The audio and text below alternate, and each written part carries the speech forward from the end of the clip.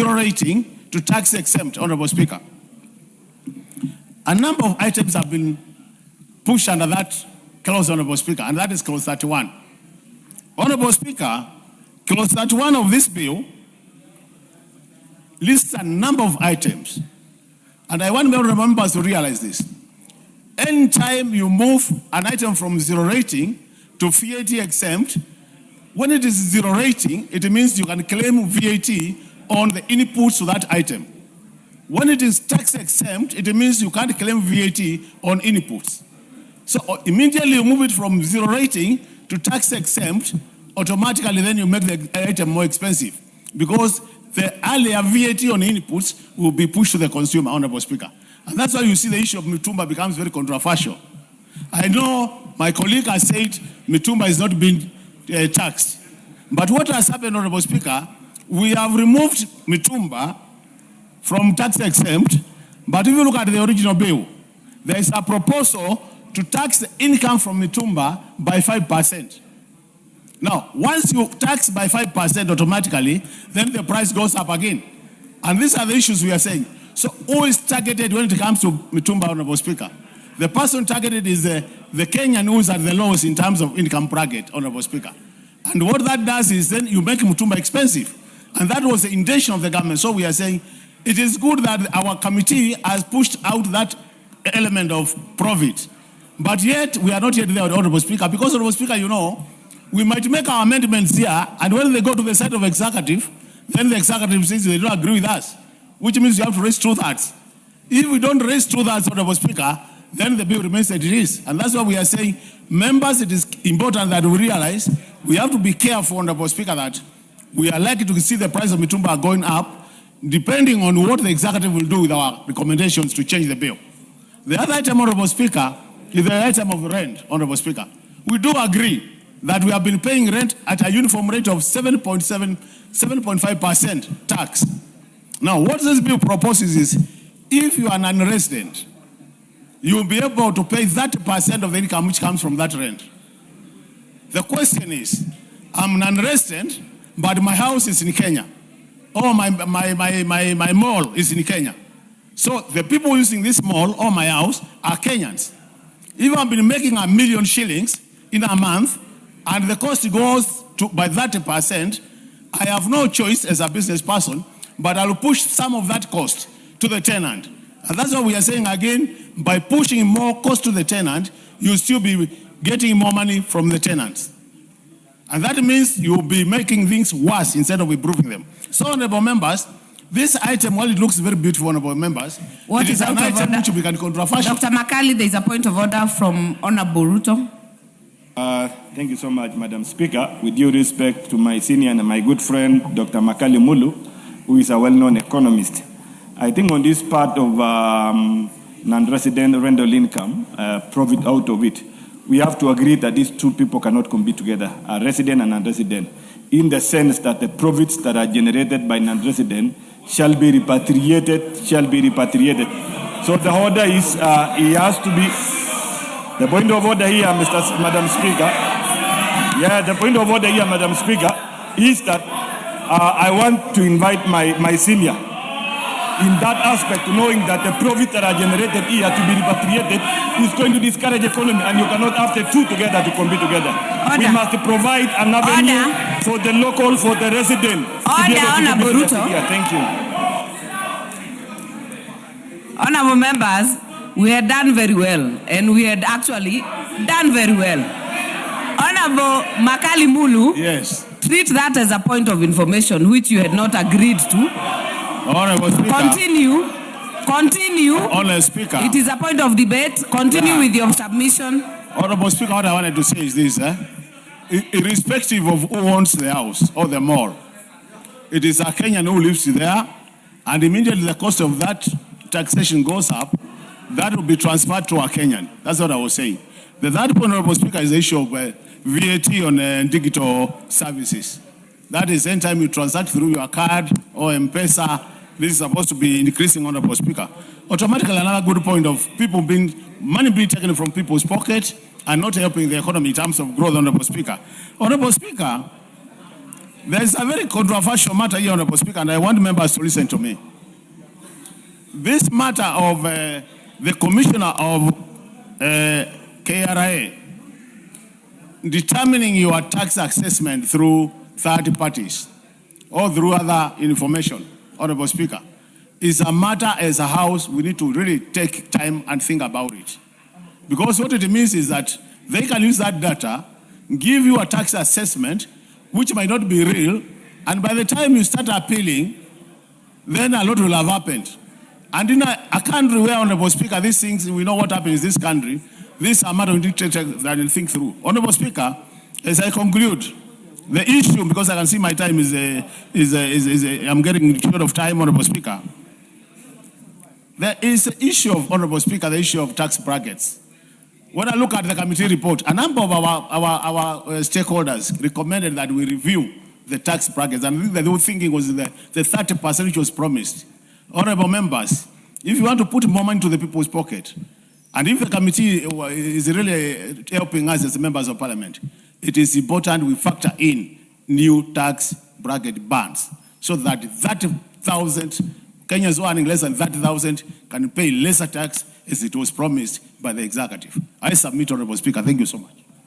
Very well. Honorable member for Mavoko. If you're not in the House, Honorable member for Kitui Rural.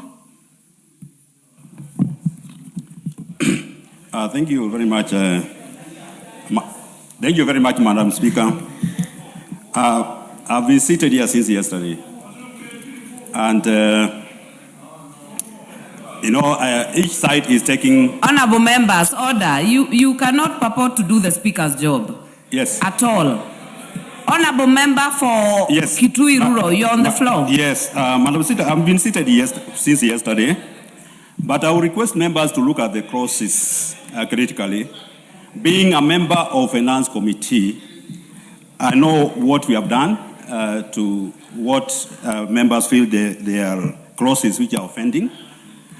But we also need to look at the clauses, two sides. One, what Mheshimiwa Makali has been talking about, the non-residents, and what Honorable Ruto has been talking about on the same. But you have to know, when you become a non-resident, if you are away for 183 days, you become a non-resident. But the issue is, if I do put up a house in Tanzania, for example, and I'm supposed to pay 30% of the income as tax, as a landlord, I have three options. One, I can bear the tax. Two, I can apportion the tax. Three, I can transfer all the tax to the tenant. But who is the tenant there? It's a Tanzanian. So in this case, the tenant is a Kenyan. So I think it's important we look at this thing, both sides, so that we reduce some of these clauses. Madam Speaker, I've been part of the process of this finance bill, but what I've realized is that nobody really, very few people are talking about the good things in this bill. Madam Speaker, clause 3 talks about tax exemption on gratuity payments to employees who are serving more than 3 years continuously. This clause has two elements. One, it has a bad side because it disadvantages employees who are having contracts of less than 3 years, and it also has its own advantage because it encourages employers to give contracts of more than 3 years, and is an advantage to the employees because they have a longer contracts. Now they can go to the bank to borrow and invest or develop their whatever. So I want us, when we are looking at these clauses, we look at the positive and the negative side. Madam Speaker, clause 20, it talks about exemption from tax on benefit paid due to death. For example, if somebody dies and he has a pension, he's in a pension scheme, that benefit to the dependents, to the beneficiaries, is being exempted by clause 23, which is a positive thing. I mean, we need also to look at some of these things. Madam Speaker, clause 24B is proposing to reduce corporate tax on investors, non-resident investors in petroleum sector. Madam Speaker, you know how much we have been affected by the conflict in Iran. If we encourage investors from outside to explore and refine our oil in Turkana, the crisis which this country has been facing in terms of cost of fuel will not be having it. And we are going to create jobs. Because if we have fuel, then we are going to have petrochemical industries and we create jobs. So that's what I'm saying. When you are looking at these clauses, let's look at them negative and also positive. Madam Speaker, the issue of betting, 20% tax on betting winnings, it has negative and positive side because it is trying to deter gambling. But you see, when we are out there, the youth, they are saying this is part of their income because they are not employed. In fact, I remember in Kilifi, we were told that nyinyi waheshimiwa mmekunjwa, so you cannot do anything. But you have to know we are earning income from this. So it has its negative and the opposite side. Mr. Speaker, Madam Speaker, on the issue of tax amnesty and what members have been saying, allowing the principal tax to be paid by that 1st of December. Now, the proposal is if you pay your tax, principal tax, by end of that 1st of December, then there's a waive for penalties and interest. And this one will ease the cost of doing business because, most of these tax issues have been in court, and therefore business can be able to do businesses. Madam Speaker, there's also a proposal to increase free threshold from $300 to $2,000 to enable Boys High School, Nandi County. 6, Kimabole Secondary School, Bungoma County. 7, Merti Secondary School, Isiolo County. 8, Moi Girls High School, Marsabit County. Number 9, Moi Girls High School, Kiambu County. 10, Mpisha China High School, Kiambu County. 11, Mwangaza Girls Secondary School, Isiolo County. 12, Nanyuki High School, Laikipia County. 13, Senior Chief, Mwangeka Girls Secondary School, Taita Taveta County. 14, St. Bahita Siakago Girls High School, Embu County. 14, St. Thomas Aquinas Mandende Secondary School, Busia County. And 15, Taraka Boys Secondary School, Tarakanidi County. Thank you, Honorable Speaker, and I beg to lay. Thank you. Chairperson, Budget and Appropriations Committee, Atandi. Is he here? You ready? Not yet. Chairperson, National Government Constituencies Development Fund Committee, Musa Sirma. Honorable Speaker, I beg to lay the following paper on the table of the House today, Wednesday, the 17th of June, 2026. Report of the Committee of the National Government Constituency Development Fund Committee on the approval hearing of nominees for appointment as members of the National Government Constituency Development Fund Board. Thank you. Next. Order number 6, notices of motion. Sirma, Chairman, National Government Constituency Development Fund Committee.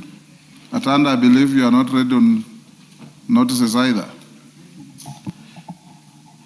Honorable Speaker, sir, I beg to give notice of the following motion, that taking into consideration the findings of the Committee of the National Government Constituency Development Fund Committee in its report on the approval hearing of nominees for appointment as members of the National Government Constituency Development Fund Board, laid on the table of the House on Wednesday, 17th of June, 2026, and pursuant to the provisions of Section 15 of the National Government Constituency Development Fund Act, Cap 414A, and Section 3 and 8 of the Public Appointments Parliamentary Approval Act, Cap 7F, this House approved the appointment of the following persons as members of the National Government Constituency Development Fund Board. 1. Komora Yvonne Nsusu, Ms. Mayanga Yvonne Boyani. 3. Mr. Mutua Fidelis Kiketi, and number 4, Maurice Putita Kaga. I beg to move, to give notice. Thank you. Honorable Tande, are you ready now? So call back order number 5. Clerk, call order number 5. Order number 5, papers. Chairperson, Budget and Appropriations Committee. Thank you, Mr. Speaker. I beg to give notice that this House adopts the... Sorry. No. Honorable Speaker, I beg to lay the following paper on the table of the House. Today, Wednesday, 17th June 2026, a report of the Budget and Appropriations Committee on its consideration of the second supplementary estimates for the year 2025-2026. Thank you. Next, go back to the next order. Order number 6, notice of motion. Atandi. Thank you, Honorable Speaker. Honorable Speaker, I beg to give notice that this House adopts the report of the Budget and Appropriations Committee. I beg to give notice of the following motion, then you read the motion. Thank you, Honorable Speaker. Honorable Speaker, I beg to give notice of the following motion, that this House adopts the report of the Budget and Appropriations Committee on its consideration of the second supplementary estimates for the financial year 2025-2026, laid on the table of the House on Wednesday, 17th June 2026. Thank you. Thank you. Before you call the next, honorable members, I acknowledge the presence in the public gallery of Karuri High School from Kiambu County, Wamagana Comprehensive School from Tetu, Nyeri. On my behalf and on behalf of the House, we welcome the students, their teachers, and those accompanying them to the House of Parliament. Thank you. Yes, what is it? Thank you, Mr. Speaker. Yes, Commissioner. Mr. Speaker, I stand before you seeking your guidance. This morning, Mr. Speaker, through your able chairmanship, you convened a full commissioner meeting as per Article 127, which deliberates on the welfare of these members and staff. Mr. Speaker, there was a matter of national interest that was ongoing. And yesterday, Mr. Speaker, you directed that the debate on finance bill will continue. Mr. Speaker, this morning, some of us were disadvantaged because of the same. In Commonwealth, matters of finance bill are given a lot of debate time. Mr. Speaker, I'm standing on my feet to request whether within your wisdom, as per standing order number 1, whether you can recommit this House, we resume the debate on finance bill so that most of us who did not have a chance to debate can be heard, Mr. Speaker. My humble request to you.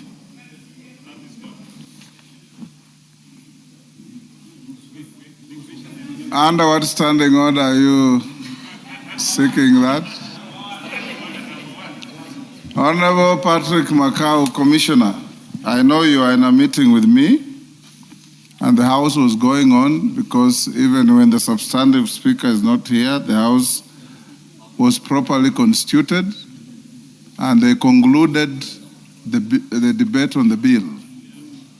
The bill would have taken 3 days if it was necessary. It was yesterday, today, as I walked into my chamber, I saw a vote put, a decision made, and I find no merit in reopening the matter. In any case, that bill is coming to committee of the whole, where you can prosecute any issues that you have as comprehensively as you can, so that you also have your say on the matter. Next.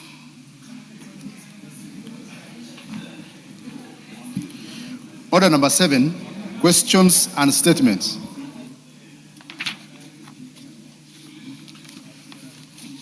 We'll go to statements. I've been requested by the Honorable Shinali that he has an urgent matter to attend to. His request for statement is number 5, but I'll give him the first shot. Shinali, you may proceed. Thank you, Honorable Speaker.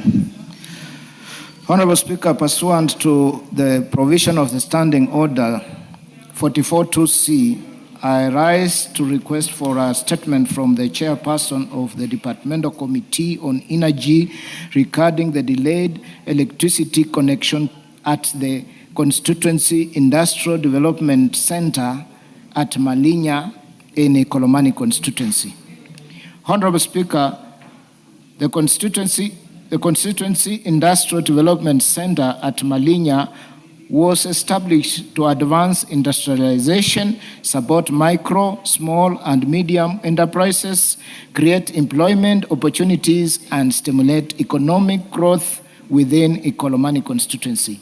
However, despite the installation of the requisite infrastructure and payments amounting to over 1.7 million made to the Kenya Power and Lighting Company, KPLC, by the Micro and Small Enterprise Authority, MSEA, for electricity connection, the sender remains unconnected to national grid. The prolonged delay has rendered the facility idle, denying local entrepreneurs and residents the intended economic benefits while exposing machinery and other public assets to deterioration and vandalism and theft. This situation raises concerns regarding the continued delay and the timelines is not fully operationalizing the center for the benefits of people of Ikolomani constituency. Honorable Speaker, it is against this background that I request for a statement from the chairperson of Departmental Committee on Energy on the following. 1.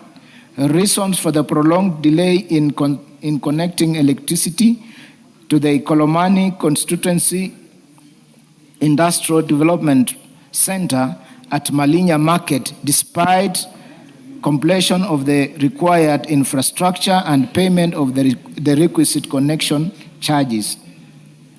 Number 2, status of electricity connection works, including the responsibilities of the respective agencies involved and the specific timelines for completion of the pending works to enable operationalizations of the center for the benefit of the local enterprises of residents of Ikolomani constituency. And lastly, measures being undertaken by the Ministry of Energy, KPLC, and other relevant agencies to safeguard the facility, machinery, and public assets from further deterioration and vandalism or theft pending operationalization. Honorable Speaker. Thank you. Chair Energy, Majority Leader informed him to respond in 2 weeks. Charles Cameron. Vice Chair is here. Yes, Aramat. Is it Aramat? Yes, you bring a response in 2 weeks. Most obliged, Mr. Speaker. Charles Cameron. Thank you, Honorable Speaker. Honorable Speaker, pursuant to provision of Standing Order 44.2c, I raised request for a statement from the chairperson of the Departmental Committee on Administration and Internal Security regarding compensation of banditry victims in Baringo South Constituency and Baringo County. Honorable Speaker, the Minister of Interior and National Administration, security agencies, local leaders, community leaders, administrators have made tremendous efforts that have significantly restored peace and stability in Baringo South and the larger Kerio Valley region. The improved security situation has enabled residents to return to their homes, resume economic activities, and rebuild their livelihoods. However, while peace has largely been restored, many families continue to bear the painful consequences of years of banditry and insecurity. Numerous households lost their loved ones, livestock, homes, businesses, and other resources of livelihood, leaving many victims displaced, unable to recover from their devastating efforts of the attacks. The situation calls for urgent intervention of restoration, rehabilitation, and economic recovery of affected communities now that peace has been restored. Honorable Speaker, it is against this background that I requested for a statement from the chairperson of the Departmental Committee on Administration and Internal Security on the following. 1. Measures taken by the government to identify, register, and verify victims of banditry attack in Baringo South and other affected areas. 2. Status and amount of funds allocated, if any, for compensation and support programs for families that lost loved ones, livestock, properties, and livelihoods as a result of banditry and cattle rustling. 3. Measures undertaken to facilitate the return, rehabilitation, and economic recovery of affected communities now that peace has been restored. And 4. The timelines with which the government intends to conclude compensation and support intervention for verified victims. I thank you, Honorable Speaker. Thank you, Tongoyo. As to you, when do you respond? Honorable Speaker, I need your indulgence on this. You say? I need your indulgence, Honorable Speaker, because listening carefully to the statement, the Member of Parliament is talking about largely also compensation of the livestock. And I think that should be probably maybe Committee on Agriculture. I know there was some money for compensation or restocking. And then, so I don't know, maybe I need your indulgence on this. Comrade, you hear that? Have you misdirected your statement request? Honorable Speaker, I am rightly... You are looking for compensation? No, I'm not lost. I'm very clear on my statement, and I don't know why he's trying to avoid it. He could have handled it. And then he reports, because out of this, it's... Okay, Sawa. Yeah? You bring a response to Tongoyo in 2 weeks. Speaker, yes. You know, Honorable Speaker, I know Waitan could have probably obstructed your attention. The Member of Parliament, I heard him very proper, talking about the compensation of the victims in terms of loss of livestock. And he had also the other question was whether there is a budgetary allocation for the same. And I make, of course, maybe conclusion that he could be referring to some budget line, which was allocated to the Ministry of Agriculture in the terms of restocking. So if that is the case, Honorable Speaker, I still strongly believe that question should be the Ministry of Agriculture in issue of compensation or the restocking of the loss of livestock. Yes, Justice Kemei. Comrade, why are you on your feet? Yes, Justice Kemei. Yes. Honorable Speaker, thank you for the opportunity you've given me. Honorable Speaker, I represent the Committee of Agriculture in today's session here, and I want to dissociate the committee's responsibility on the position given by the Chairman of National Security. The budget line that we have Honorable Speaker, is for restoration of livestock that was affected by drought in the whole country. It is not specific to Baringo, and it has nothing to do with cattle rustling and the resultant effects on the communities in the North region. So, Mr. Speaker, we will do our work, but the chairman of the administration committee should also do his work and respond accordingly to the question raised by Honorable Kamuren. Thank you, Honorable Speaker.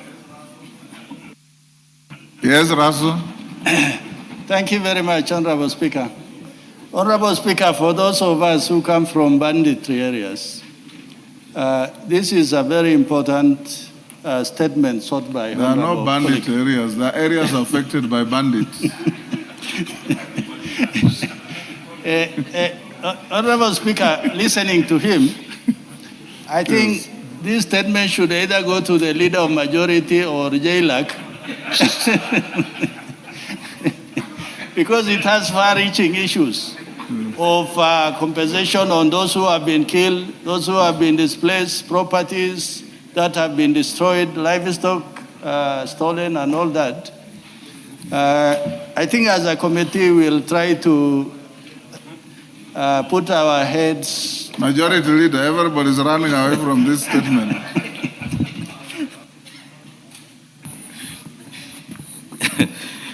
Honorable Speaker, that request for statement by the Honorable Kamuren is good. But you see, compensation of banditry victims is a matter that everybody is running away from. But, Honorable Speaker, you know, even victims of banditry are Kenyans whose human rights have been violated.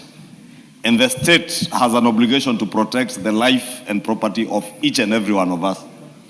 Therefore, I will pick up the matter with the Office of the Prime Cabinet Secretary to be able to liaise with the Office of the Deputy President, who liaises with the independent constitutional commissions to see if the Kenya Human Rights Commission can include these victims of banditry amongst the people who are being compensated, even from the compensation fund for victims of demonstrations and other violations of human rights. Because they are just like every other Kenyan. They are Kenyans who have a right to life and livelihood, and therefore they must be protected. And where that is violated because the state has failed to offer them security, I want to believe, like Honorable Kamuren believes, that they should and they must be compensated. I'll therefore relay this statement to the Office of the Prime Cabinet Secretary to be able to liaise with all relevant agencies of government. Thank you, Honorable Kamuren. Finally, your statement has found a place to patch. Inform them to bring a response in 2 weeks.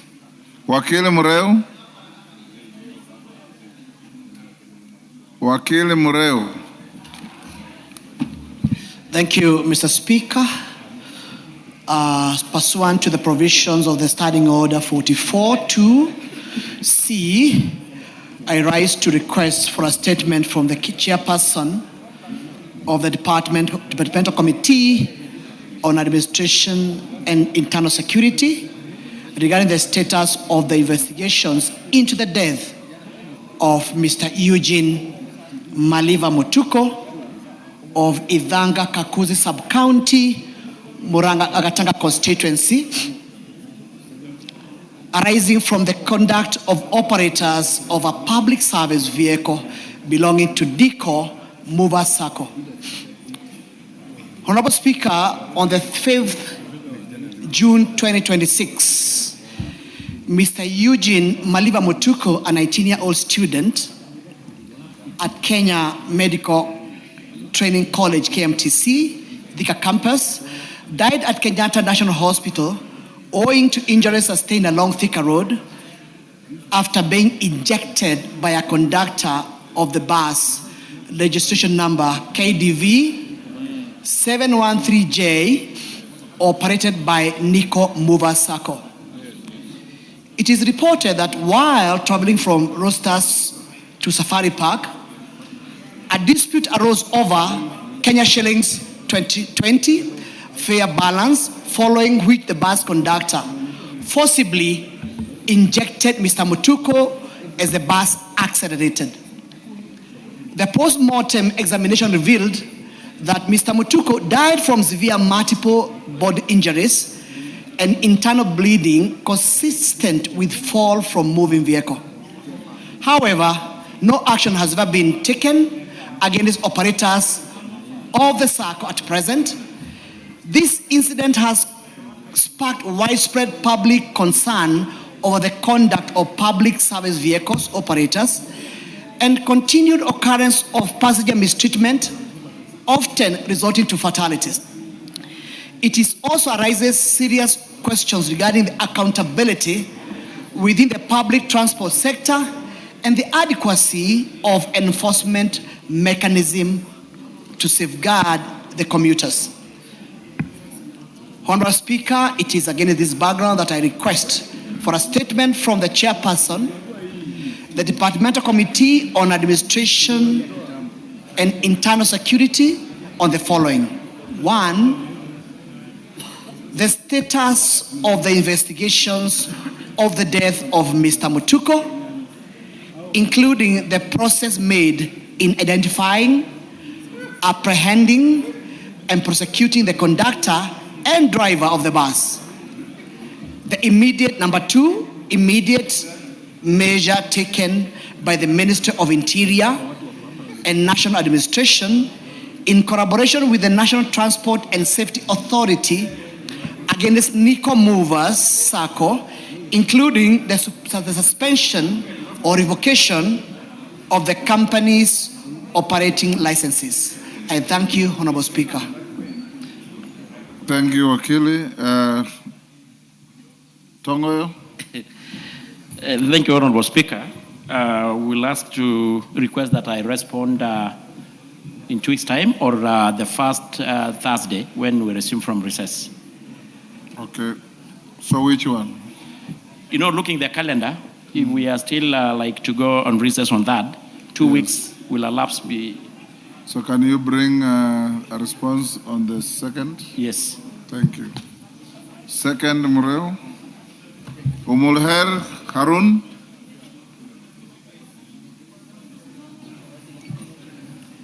Umulher Harun. Go ahead. Thank you, Speaker. Honorable Speaker, pursuant to Standing Order 44.2c, I rise to request for a statement from the chairperson of the Departmental Committee on Administration and Internal Security regarding the status of refugee integration and economic empowerment in the country. Honorable Speaker, Kenya continues to host a significant number of refugees and asylum seekers from neighboring countries fleeing conflict, persecution, and other forms of crisis. Notably, the Dadaab refugee complex and the Kakuma refugee camp have historically provided protection and humanitarian assistance for refugee populations. Although under limited economic independence and social integration, consequently, many refugees continue to face socioeconomic vulnerability due to restricted access to formal education, employment, healthcare, and financial services. Prolonged encampment of refugees deepens dependency on humanitarian aid, limits self-reliance, and undermines long-term development.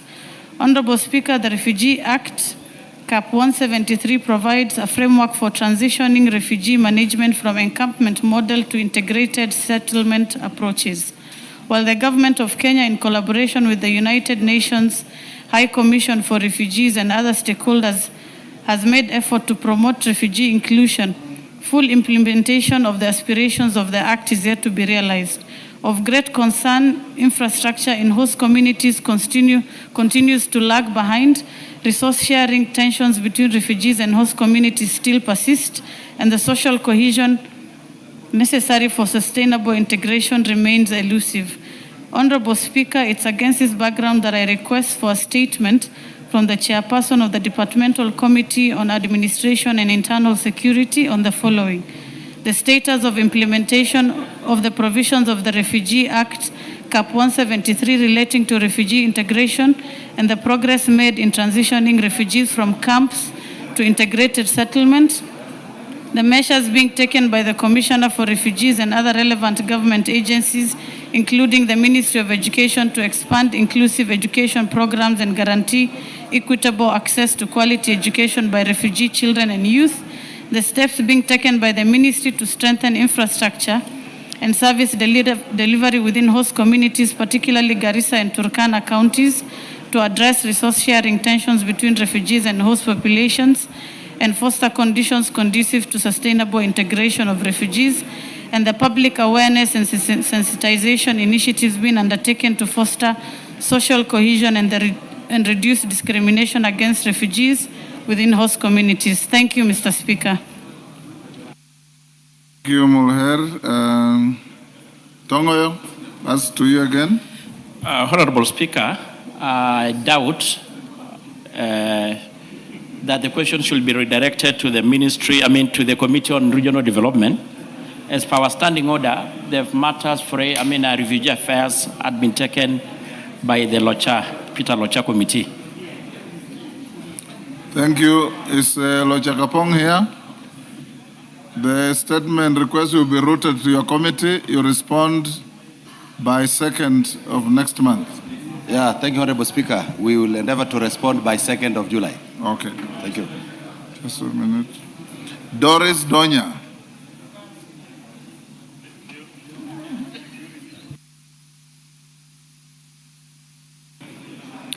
Honorable Speaker, pursuant to the provisions of Standing Order 44-2C, I rise to request for a statement from the chairperson of the Departmental Committee on Education regarding placement of students in medicine and surgery programs in Kenyan universities.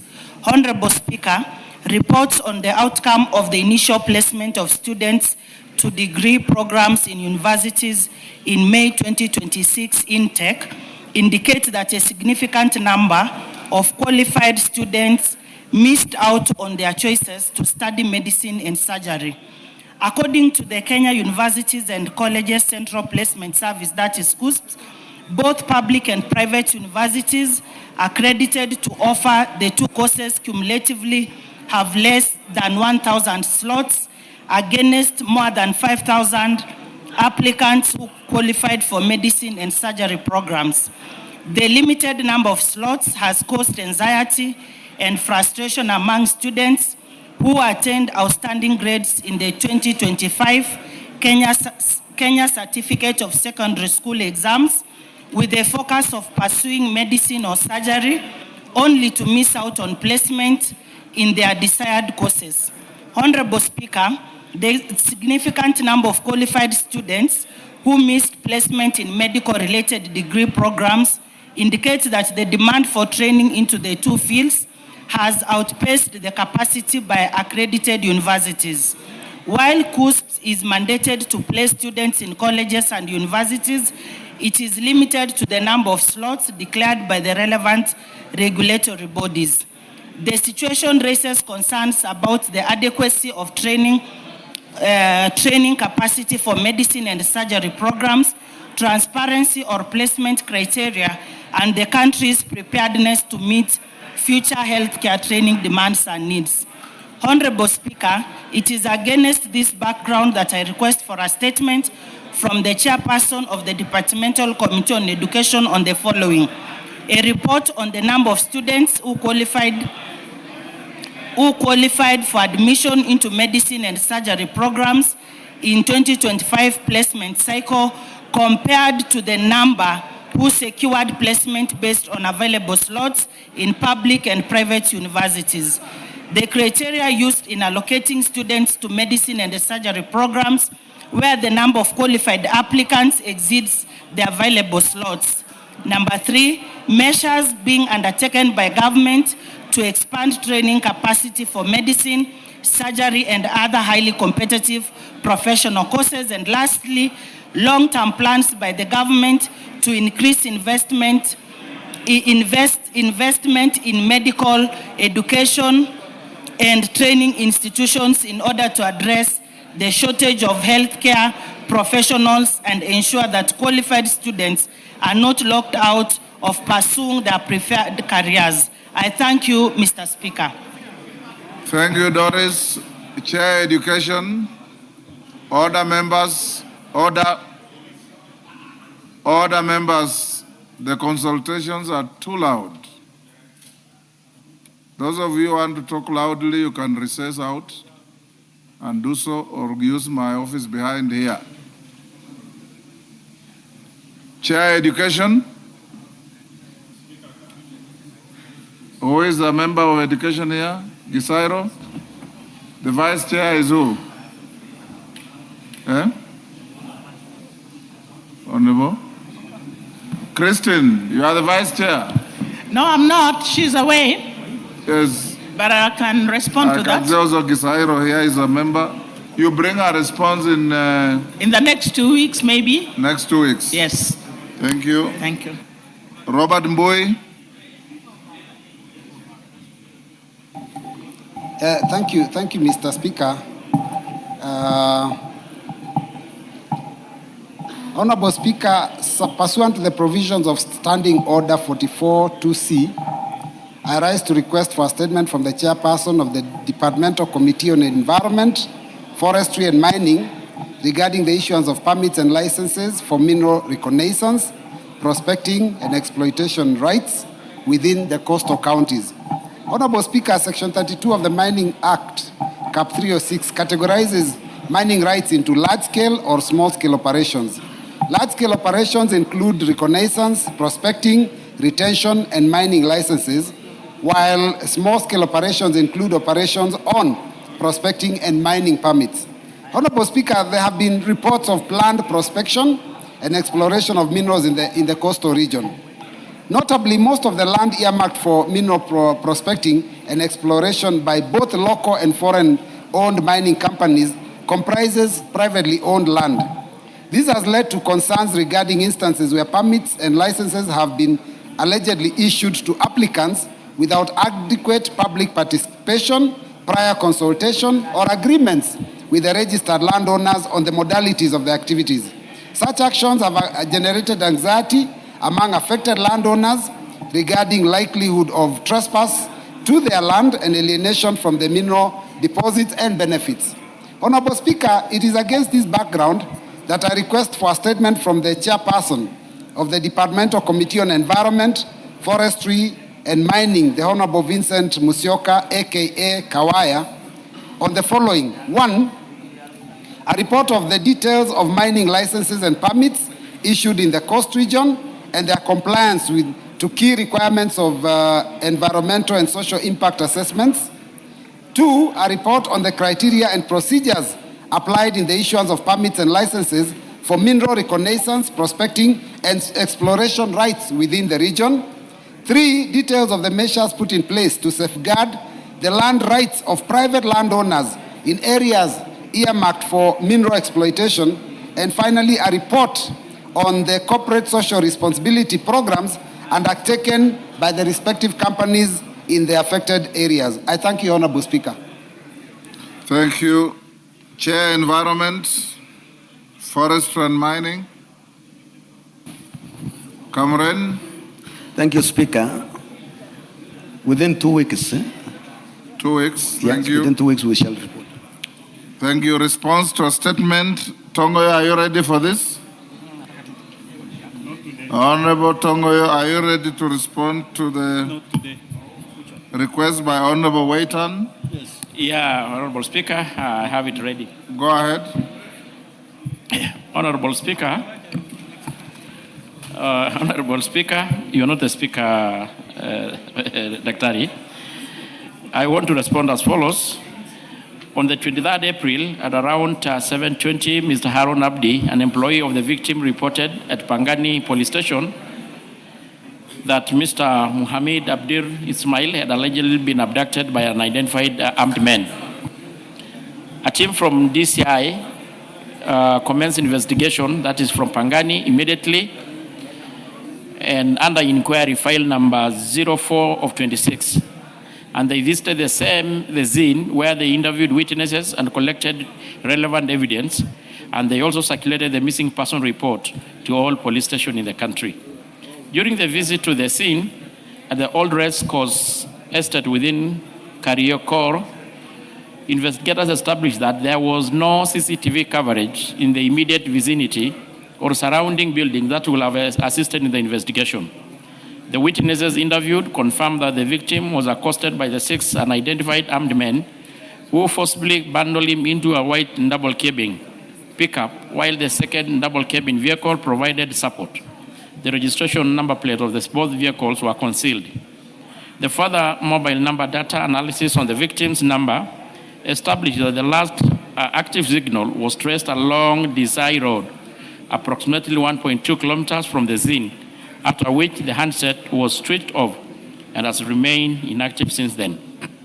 So far, the investigation team has been unable to get any positive leads that may assist in the locating or rescuing the victim and the identification, apprehension of the abductors. I therefore implore anyone who has information on the whereabouts of Muhammad to report to the nearest authority, and the same will be treated with the confidence. Meanwhile, investigation into the same matter is still ongoing.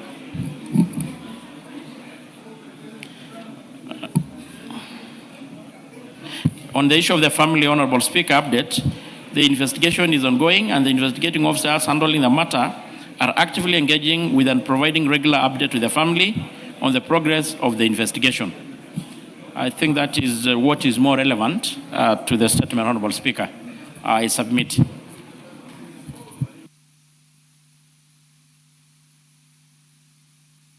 Dan Tongoyo, Waitan. Thank you, Honorable Speaker. Honorable Speaker, going through this statement, you will see that there are people out there to play around with the lives of Kenyans. This is extremely shallow that I was not expecting such kind of a statement from the relevant departments. 1 month before he was abducted, Mohammed Ismail came to my office complaining, Mr. Speaker, may I have your ear, please? This is very important. 1 month earlier, Mr. Mohammed Ismail came to my office complaining that there are people who are following him, and there is a TikToker, which I have, who said that Mohammed Ismail will be abducted soonest possible. And in fact, while our investigative officer said there was no CCTV, I personally have the CCTV in my phone and I sent it to the DCI. I also sent the clip, the TikTok, where the person says that Mohammed Ismail will be abducted. Mohammed Ismail was picked from his shop at Karioko. That gives proper direction. And when the people around there came to save the guy, the 6 people said they are police officers and they are going to arrest him and take him to the nearest police station. And in this statement, it shows completely different. Mr. Speaker, we need this issue investigated further, and we want the family to be satisfied, because the family is in agony. The mother is really crying day and night. I personally visited her. This is not enough. This is not enough at all. After waiting for 1 complete month, the day I presented this statement, I think we are now over 1 month waiting this statement. And what is brought here is unsatisfactory at all. Thank you, Mr. Speaker. Umolher.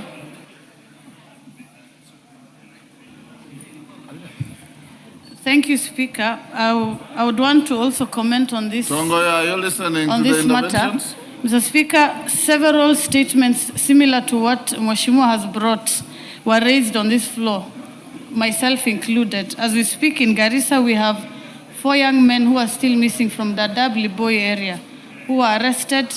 Police came with unmarked vehicles, abducted them, and when we follow up and raise statements, go to the police station, we are told they will either be released or they don't have them. Then what happens after a while is these people are now released or abandoned in the nearby bushes by the same police officers who claim to not be aware of this situation. Mr. Speaker, Article 49(1)(f) on the Constitution states that somebody must be released within 24 hours after being arrested and arraigned in court. Mr. Speaker, this is not happening. The police officers are not following their code of conduct. From where we sit as the representatives of the people, we are worried. Sometimes bad people use a similar method that the police officers are using to arrest people who they have individual issues with. So we do not know who is conducting this kind of arrest. Mr. Speaker, the fight against crime must not come at the expense of constitutionalism.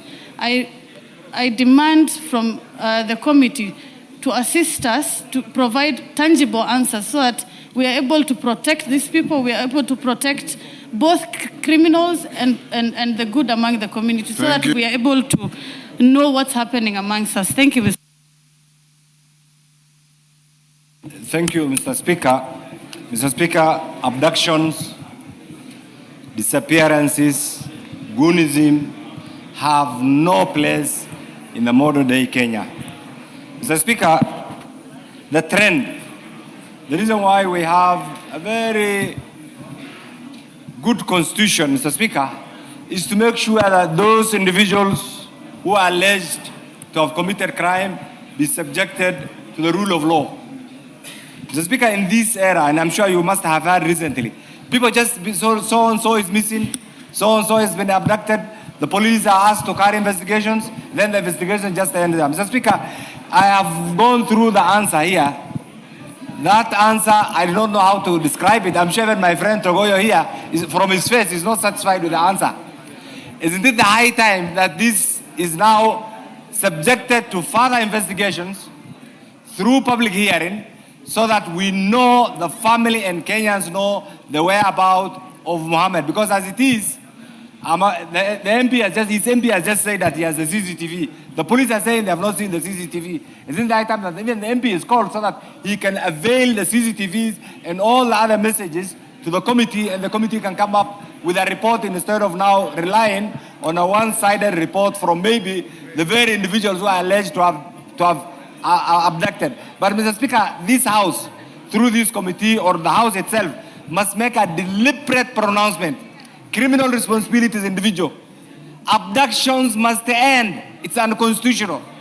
It's totally unacceptable in the modern day Kenya. And therefore, Mr. Speaker, I want to request you to urge the chair to make sure this abduction or this report is further subjected to further investigation, so that we get a good report that will satisfy everybody. Thank you, Mr. Speaker. Robert Mbui.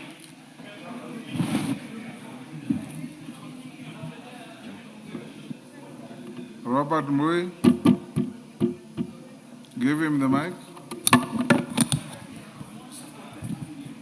Thank you, Mr. Speaker. Mr. Speaker, I sympathize with the family and relatives of Mr. Mohammed Ismail, because this is really a major issue. And I listened to the chair when he was giving his response. And Mr. Speaker, one of the things he mentioned is that the general public is being asked to give information. And Mr. Speaker, this issue of abductions and disappearances is really a major problem in this country. In fact, I'll tell you, Mr. Speaker, soon after people disappear or are abducted, we have started seeing bodies appearing in different parts of the country. Mr. Speaker, recently, some time ago, we had bodies found in Kitui. Just about a few days ago, there were bodies found in my own constituency, unidentified bodies, Mr. Speaker, which causes an alarm to the people that live in these areas. So, Mr. Speaker, I think this issue of disappearances, we must, as a country, come up with a way by which anyone who gets lost, that information can reach all and sundry, so that, Mr. Speaker, that person can be found. It could be an innocent issue of someone getting lost. But, Mr. Speaker, sometimes even if they are abducted, they could be spotted in a place, and that issue can be nipped in the bud. Mr. Speaker, I want to propose a system where anybody who is reported missing in any police station in this country, there is a centralized place where that information is relayed, and then it is publicized through all media, so that every Kenyan can know that a certain person from a certain area is missing, so that, Mr. Speaker, as a country, we can start getting rid of this problem. So, Mr. Speaker, I support this petition. I mean, this question.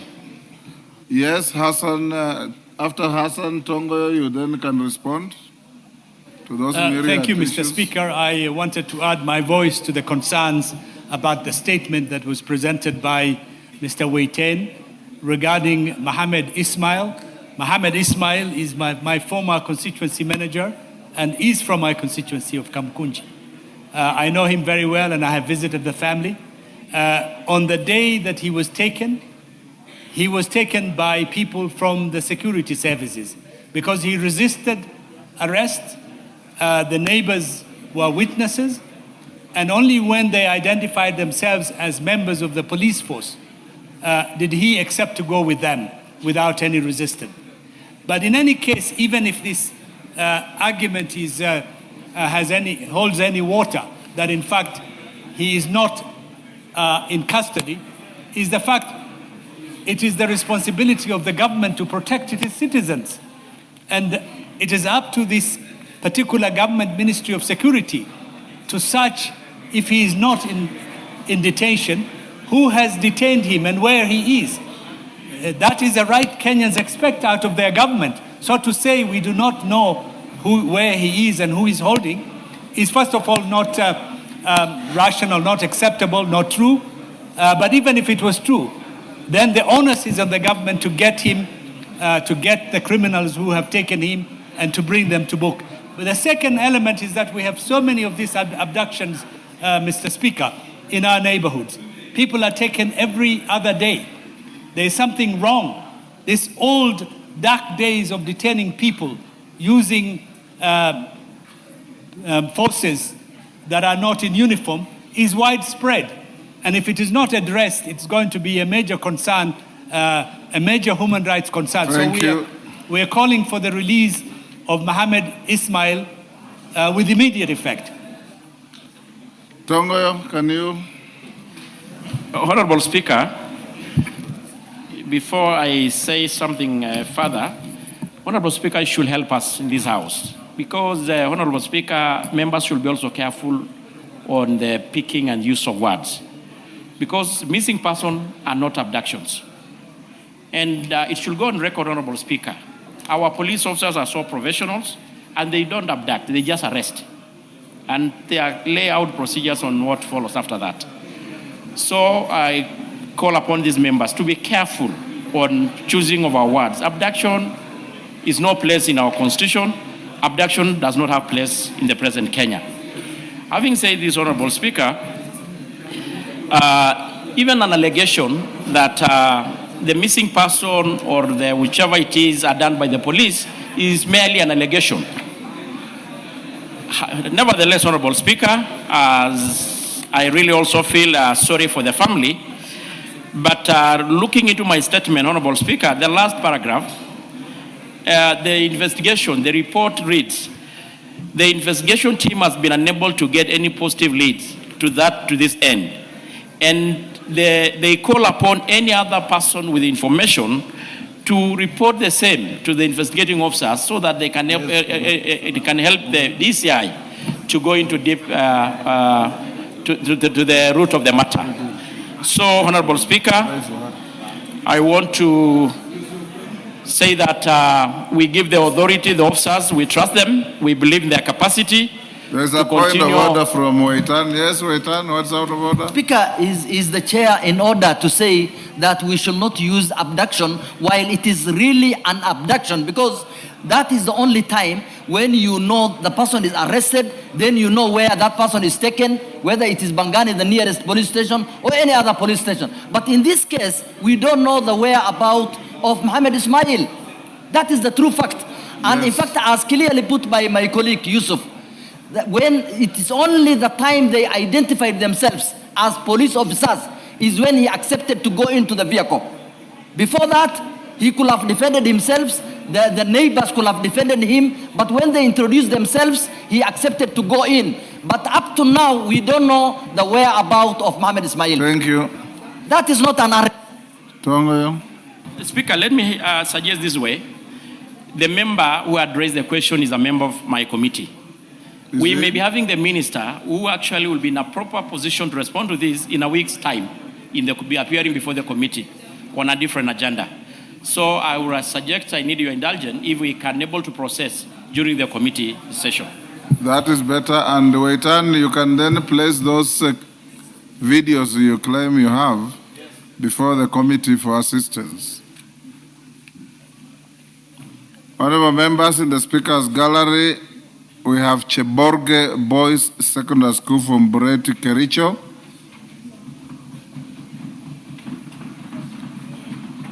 Kirenga Girls High School from Lari, Kiambu. In the public gallery, we have Dominion Hope Academy from Kiamba, Kiambu. And St. Ronan Munyu High School from Kieni, Nyeri.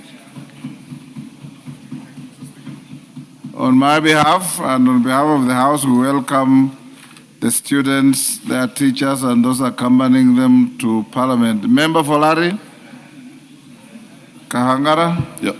Thank you, Mr. Speaker, for giving me the opportunity. Allow me, on behalf of the members, to welcome the students who have visited Parliament, and in particular, Kirenga Girls from my constituency. It is one of the most disciplined schools where students decided to stick in school while others were going on strike. And I want to urge them to work very hard in their education, keep up the discipline. We are there to support you. And as you come to this House of Parliament, most of you should also aspire to come to this House so that you can also become good leaders moving forward. So on behalf of the House, welcoming all the schools, and particularly Kirenga, thank you, Mr. Speaker. Thank you. Is member for Bureti in the House? Member for Bureti is not in the House. I, together with then PS Zakayo Cheriot, started Cheborge Boys School way back in the 80s. We welcome them. Next order. Order number 8, procedural motion, reduction of a publication period of a specified bill. Honorable members, we now have just hold, you have some more. Oh yes, sorry, I had given Honorable Tongoyo an opportunity to make a short personal statement. Go ahead, Honorable Tongoyo. Thank you, Honorable Speaker. I'm going to be short. Honorable Speaker, this is a statement of appreciation. I rise today to express my heartfelt gratitude to this House for their support following the passing on and subsequent to the funeral of my father-in-law, Mr. Councillor Peter Leongwitoi, a prominent touring community leader who dedicated himself to the service of others as a leader and a champion of development. Allow me through you, Honorable Speaker, to convey my special appreciation to you as the Speaker of this National Assembly for the leadership, compassion, and the support extended to me and my family. Honorable Speaker, your presence in the funeral and solidarity was deeply appreciated and will remain a lasting source of encouragement to us. Honorable Speaker, I also sincerely want to thank the members of this House who stood with me and the family during our period of bereavement. Honorable members, your messages of condolences, prayers, personal visits, attendance at the funeral, and various acts of kindness provided immense comfort and strength during our moment of grief. Honorable Speaker, I also extend my sincere gratitude to the Clerk of the National Assembly and the entire parliamentary service for the immense support they accorded to us during the grieving period. Honorable Speaker, the overwhelming support demonstrated by my colleagues reaffirmed the values of friendship, compassion, and solidarity that bind us together as leaders and as a national family. On my own behalf and the family and the larger Ngoitoi family, I thank each and every one of you for standing with us as we celebrate the life of our departed loved one. We remain deeply gratitude for your kindness, and we pray that the Almighty God bless you abundantly. I thank you, Honorable Speaker. Thank you, Honorable. Honorable members, we have a supplementary order paper approved that is now going to guide our business. Order number 8, Chairperson, Budget and Appropriations Committee. Thank you, Honorable Speaker. This is a motion for reduction of application period for a specified bill Honorable Speaker, I would like to move that pursuant to the provisions of Standing Order 120, this House resolves to reduce the publication period of the Supplementary Appropriation Bill number 2, National Assembly Bill number 38 of 2026, from 7 days to 2 days. Honorable Speaker, we have roughly 2 weeks to the end of this financial year, and these supplementary estimates which were tabled yesterday need to be fast-tracked by this House before the end of, in a short period of time, to allow the government to implement the programs that are contained in this bill. Therefore, we would like to persuade members to help us by reducing the publication period from 7 days to 2 days, so that roughly in the next 2 to 3 days we should be, as a House, should have dispensed with this bill to allow the processing of the same. Honorable Speaker, I would like to ask the majority whip to second. Thank you.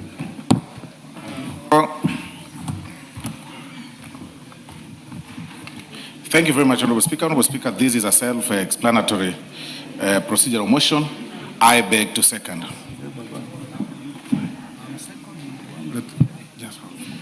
Honorable Order, Mule, take your seat. Koyo, take the nearest seat.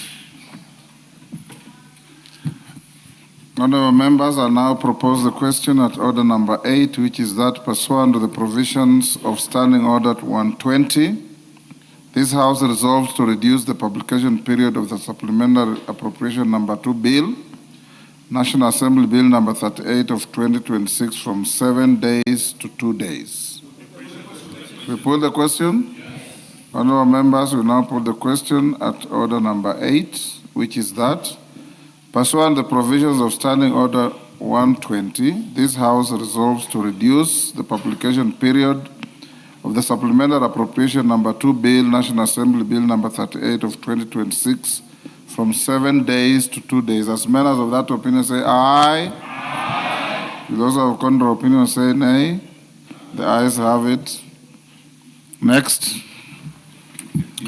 Order number 9, procedural motion, resolution to hold a Thursday morning sitting and extend the afternoon sitting. Majority Leader. Thank you, Honorable Speaker. Honorable Speaker, I beg to move that pursuant to the provisions of Standing Order 33B on hours of meeting, this House resolves to A, hold a morning sitting on Thursday, 18th June 2026, commencing at 10 a.m. for purposes of considering priority business, and B, extend the afternoon sitting of Thursday, 18th June 2026 until conclusion of priority business as may be specified. Honorable Speaker, this again is just a procedural motion. As you are aware, the Chairman Budget and Appropriations Committee has just reduced the publication timeline for the Supplementary Appropriations Bill, and considering that we are just 13 or so or 12 days away from the end of the financial year, we need to prioritize some of this business and conclude with it before the financial year comes to an end, so that if there are any exchequer releases that need to be done, they are done before the end of the financial year. Thank you, Honorable Speaker. I beg to move and urge the House to support this procedural motion, and I wish to request the Honorable Kenyan, the Father of the House, to second. Kenyan. Thank you, Mr. Speaker. I stand to second. Thank you.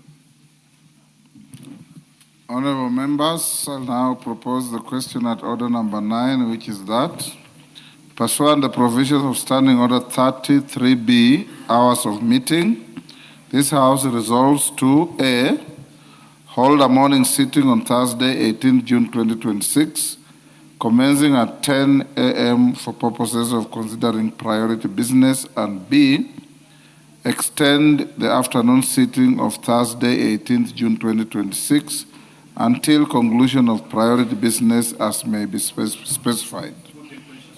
We put the question?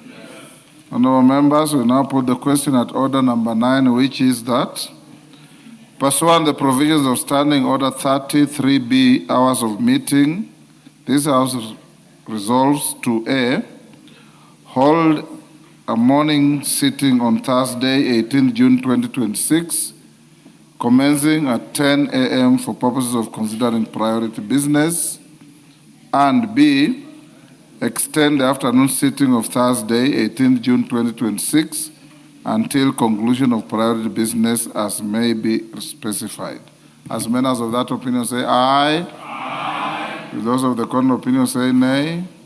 The ayes have it. Next. Order number 10, procedural motion. Chipkonga. Extension of a period for consideration of 29 statutory instruments. Honorable Chipkonga.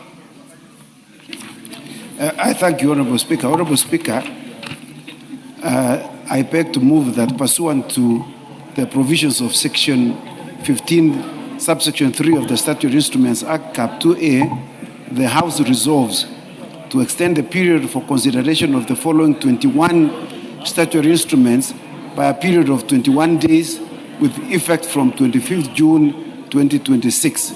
In the first instance, Mr. Speaker, which is contained in A, paragraph A, is number 1 through to 21 as contained in the order paper. And number 2, extend the period for consideration of the following 8 statutory instruments by a period of 21 days with effect from 2nd July 2026. And they are numbered as number 1 through to number 8 as contained in the order paper. The import of this, Mr. Speaker, is that we have considered these regulations. These are regulations that have been made pursuant to a number of protocols that government, the Kenya government, has succeeded to pursuant to the Chicago Convention of 1944. So government is seeking to domesticate those conventions, Mr. Speaker, or protocols in these regulations. And so, Mr. Speaker, we consider these regulations, there are 5 more, they're a total of 34. And we are seeking for extension of time to enable us conclude them as we are working on amendments that are necessary to comply with the Statutory Instruments Act, Mr. Speaker. And with those few remarks, Mr. Speaker, I beg to move and request the Honorable Onjoke to second. I thank you, Mr. Speaker. Who to second? Honorable Onjoke. Onjoke. Member for Bomachoge. No, Wanchari. Go ahead. Honorable Speaker, I rise to second. Thank you. Members on their feet, take your seats. Take the nearest seats. Bonchari. I stand corrected. Thank you.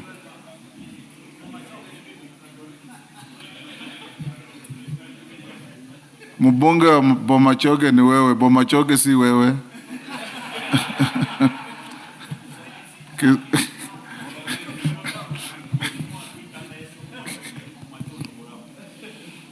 Honorable members, I now propose the question at order number 10, which is that pursuant to the provisions of Section 15.3 of the Statutory Instruments Act, Cap 2A, this House resolves to extend the period for consideration of the following 21 statutory instruments by a period of 21 days with effect from 25th June 2026.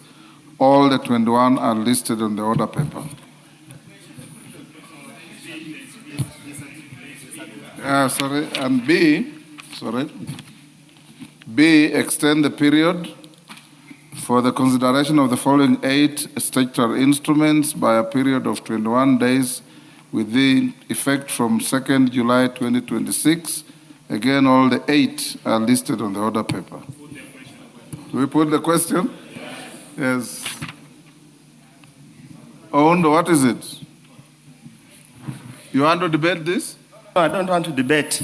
Probably it's possible that when the chairman was moving, we got distracted. There were quite a number of people, colleagues in front of me. Is it possible that the chair can repeat the reason why they're extending, just for record purposes, so that we also understand? He said so. Yeah, that's why I was saying I'm seeking indulgence. There were so many male colleagues who are standing around here. Thank you. Honorable Oundo. Honorable Oundo, that's why we have the Hansard that records verbatim every word said here, and it goes on to record in real time. If you got the Hansard now, you'll find what the Honorable Chepkonga said. Yes, Julius Sunguli, is it a point of order? No, I thought it's still open for me to say something so that Honorable Oundo might benefit because I'm a member of the committee. Yes. And I could just say it in a few words. Yes. Mr. Speaker, I have your permission. Go ahead. Mr. Speaker, the Committee on Delegated Legislation sat down in Mombasa recently to discuss, to deliberate on 32 pieces of legislation. Delegated legislation.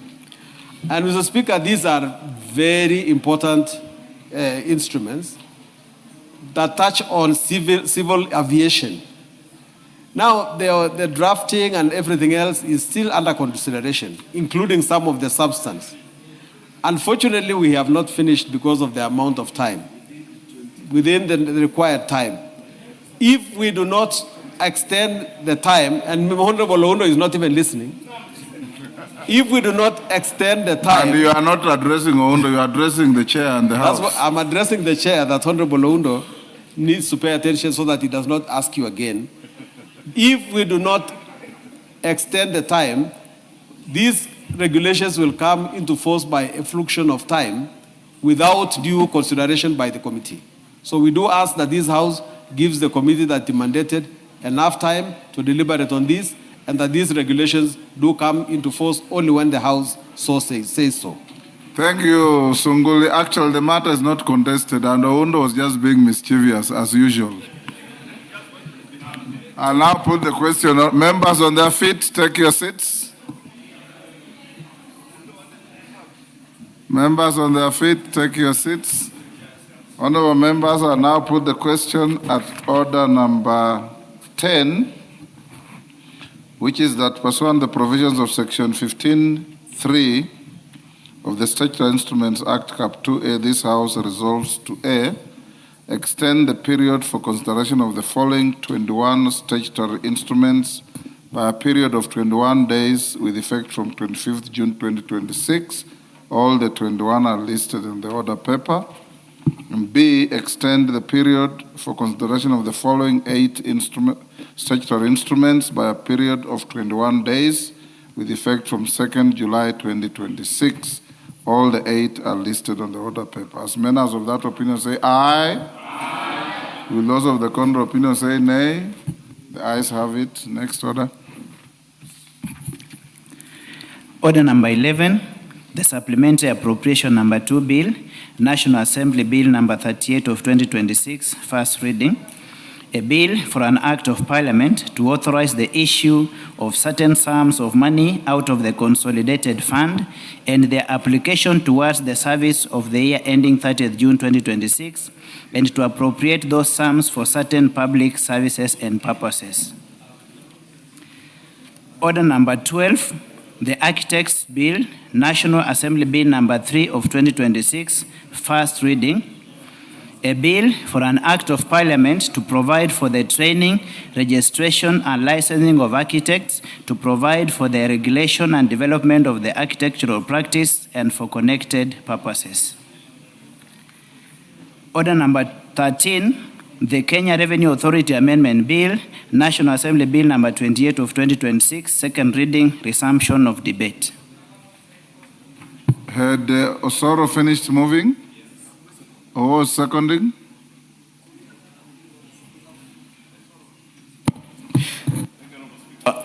The Honorable Kimani Kuria was to second, and he's asked me to do that on his behalf. He's held up in a meeting.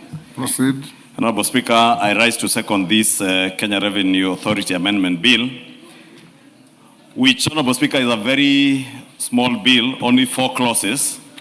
And basically, it is realigning the Kenya Revenue Authority Act with other statutes that have since been repealed. And therefore, Honorable Speaker, if you look at the proposals in the bill, clause 2 and 3 are just proposing to delete the term ex officio from section 7 and 8 of the Act. And this deletion is necessary because the term ex officio is no longer no longer fits the current composition and structure of the KRA board. To Honorable Speaker, Section 6 of the KRA Act has established a very crisp board, which includes the chairperson, the Commissioner General, PS Finance, the Attorney General, and 6 independent members. Clause 4 again updates the first schedule, replacing outdated standards levy order of 1990 with the current order of 2025. And again, the bill also seeks to delete references to the old repealed Sugar Act of 2001, substituting with the Sugar Act of 2024, sorry. And therefore, Honorable Speaker, the further amendment, Honorable Speaker, inserts the Retirement Benefits Authority Act into the list of written laws relating to revenue. This amendment formally incorporates the Retirement Benefits Act, Cap 197, to properly position KRA as the official collector of the retirement benefits levy. Therefore, Honorable Speaker, these are a very short bill, only 4 clauses, just realigning terms that have been referenced to in the KRA Act, but those references have since been repealed to new acts of parliament, and therefore we're just realigning to make sure that the KRA Act refers to the current laws, and also that realignment to ensure that the retirement benefits levy is collected by KRA, again by inserting the amendments touching on the Retirement Benefits Authority Act. Honorable Speaker, there is nothing much to say about this bill. It's a rather straightforward bill. I know following public participation and submissions by stakeholders, including the Commissioner General and commissioners of KRA, they also brought in issues touching on the frequency of meetings of the board, because by law, the board, I think, was required to sit every month, and it may not be necessary always for a board. It looks like the board is micromanaging the management of the commissioners.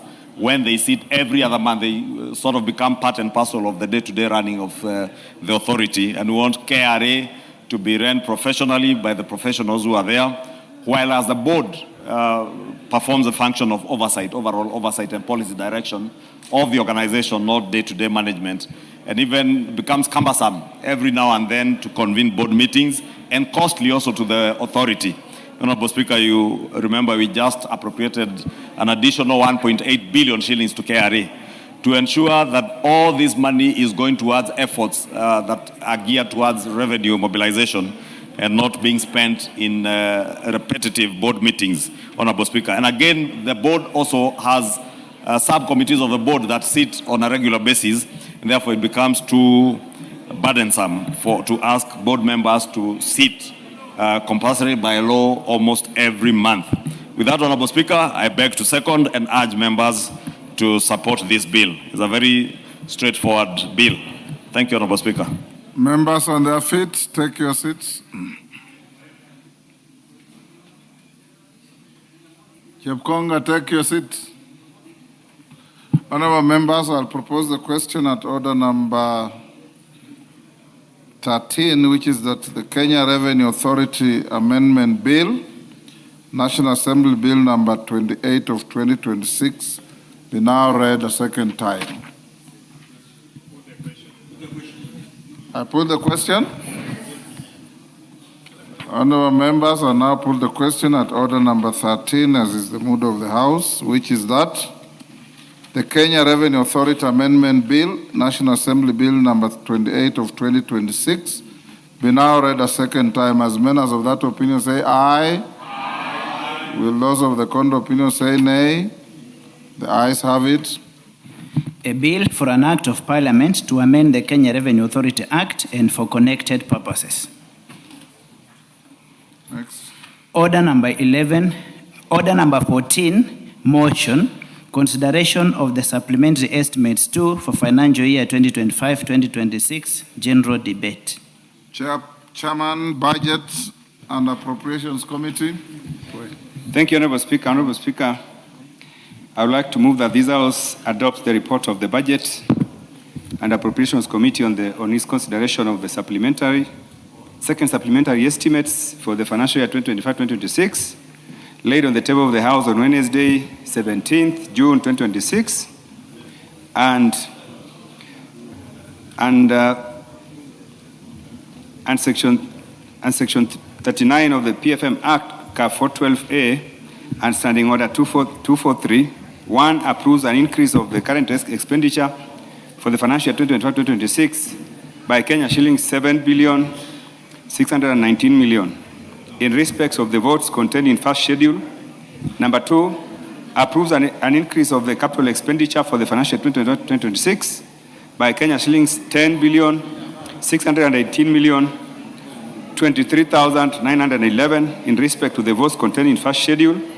And 3, approves an overall increase in the total budget for the financial year 2025-2026 by Kenya shillings 18,239 million 23,911 in respect to the votes. Honorable Atandi, just go back kidogo so that the record is clear.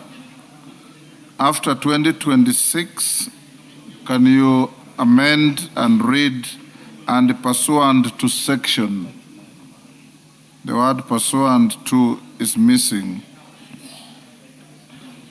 And pursuant to section 39. Thank you, Honorable Speaker. Honorable Speaker, let me take it again. Yeah, you can start.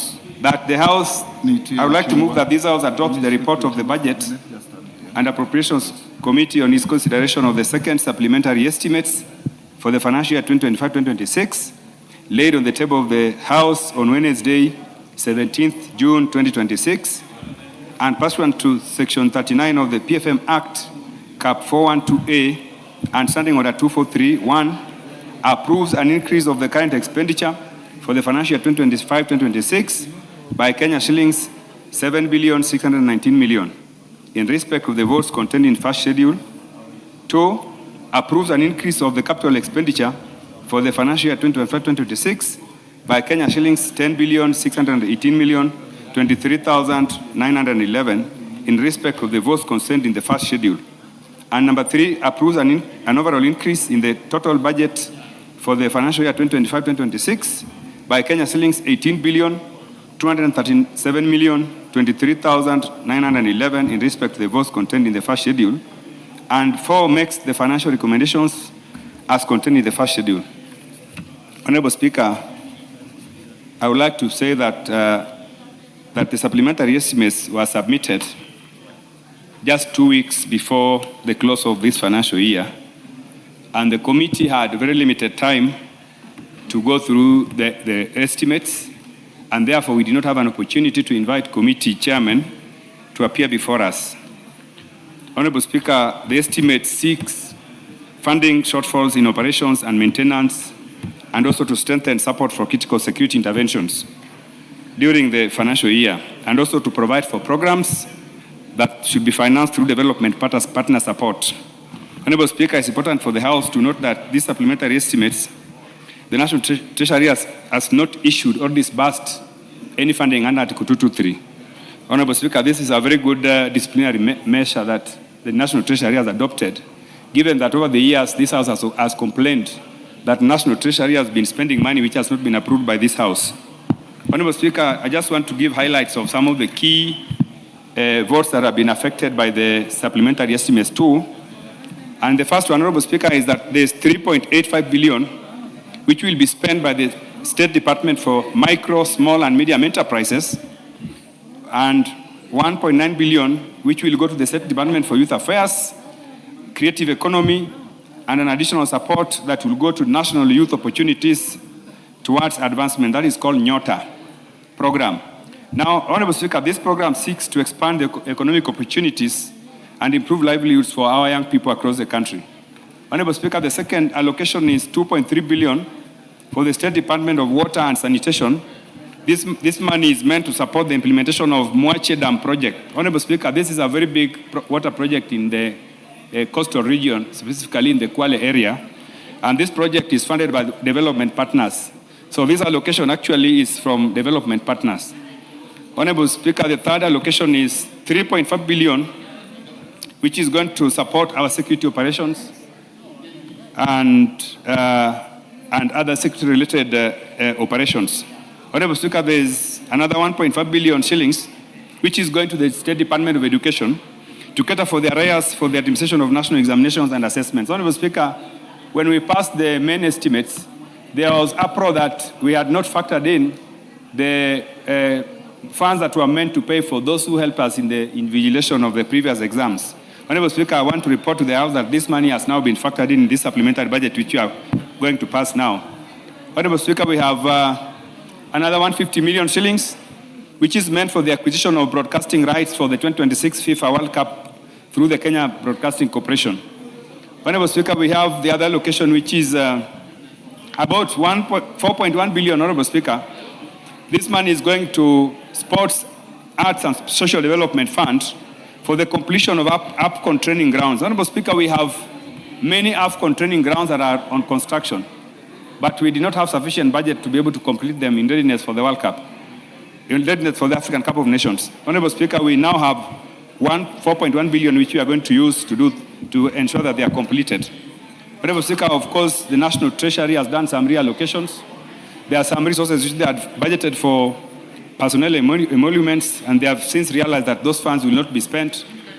That is about 700 million which we are going to cut from their estimates. And then lastly, Honorable Speaker, we have other reallocations within National Treasury of about 1.8 billion. These funds are going to help us also in cutting the budget of National Treasury. Honorable Speaker, since this is a very, very small bill and the amendments to the bill, to the estimates are very few, I don't want to spend more time explaining the same. And therefore, I would like to ask my able Vice Chairman to be able to second. Thank you, Honorable Chair.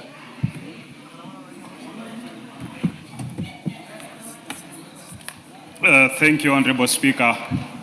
Honorable Speaker, I move to second the consideration of the supplementary estimate 2 for the financial year 2025-2026. Honorable Speaker, as my chair has put it, this is a very small supplementary that is affecting few departments, but offering areas where we were not able to factor in during the main budget. And these are areas where we're talking about areas in security. We are talking about areas where you find that there was initial disbursement for the Nyota program to our youths, and therefore they're expecting to get the second disbursement. And therefore this has been factored in, and we are hoping that when the youths get this money, they are able to engage in business. Honorable Speaker, we are also asking the ministry concerned to do monitoring and evaluation to make sure that the money is used to achieve the intended purposes, because some of the youths have not used the money for the purposes for which they were given to start small businesses. Honorable Speaker, also you find that there is 2.3 billion which is to Mwachet Dam in Kwale, and this is a very important dam, Honorable Speaker, for the coastal region, especially for the people of Kwale, in terms of doing irrigation and also provision of water for their home consumption. Honorable Speaker, in this you find that they've also factored in the money for the invigilators. Every year you find that we have our teachers going to do marking of examinations. And initially, this house, when we were debating the budget, they expressed that the invigilators had not been paid. The marking of the examinations as we come into the next batch of exams, then this has been not properly taken care of.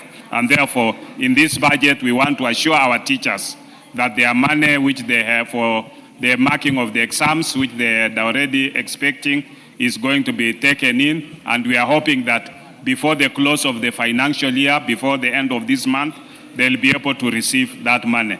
So with those few remarks, Honorable Speaker, I stand to second.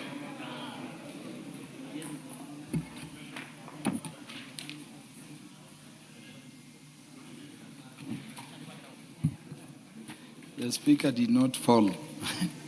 Let me now propose the question, honorable members.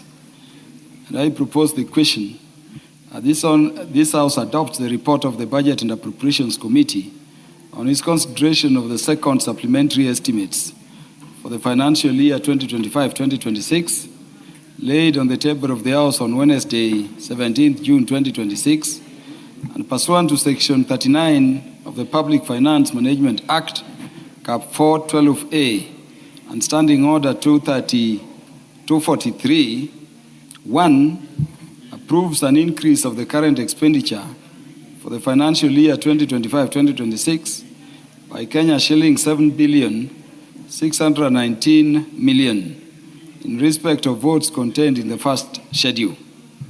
2, approves an increase of the capital expenditure for the financial year 2025-2026 by Kenya shillings 10,618 million 23,911 in respect of the votes contained in the first schedule. Number 3, approves an overall increase in the total budget for the financial year 2025-2026 by Kenya shillings 18 billion 237 million 23,911 in respect of the votes contained in the first schedule. And 4, makes financial recommendations as contained in the third schedule.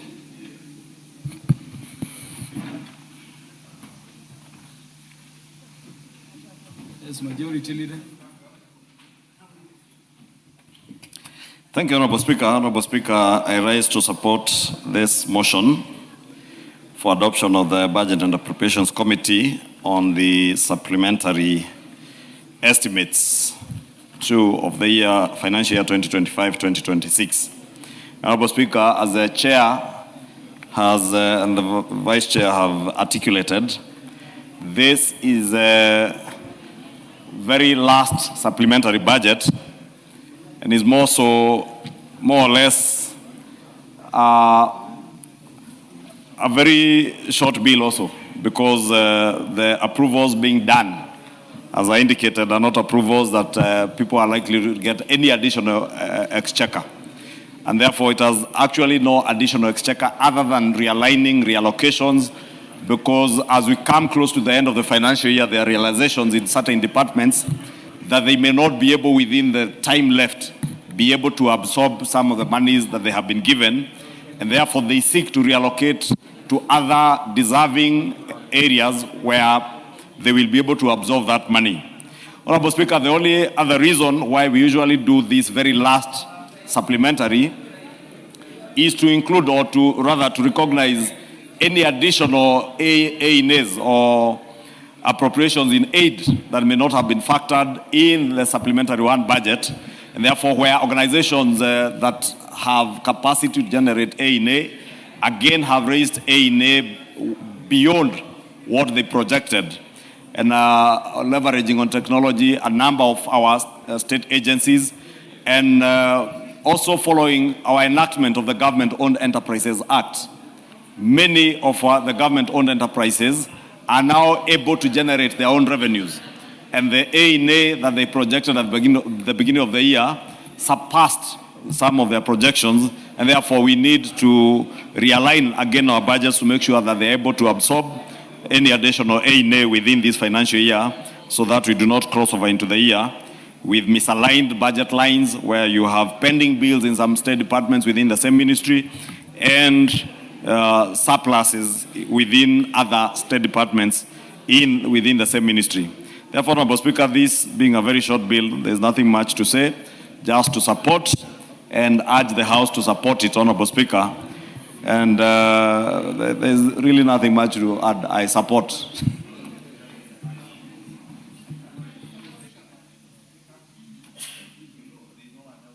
The Honorable Minority Leader takes precedence. Mr. Speaker, I stand to support the report of the Budget and Appropriation Committee on the Supplementary Budget 2. Mr. Speaker, I want to commend the prudent management of finances by the Treasury. Mr. Speaker, I used to be in this House for many years, where every financial year we used to have 3 even 4 supplementary budgets. This financial year, we are only having only 2. And this one is very minimal. And the majority leader will agree with me. But during last parliament and the other parliament, previous regimes, we used to have supplementary 1, 2, 3. There's even a time I think we went to 4. That tells you that the people who are running the treasury today know what they are doing. They know their work, Mr. Speaker. So, Mr. Speaker, this is the way to do. Even next financial year, we want to move maximum to 1 supplementary. Then after that, we just implement the estimates as it has been passed by the House. Mr. Speaker, these supplementaries bring disruptions to the implementation of the estimates. So, Mr. Speaker, I know a lot of needs crop up all the time in the middle of the year, but prudent financial management requires you minimize as much as you can the provisions for supplementary budgets. So, Mr. Speaker, with those few remarks, I wish to support. And yesterday, Mr. Speaker, I was out of town, and I had some personal issues. I'm told my deputy sitting here was masquerading as a minority leader, Mr. Speaker. And I was really shocked when I saw in the evening the news, somebody, I'm just holding him, because, there are no numbers here. As you are aware, ODM has gone out of Azimio. I'm trying to protect him, Mr. Speaker, and preserve him. But he is now an Amea Pembe. Now he's saying that he can be minority leader. Mr. Speaker, we cannot be led by a party with 20 members of parliament. That's very small. They cannot even be minority. They can be minority of the minorities. That is the place they can take. So next time, let us not have that kind of confusion in the House, Mr. Speaker. I am the minority leader, as you know, constitutionally, under Article 108. So, Mr. Speaker, and I'm happy the House has passed the finance bill because there was nothing in it. It was just making and simplifying tax processes in the country, Mr. Speaker. This is, if you are still living in the days of the finance bill of 2024, then you will be stuck there forever. The country has moved on. We are now, and now you can see the war in the Middle East is ending. Iran and America are making peace. Now the prices of petroleum products will come down. Life will be fine and inflation will come down. I don't know what people are going to say next, Mr. Speaker. So with those few remarks, I just wanted to reprimand my deputy that let him not attempt to do that kind of coup next time. Otherwise, there will be consequences. I hope the answer will be checked. And if there is any such representation on change on leadership of the minority side, it be expunged straight away because the House is clear under the Constitution on who the minority leader is. Yes.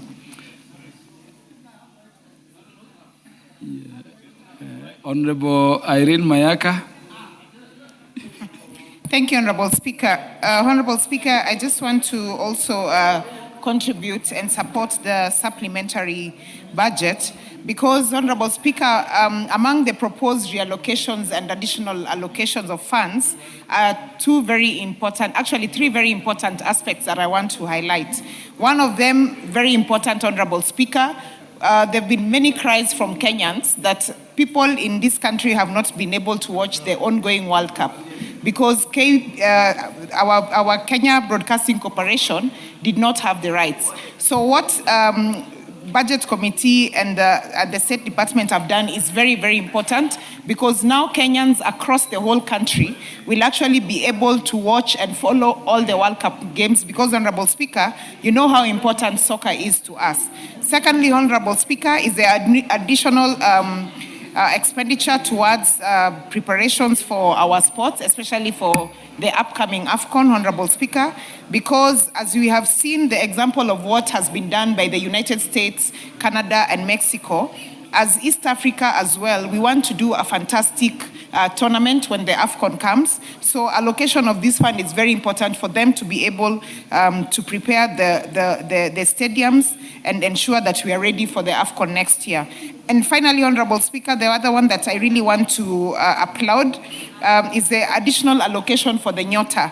Because, Honorable Speaker, we saw when the President was going around and issuing funds through the Nyota program, how helpful and beneficial this was to our young people. So an additional money towards that is very important, because for the young people who got the initial allocation and were advised that once their projects become viable, then they will get more money to also to actually increase what they're doing, then this goes very well into encouraging and ensuring that this is actually implemented. So, Honorable Speaker, I just want to applaud the Chair of Budget and the team and to support these additional allocations and reallocations of funds. I thank you. The Honorable Emmanuel Wangwe is recognized to contribute. Thank you, Honorable Speaker. Honorable Speaker, allow me to, on the onset, to appreciate the Committee on Budget and thank the Honorable Atandi for the good work he has done towards the supplementary estimates too. Honorable Speaker, I want to speak particularly on two issues. The issue of payment of teachers, especially, and facilitators of the examination. Honorable Speaker, having brought in this House the Kenya National Examination Council Amendment Act of 2015, the Honorable Speaker empowered Kenyan children not to pay examination fees towards NEC. It calls on the facilitators, Honorable Speaker, to make sure that the examinations are administered on time and examinations are not leaked. And Honorable Speaker, for you to do that, you should entice them by paying them on time. I want to make a request, Honorable Speaker, that whereas we applaud the government for putting into the supplementary 2, it is my request that next time, Honorable Speaker, we consider this payment in supplementary 1, because they will undertake the examinations on time, but we will not be able to know maybe at what cost in totality the entire cost of the facilitation, Honorable Speaker. Therefore, I want to thank the government, but also ask that we consider next time in supplementary 1. Honorable Speaker, what also calls for me to appreciate the estimates too is the issue of Nyota. The country, Honorable Speaker, is outright with the youth. We have to call a spade a spade. The youth population, Honorable Speaker, must be considered. We must look at the youth with a very open eye, support their interests, and also make sure whatever we budget considers the youth, Honorable Speaker. And factoring the Nyota program, the remaining portion of the Nyota program, is a good thing. And we encourage the government to continue with that spirit, Honorable Speaker, such that we continue supporting the youth program through Nyota. Honorable Speaker, the final thing I've seen that is positive in this program is the facilitation of water program. What they've just put in, Honorable Speaker, 2.3 billion for the dam in Kwale is a good thing. Let us call a spade, Honorable Speaker. Many people say Kwale is near the ocean, so it has water from the ocean. That is not true. They deserve this dam, Honorable Speaker. As Kenyans, let them have this dam. And also, Honorable Speaker, now towards the main budget, let us also have the Kakamega Bungoma bulk water program implemented into the main program, so that even us as Kenyans can access water, and not just water, but clean water. Thank you, Honorable Speaker. I beg to support. The Honorable Dr. James Nyikal is recognized to contribute. Thank you, Mr. Speaker, for giving me this opportunity. I rise to support the second supplementary budget estimate.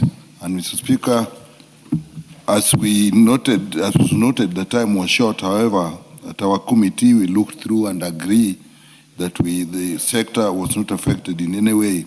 However, we noted with the concern that there may have been need to factor in Ebola preparedness funding. Even the ministry had noted that and written, but we had raised this we have raised this with the chair of the Budget and Appropriation Committee. They said that can be taken care of in contingencies, emergencies, and even 223 provisions. So we are satisfied with support, and we hope that that issue remains active, because it's something that the preparations need to be in time and done properly. Thank you, Mr. Speaker.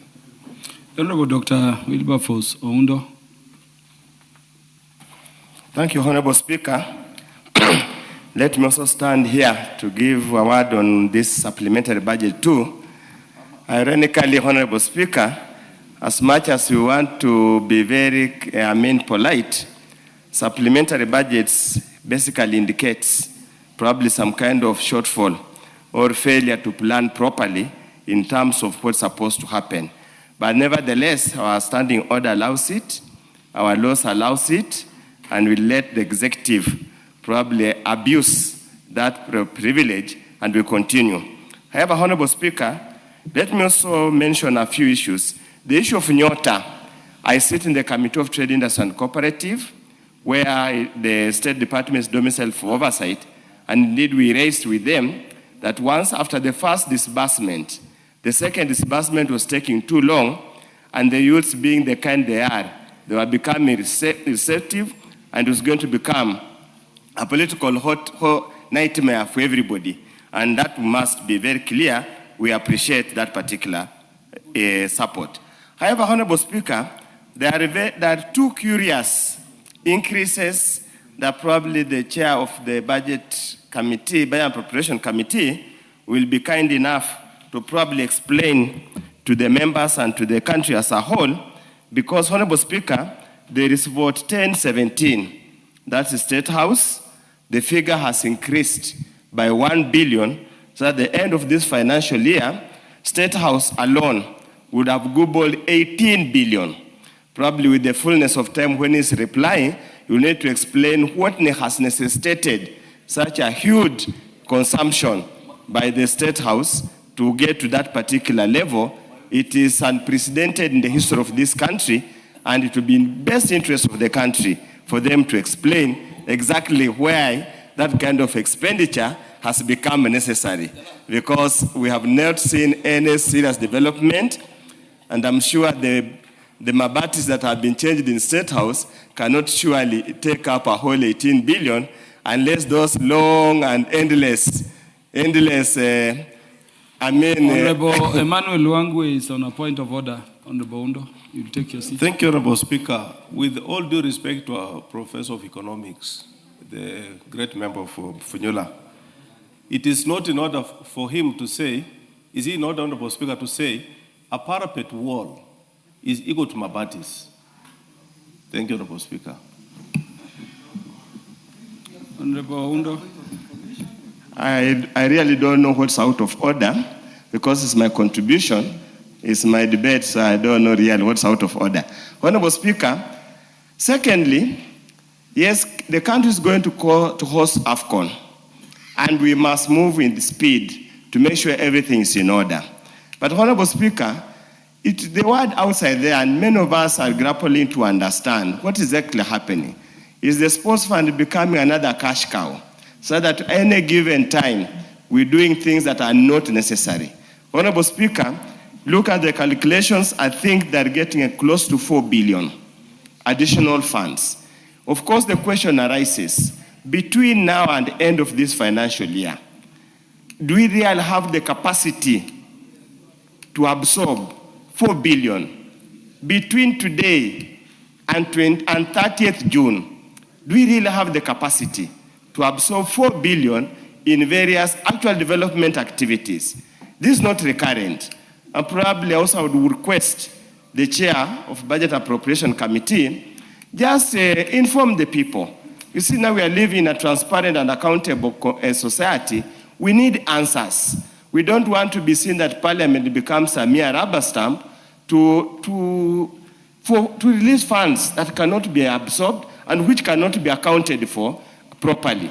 There are already integrity issues concerning the real cost of Talanta Stadium. Those are issues that remain unresolved as a country or as a National Assembly that's mandated under the Constitution to pass budgets after scrutinizing the same, to ensure there is value for money for whatever is spent. It pains many of us to see this kind of likely waste that's going to accrue. But nevertheless, Honorable Speaker, an increase of a whole 18 billion on this supplementary budget alone sends shockwaves given the short period of time left. Honorable Speaker, I would have actually expected much more, probably more priority areas. But nevertheless, As it is, let me conclude by to quote the Swahili saying, wengi wape, wachache wasikize. Thank you, Honorable Speaker, for the opportunity. Honorable Mutuse.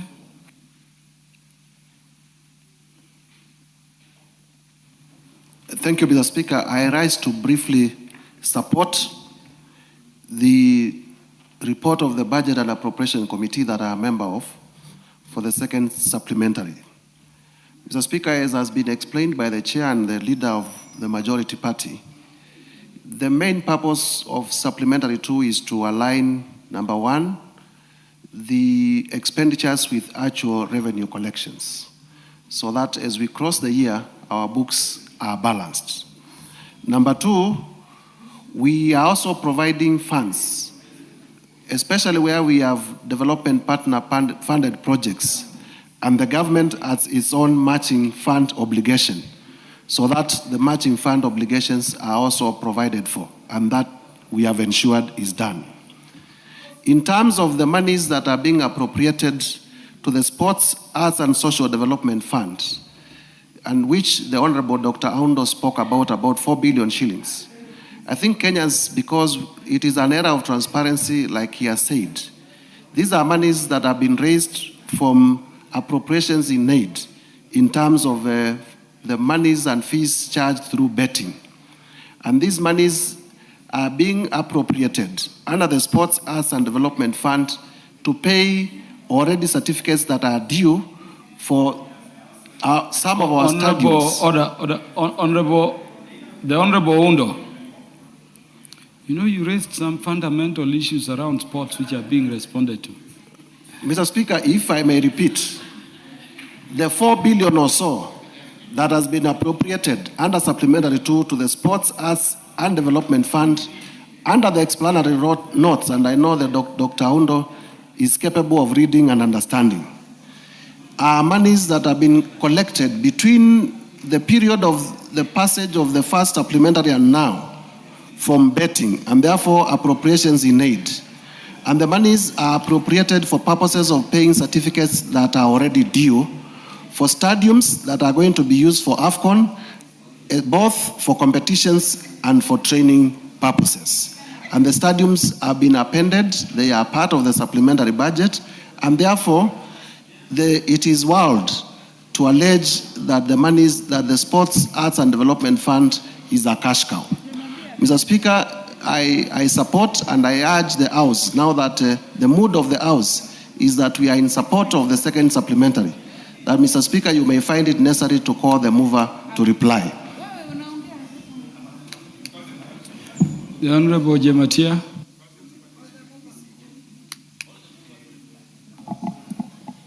Thank you so much, Mr. Speaker. I also rise to support this report, and I also want to declare that I'm a member of this committee, like Honorable Mutuse. Mr. Speaker, this is a report of supplementary 2 to align to the bigger budget, so that when we are appropriating, we are able to have our budget in line.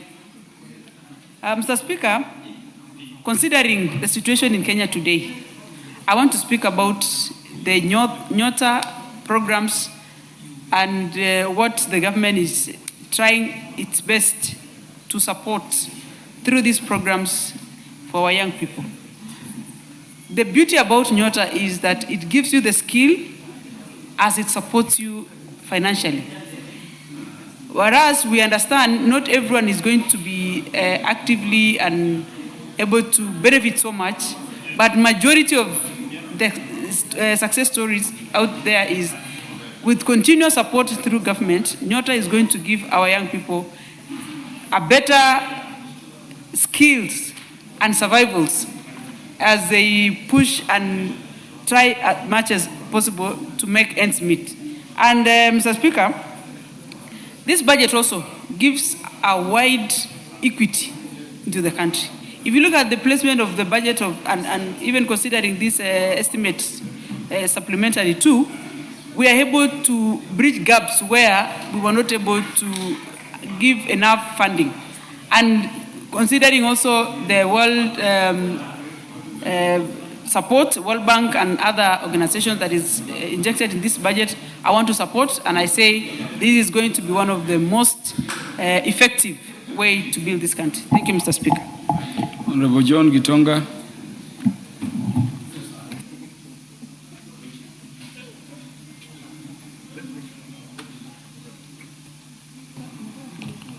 Thank you, Honorable Speaker, for the opportunity. Honorable Speaker, as I rise to support the supplementary budget too, Honorable Speaker, it's good to say that when this House is passing budget, it is passing money that has come from work that Kenyans are doing. Honorable Speaker, loans that Kenyans are borrowing, sometimes with very painful interest rates, Honorable Speaker. So, Honorable Speaker, I believe as we pass the supplementary budget too, Honorable Speaker, we need to look at places where there is over-budgeting, Honorable Speaker. There are places where, Honorable Speaker, people and ministries and parastatals are getting more resources than they need. And, Honorable Speaker, for the last few weeks, if you have happened to go to hotels in Coast, they were full to the brim, Honorable Speaker, while our MDAs are trying to utilize monies that have been allocated to them to meet the deadline of the June deadline, Honorable Speaker, for the financial year. And, Honorable Speaker, it has been a tough time for Kenya. It has been a tough time for Kenyans, for businesses, for mamambogas, and it is not the time, Honorable Speaker, for resources that come from taxes to be misused and mishandled, Honorable Speaker, especially opulently or extravagantly by the people that are using these resources.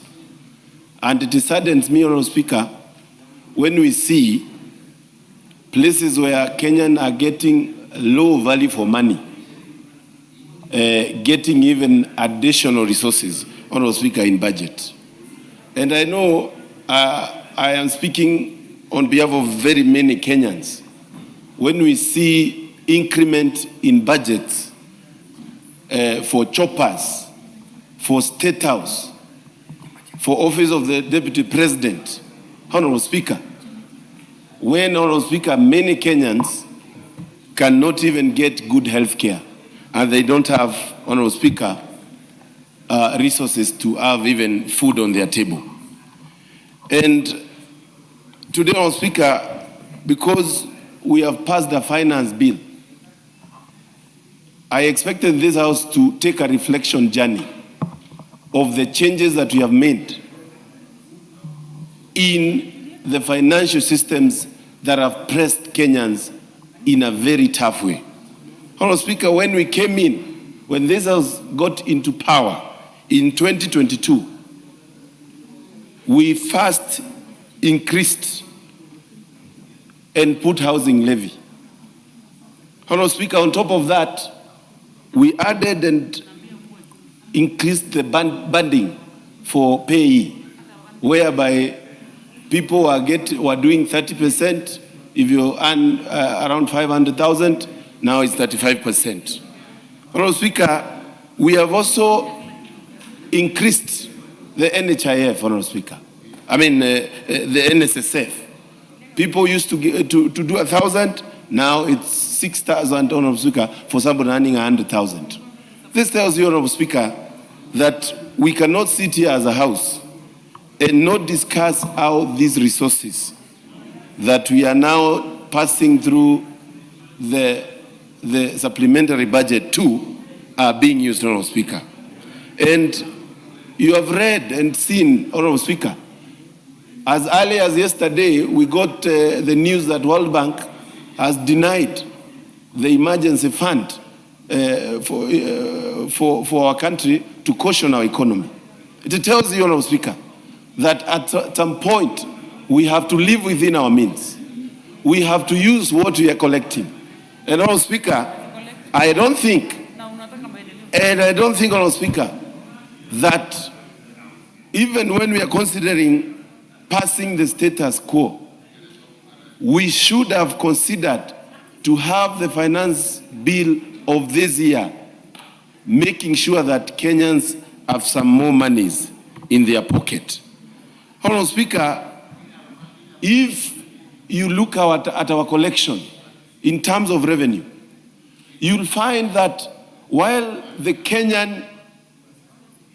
normal Kenyan has had it rough with having no resources and money, extra monies to use, it is only a margin of only 500 billion in collection between 2021 to the current financial year, Honourable Speaker. It tells you, while you're increasing taxes, what Kenyans do, they readjust and deny you even more taxes. So we need to reduce and put down the government recurrent usage, and also be prudent on our resources. We need to live within our means. We need to use, Honourable Speaker, what we have. But Honourable Speaker, we know that the House as it is today, and we have seen it in the morning, Honourable Speaker, and I wish Minority Leader was here. It is not that there is a problem with the people who are against passing of the finance bill. It is only that this House, as it is constituted today, the minority and the majority side are speaking the same language. When the majority says something, minority supports. Honourable Speaker, that is not how this House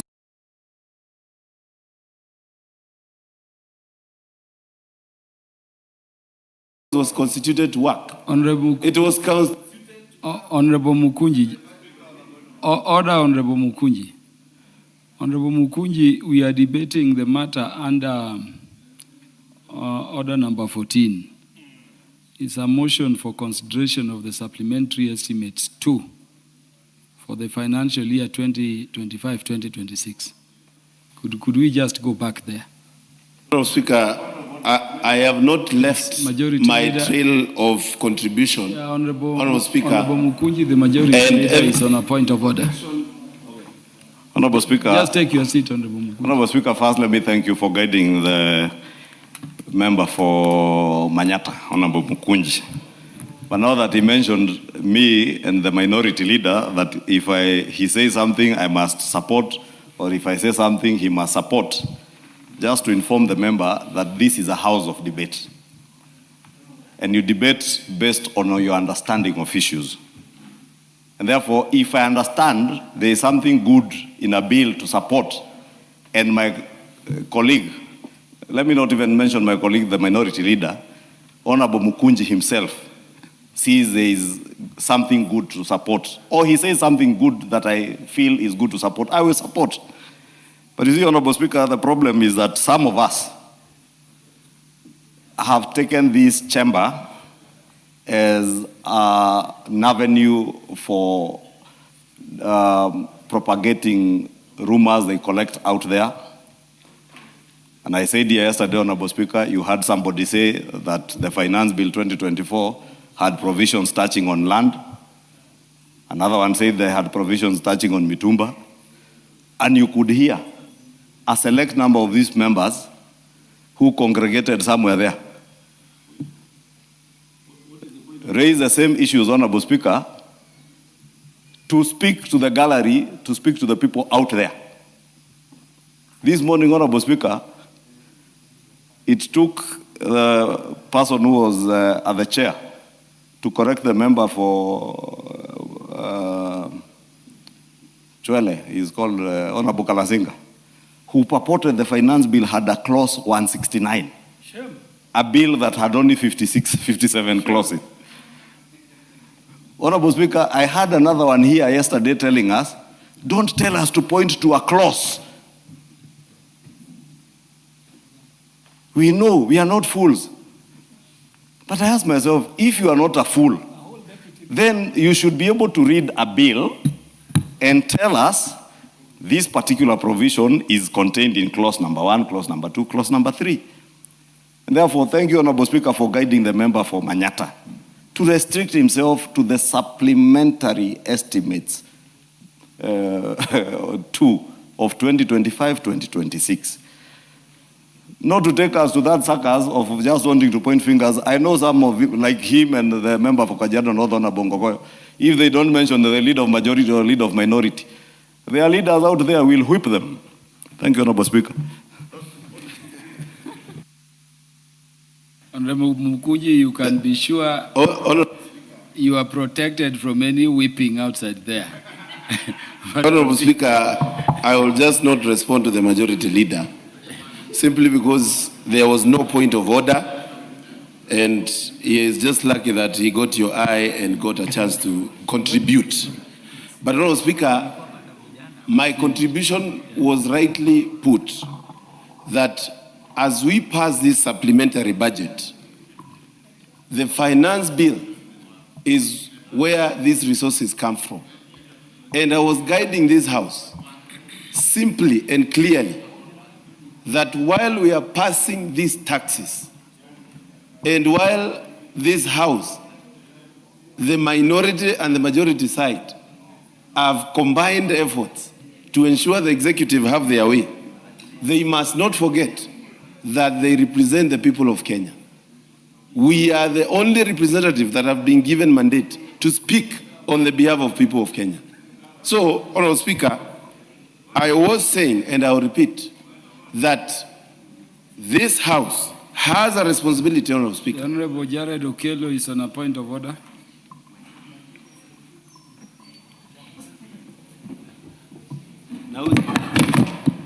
Honorable Speaker, I thank you for the opportunity, and I would want to correct this notion that only those who oppose the government speak for the people. Honorable Speaker, when a government is formed, be it those who voted for that government or those who opposed that government at the ballot, it then becomes one universal government for the day, Honorable Speaker. And to delude people into believing that there is a section that can only represent the wishes of the people to the detriment of those who are also in this House but are supporting the cause of government is misplaced, Honorable Speaker. Honorable Speaker, we have constantly, right from the onset, seen a kind of desperation here where there are people trying to whip up emotions of the Kenyan citizenry so that whatever they have planned, be it on the 25th, 26th, I don't know when, that it must have to be achieved by giving the wrong information to the populace out there, Honorable Speaker. We have a document that all of us have read. We do know that the government must also run its programs, Honorable Speaker, and it is not only restricted to the Republic of Kenya. Every government must mop up funds to run programs, be it a recurrent expenditure and development, Honorable Speaker.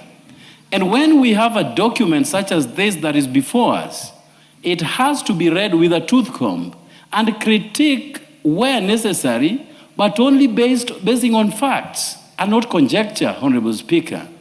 And therefore, it behoves all of us in this House who represent the wishes and the plight of the people out there to be factual. And that also helps our people make a deliberate decision, be it those who are in this House and those who are outside this House, Honorable Speaker. So I implore upon each and every individual here to restrict themselves to the confines of this document without necessarily being extra. I hope you will have your time, honorable members, that we do not have to be extra, without necessarily understanding the depth and the width of the document that is before us, Honorable Speaker, and I thank you for the opportunity. Yeah, Honorable Mukunji, you have 1 minute to wind up. Honorable Speaker, all these interruptions, you can see clearly, they are meant to just dissuade the alternative voice in this House. But Honorable Speaker, I'll still insist, and I've said we are not only the representative of the, but sometimes, Honorable Speaker, you have to remind this House. Honorable Speaker, in 2024, this House passed the finance bill. And everybody is aware that the population, almost 90% of this nation, was against that finance bill. It is the president actually that said he is not going to sign. And this House had passed it. And Honorable Speaker, we cannot ignore this fact that at some point you have to remind the people that they are representative of the people out there. But Honorable Speaker, because I'm concluding, as we pass, we need to see and ensure that we don't over-budget for some offices so that we ensure Kenyans get value for money and we put our monies where our mouths are as Kenyans.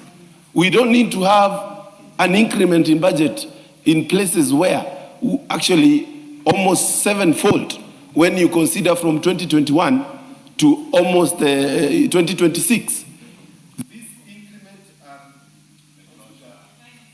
Yeah, the Honorable Wandeto, the MP for Tetu, Honorable Geoffrey Wandeto.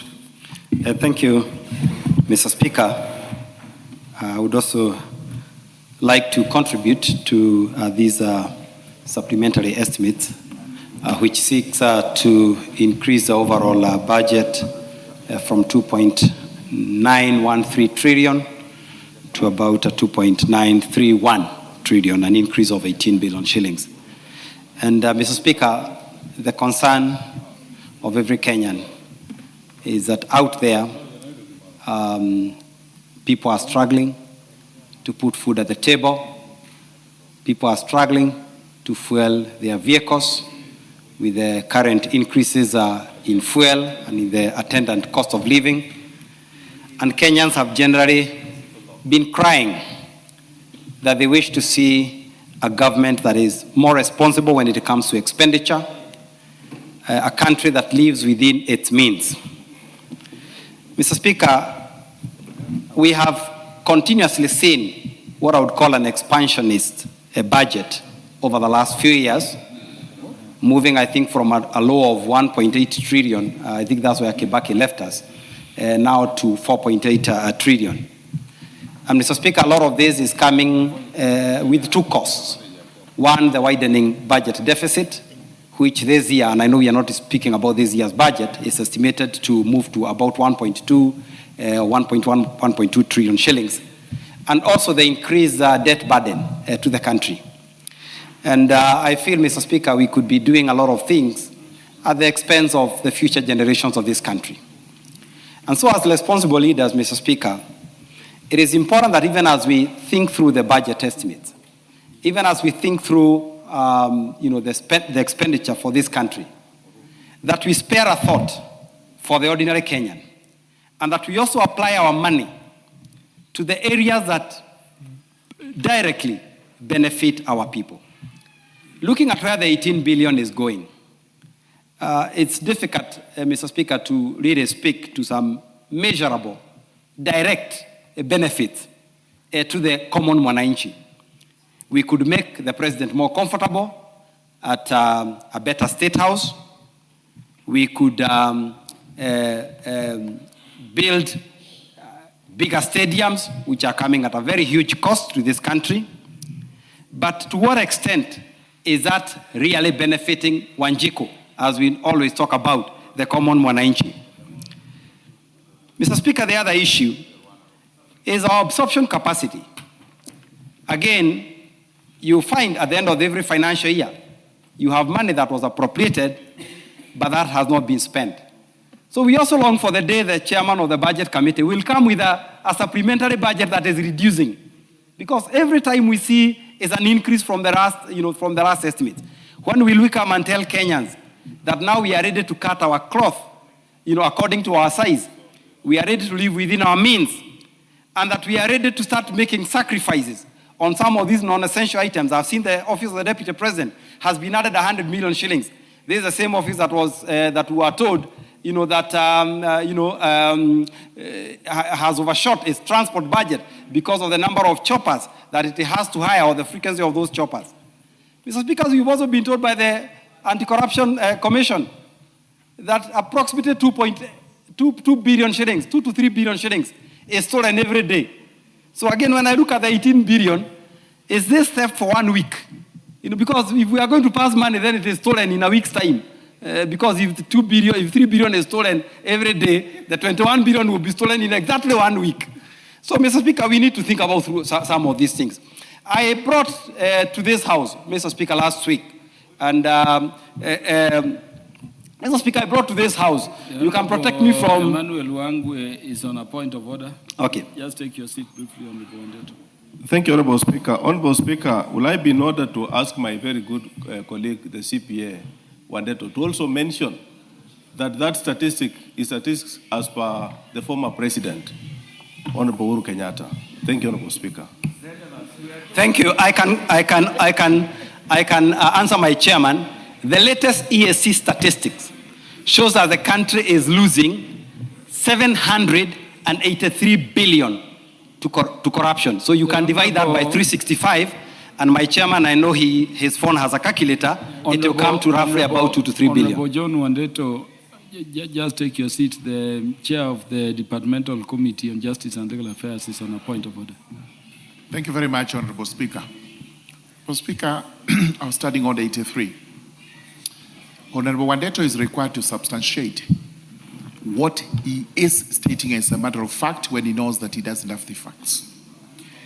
Any allusion to 2 billion shillings being lost in a day was actually made by the former president, Honorable Uhuru Kenyatta.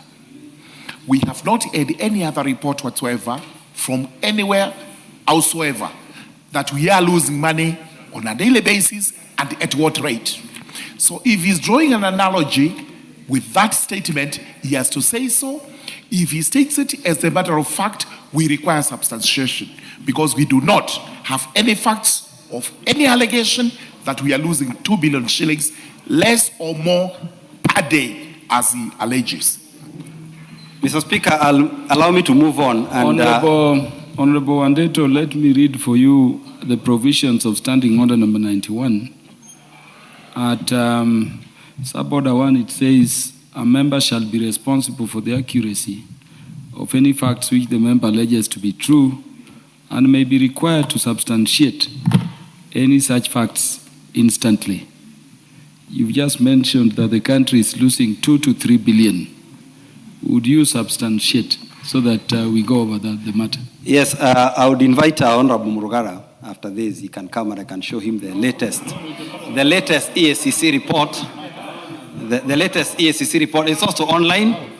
Honorable Wandeto. It is also online. Honorable Wandeto, whatever you say before the floor is not for... So, Mr. Speaker, can I offer to bring the data? Don't interrupt the Speaker. Did you hear the word instantly? And that is what you are being required to do. If you cannot substantiate instantly, you withdraw that statement and you make it when you have the substantiation. Thank you, Mr. Speaker. Mr. Speaker, like I promised, I'll bring the data. So for now, let me withdraw the allegation, but I will come back to this House to bring the report. Because I know... No, that is very much in order. This is a setup. But, Mr. Speaker, more importantly... Members, that is 2 very weeks ago, much in order. last week... No, just a minute. That statement is withdrawn and let it be expunged from the record.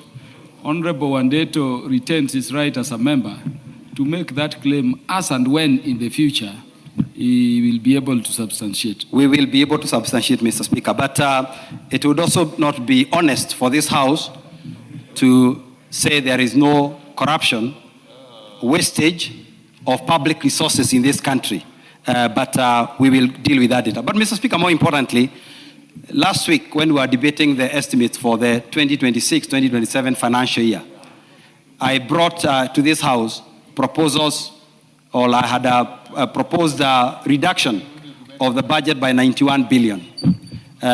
Those proposals, Mr. Speaker, seems to have been lost somewhere. The Honorable Atandi and I are still looking for them, and maybe at the right time we'll be able to spend them. But, Mr. Speaker, generally what I'm saying is that as a country, this is the time to start thinking about the future generation, about reducing our expenditure, about cutting waste and unnecessary fat, because as a country we cannot grow, especially if we continue this expansionist with recurrent budget, even at the expense of a development budget. The other thing is that we are hardly meeting our revenue estimates. I heard the Honorable Mutunga saying we are adjusting this because we have realized we are going to meet the revenue. The year is still having 2 weeks pending. How did he know that we are going to meet the revenue? So, Mr. Speaker, I think we need to do a better job with these supplementary estimates. Thank you. The Honorable Makali Mulu, Doctor.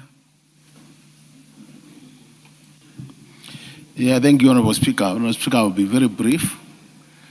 Being a member of the Budget Committee, I join my colleagues in supporting the supplementary budget, but I have to make the following observations.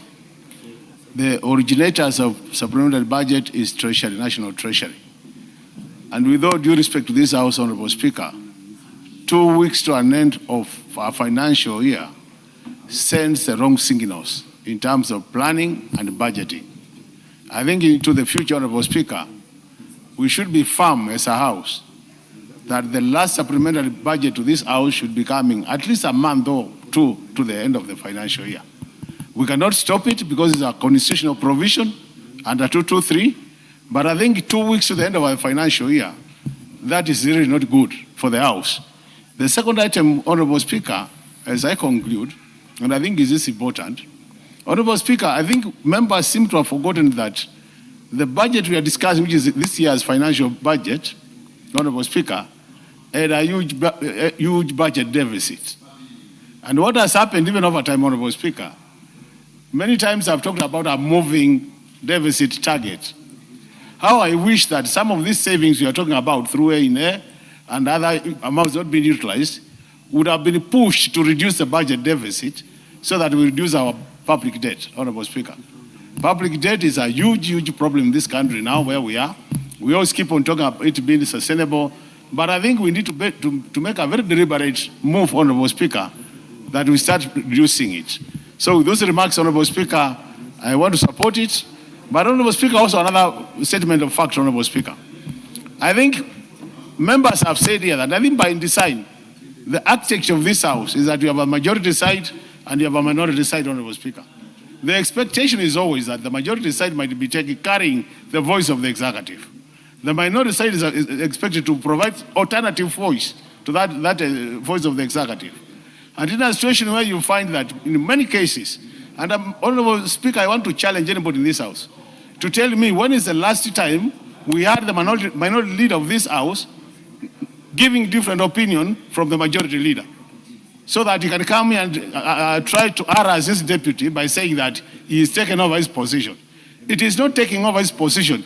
It is stating things as they are, Honorable Speaker. Honorable Makali, don't go back there. No, Honorable Speaker, I think he's stating things as they are. In fact, let me tell you. But with those many remarks, I submit, Honorable Speaker.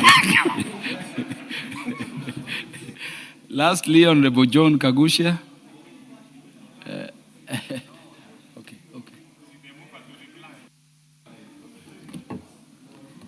Thank you, Honorable Speaker.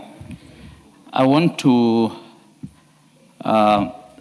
make my contribution to this supplementary budget, and of course, I have a few observations I have made, and for that reason, I want to oppose this supplementary budget.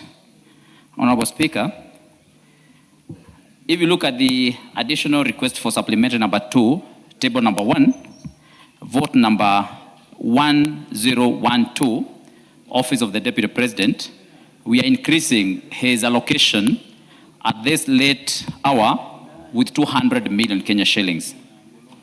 Vote number 1017, we are increasing the allocation for State House with 1 billion Kenya shillings.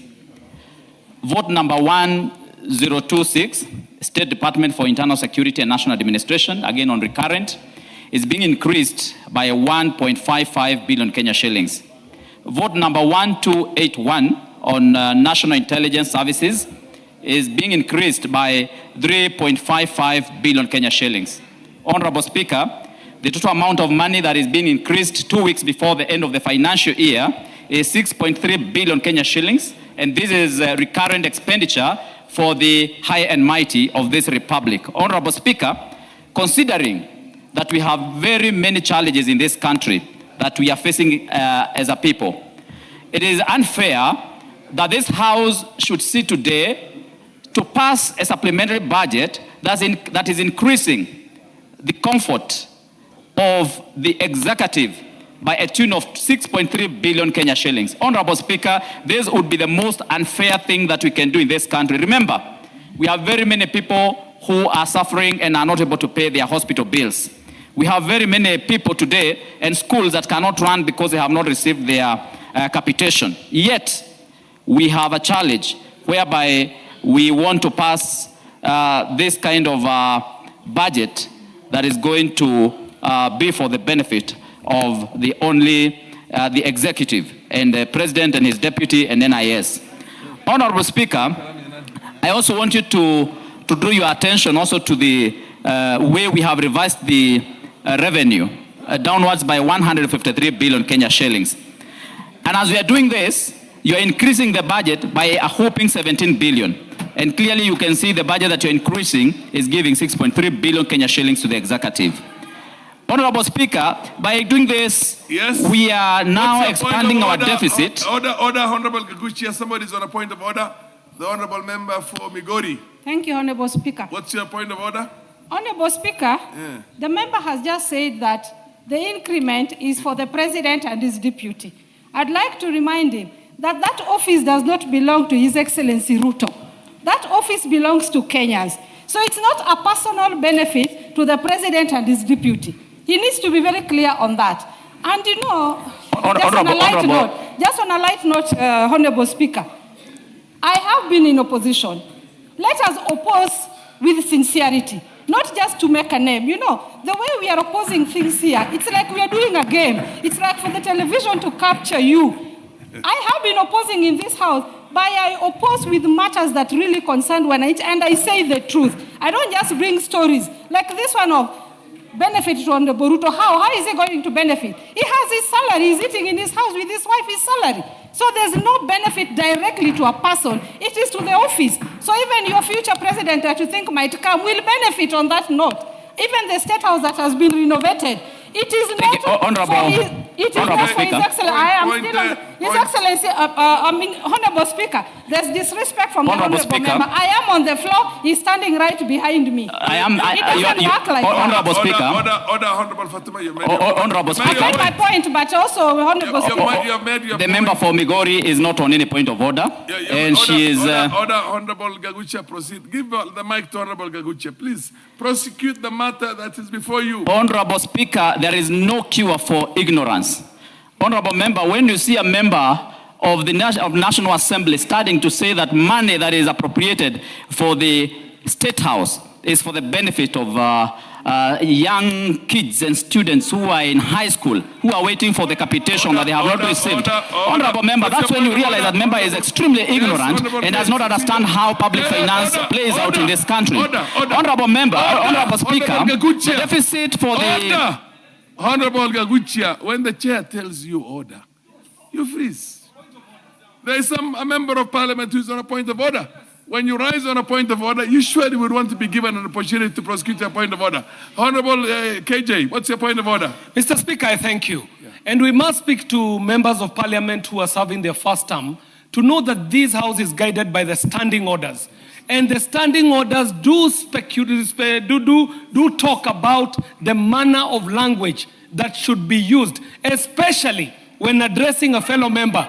The lady that was on the floor is a lady elected by her people. And there is no way the people of Migori can elect an ignorant person to parliament. Mr. Speaker, there is a language that cannot be used among members in the House. And this must be withdrawn, Mr. Speaker, and the discipline must be restored in this House so that we bring back the respect of this House so that it is not a shouting banter in the market. Mr. Speaker, that is very well specified in our standing orders, and if Honorable Kaguchia does not know which standing order it is, I can refer to him by standing order and the number of the standing order. He ought to withdraw and apologize to the honorable member and the people of Migori. We do not have ignorant people in this House, Mr. Speaker. I do thank you. Order, honorable members, order. Honorable member is on a point of order, and the chair is going to rule. Honorable Kaguchia, you indeed use the word ignorant to describe the honorable member of parliament. Order. I am the chair. He is managing the House. He doesn't need any support from anybody. The Honorable Kaguchia, you did refer to the honorable member for Migori as ignorant. You with the order. Order. Order, order. Honorable Kaguchia, when the chair is addressing you, you don't stand. You sit down. Order. Order. Honorable members. Who is the one who said order? Honorable member, the word ignorant is unparliamentary. Please withdraw that and proceed on with your representation. Honorable Speaker, I actually said that ignorance has no cure. And anyone who has found cure for ignorance might as well inform me so that I can know what that cure is. Honorable Speaker, I only say that ignorance has no cure. Order, honorable members, if that's what the honorable... Order! Honorable Fatuma, you have had a long spell for you to prosecute your point of order. Allow other members of parliament also to prosecute the issues on this. Order, order. No. If he thank you very much. He said, as he puts it, ignorance is no cure. He did not specifically say the honorable member for Migori is ignorant. Proceed. Thank you, Honorable Speaker, for that protection. Honorable Speaker, I find that the deficit in our budget now has been expanded by 170 billion to 1.3 trillion Kenya shillings from 1.99 trillion Kenya shillings. And you also realize from this supplementary budget, the domestic borrowing has been expanded by 162 billion to 1.13 trillion Kenya shillings. Honorable Speaker, we are speaking from, or this country is now speaking from double sides of the mouth. When you say that we are not going to borrow, and then you see this kind of increase being done.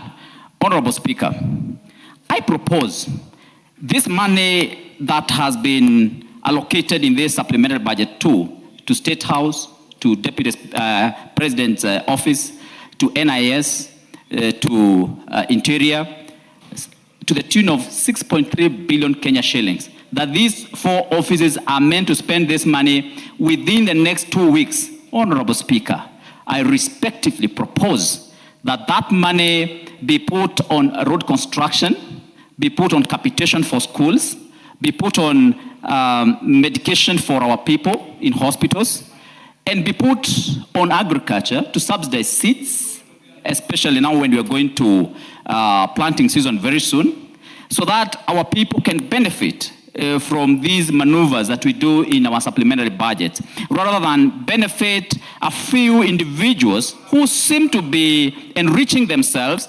living large and comfortable lives at the expense of Kenyans who are suffering. Order, Kaguchia, order. I am actually directing the clerks at the table. Every time the Speaker directs somebody and says order, if that person continues on talking, switch off the mic. That's the rule. What's your point of order, Honorable Kimani Ichung'wah, Majority Leader? Thank you, Honorable Speaker. On relevance, Honorable Speaker, and I was listening to the member for Mukurweini, Honorable Kaguchia. Just to remind him, we are debating supplementary estimates two. And if indeed it is true, ignorance has no cure, I don't know how we may cure some of what we are seeing in the House when you purport that you can now move money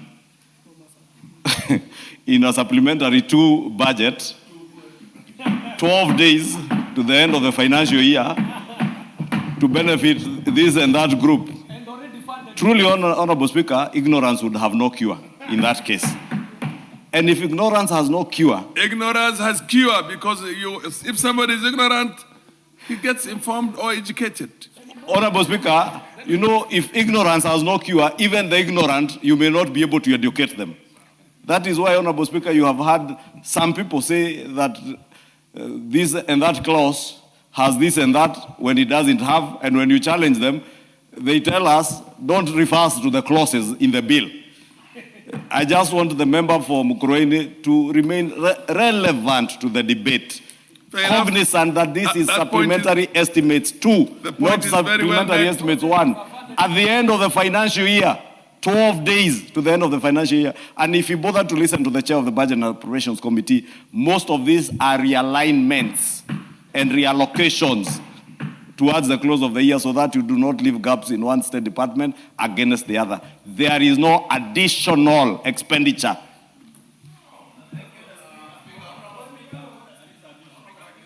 Proceed, Honorable Kaguchia. Allow Honorable Speaker, just a minute, Dr. Oudo. Honorable Speaker, arrogance is worse than ignorance. Honorable Speaker, this executive and this government has been misleading Kenyans by using Article 223 of the Constitution to spend money without approval of this House and come last minute to get approval. Honorable Speaker, that does not make it right either, Honorable Speaker. Why can't we be spending this money in the right areas of our economy? And so, Honorable Speaker, as much as we are saying ignorance has no cure, Article 223 of the Constitution is an article of the Constitution of Kenya. And the drafters of the Constitution had reason to give us powers, or to give the executive powers, to utilize Article 223 of the Constitution. And therefore, if that article was not useful to the country, we would never have enacted into law in 2010 when we enacted the Constitution.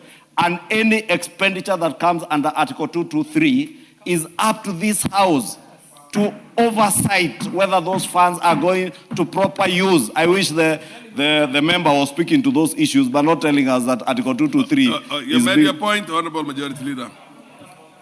Allow the Honorable Kaguchia to make his point. Are you on Honorable Speaker, Honorable Speaker, the Article 223 would have been okay if we were using it to help get medication and drugs in hospitals.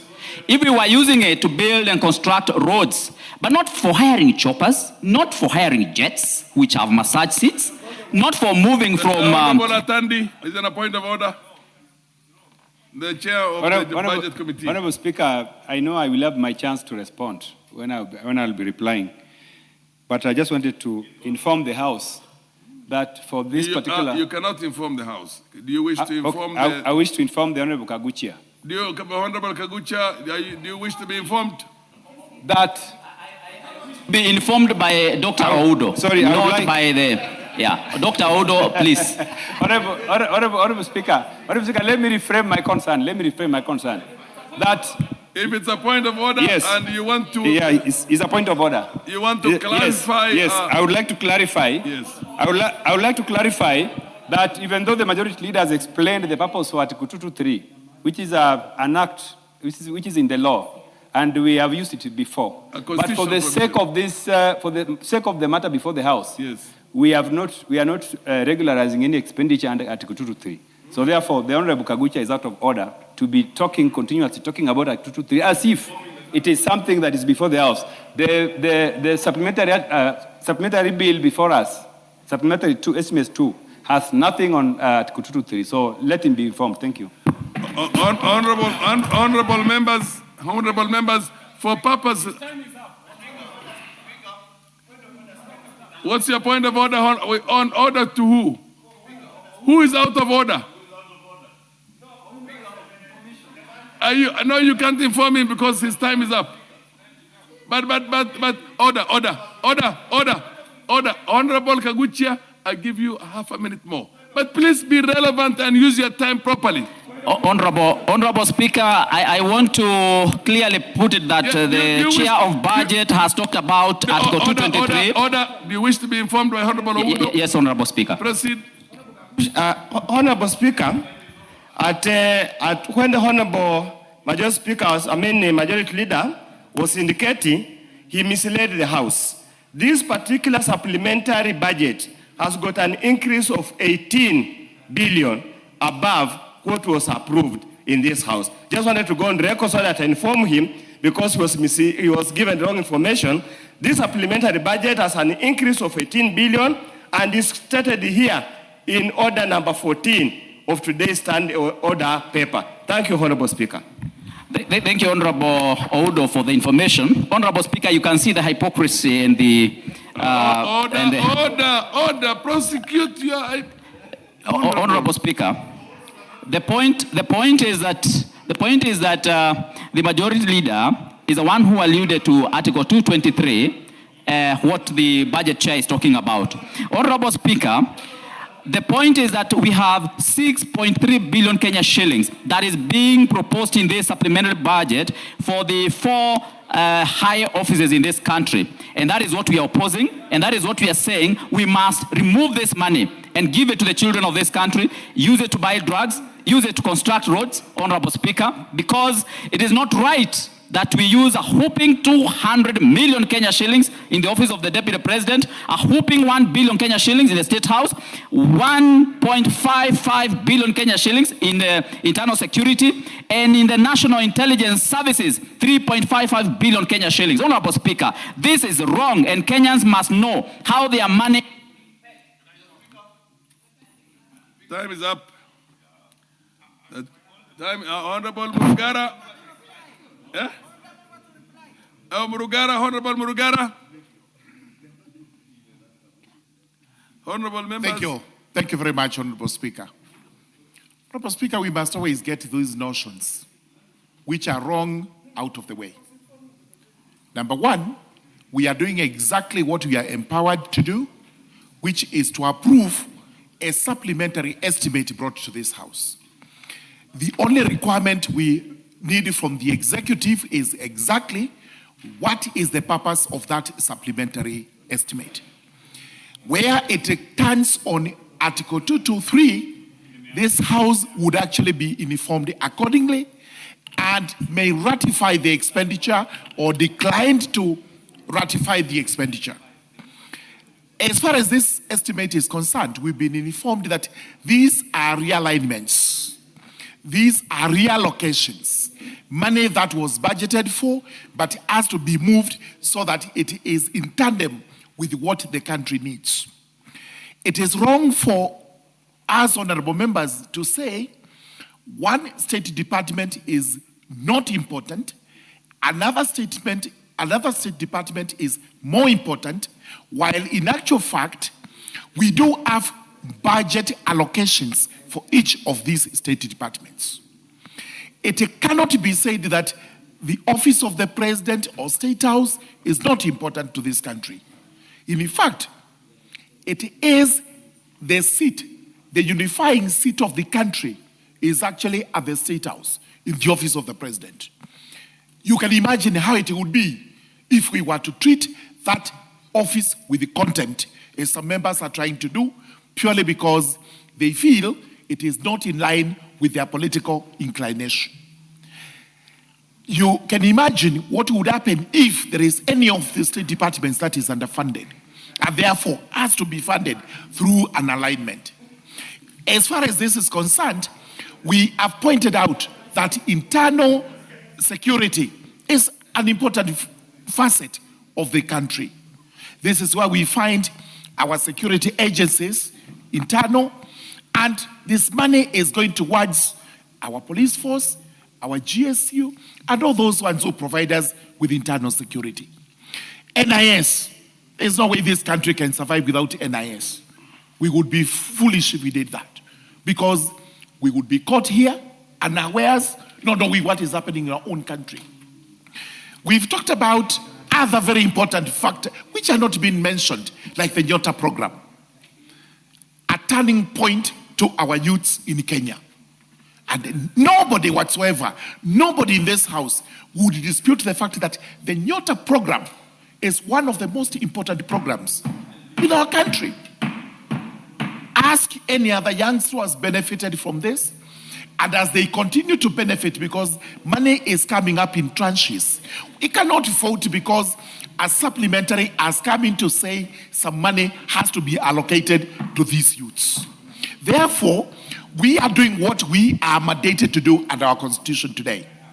Ours is either to agree or disagree, but not to make proposals, say that as we speak today, there is no money budgeted for health. While we know there is a budget for that at the national level, we have a budget for that at the county level. You cannot say roads are not budgeted for. In fact, it is inappropriate for this debate because there is a budget for roads here and at the county level. So, sincerely speaking, what we are doing today is to confine ourselves to what has been introduced by the Budget and Appropriations Committee. And thank you very much, Honorable Atandi, because you went through this very quickly, absolutely, so that you can align it with what the House requires. This is why we are saying, in the remaining 2 weeks, for whatever reason, if there's any money that is going to be misappropriated or misapplied, that is our work. That is why it's called oversight. Pick it out, bring it here, and we shall deal with it in accordance with the law of the country. Therefore, Honorable Speaker, I do support this report that we pass the miscellaneous appropriations bill. MP for Game.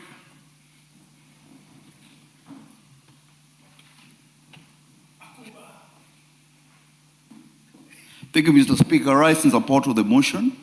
I know my colleagues who have had contrary opinion. I've targeted the presidency, the deputy president's office, and NIS. And what is important, the president is so important for the country. And that's why the president of the Republic of Kenya today is in a meeting with the G7 when all African presidents are in Africa here and talking on behalf of the continent. And more importantly, if you talk about National Intelligence Service, gentlemen, all of us, we are here safe and guarded because of the support of that agency. And that money is not for an individual, it's for the agency. So we should be wary of what we say because the public is watching us as leaders. But having said that, Mr. Speaker, I rise on point of order 95. Speaker, again. Order. MP for Game, order. MP for order. The honorable members, why do you want to usurp or usurp the powers of the Speaker? Order. Honorable CNN, the Speaker does not need any assistance from you. Being a first-timer, and somebody has been here and came into Parliament in 1992 and has been a Deputy Speaker, what assistance does he need from you? Anyway, order. For the knowledge, for the information of all the members who are either first-timers or do not understand. You can only rise on standing order number 95. If you have not contributed to that motion yourself, number one, and not as part of a contribution. The moment, so whoever wants to stand on a standing order number 95 can only do it if he has not contributed to that matter itself and feels the matter is properly addressed. Okay, order, you have already exhausted your time. Just sit down. Are you on a point of order? Yes, proceed on the point of order, yes. Thank you, Honorable Speaker. I want first to confirm that I have not contributed to this debate. Fair enough, it's understood. If much as I would have wished to... The clerks at the table would have informed me. So much as I would have wished to do so, Honorable Speaker. But, Honorable Speaker, I want to stand under Standing Order number 95 into bracket 1. I have listened carefully to my colleagues. And, Honorable Speaker, it looks like we are exhausting substance of discussions on this particular debate. And it is my proposal, Honorable Speaker, that the mover be called upon to reply. Thank you, Honorable Speaker. Yes. Honorable members. Order, honorable members. I now want to put the question that the mover be called upon to reply. As many of the people say aye. Aye. As many of the people say nay. Nay. The ayes have it. Thank you. Thank you, Honorable Speaker. Honorable Speaker, let me first of all thank members for the robust debate that has happened on the supplementary estimates too. Honorable Speaker, I did not expect a lot of interest on this bill, but I'm grateful for the members. You have indeed demonstrated that this is indeed a budget-making house. Honorable Speaker, I just want to allay fears from members, some of the members who are questioning some of the allocations. Principally, Honorable Speaker, there are very, very, very important allocations that we are approving in this bill.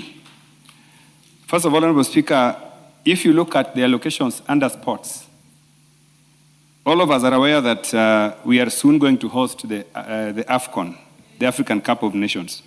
Honorable Speaker, this will require that the country is well prepared. We need to prepare the training grounds where the various teams are going to train. We also need to complete the stadiums where we are going to host the matches. Honorable Speaker, the funds that belong to the Sports, Arts and Social Development Fund are funds which we collect from betting. In the recent past, because of the interest in sports, this fund has continued to grow. And in fact, the collection surpassed what we had budgeted. We had approximated when we were doing the revenue estimations. So in the process, we have been able to raise more revenue, and this is the revenue that we want to direct to the completion of these stadiums so that we are indeed ready to host the matches. Honorable Speaker, we have allocations to Nyota. These are donor funds, Honorable Speaker, and donors are ready to disburse the funds as soon as we have passed the estimates. Honorable Speaker, there are just about 2 billion allocated to security operations. Honorable Speaker, members of Parliament, let us be aware that we should never compromise on the security of our country, and that should there be an incident that is ugly, we will be told that we did not appropriate resources to do the same. And therefore, I really would not support members who are saying that allocation to security is unnecessary. Yet we all want security. Even when we get out of Parliament, we will want to be safe. Therefore, Honorable Speaker, this House should always support funds going for our security. Honorable Speaker, there was an uproar here when we were passing the main estimates for 2026-2027 that the arrears for invigilators who supported the exams had not been factored in the budget. I want to confirm, Honorable Speaker, that in these supplementary estimates, we have 1.5 billion which is going to be used to sort out the arrears of those teachers who supported the invigilation process when our students were doing exams. Honorable Speaker, this supplementary is very tiny. This country is running a budget of over 4.3 trillion. So an amendment of about 18 billion is not something that should cause us to behave as if the country is going to lose so much when we pass these limited adjustments. Honorable Speaker, with those many remarks, I would like to move and I would like to reply. And I would like to reply and ask, sorry, thank you. I would like to reply, thank you.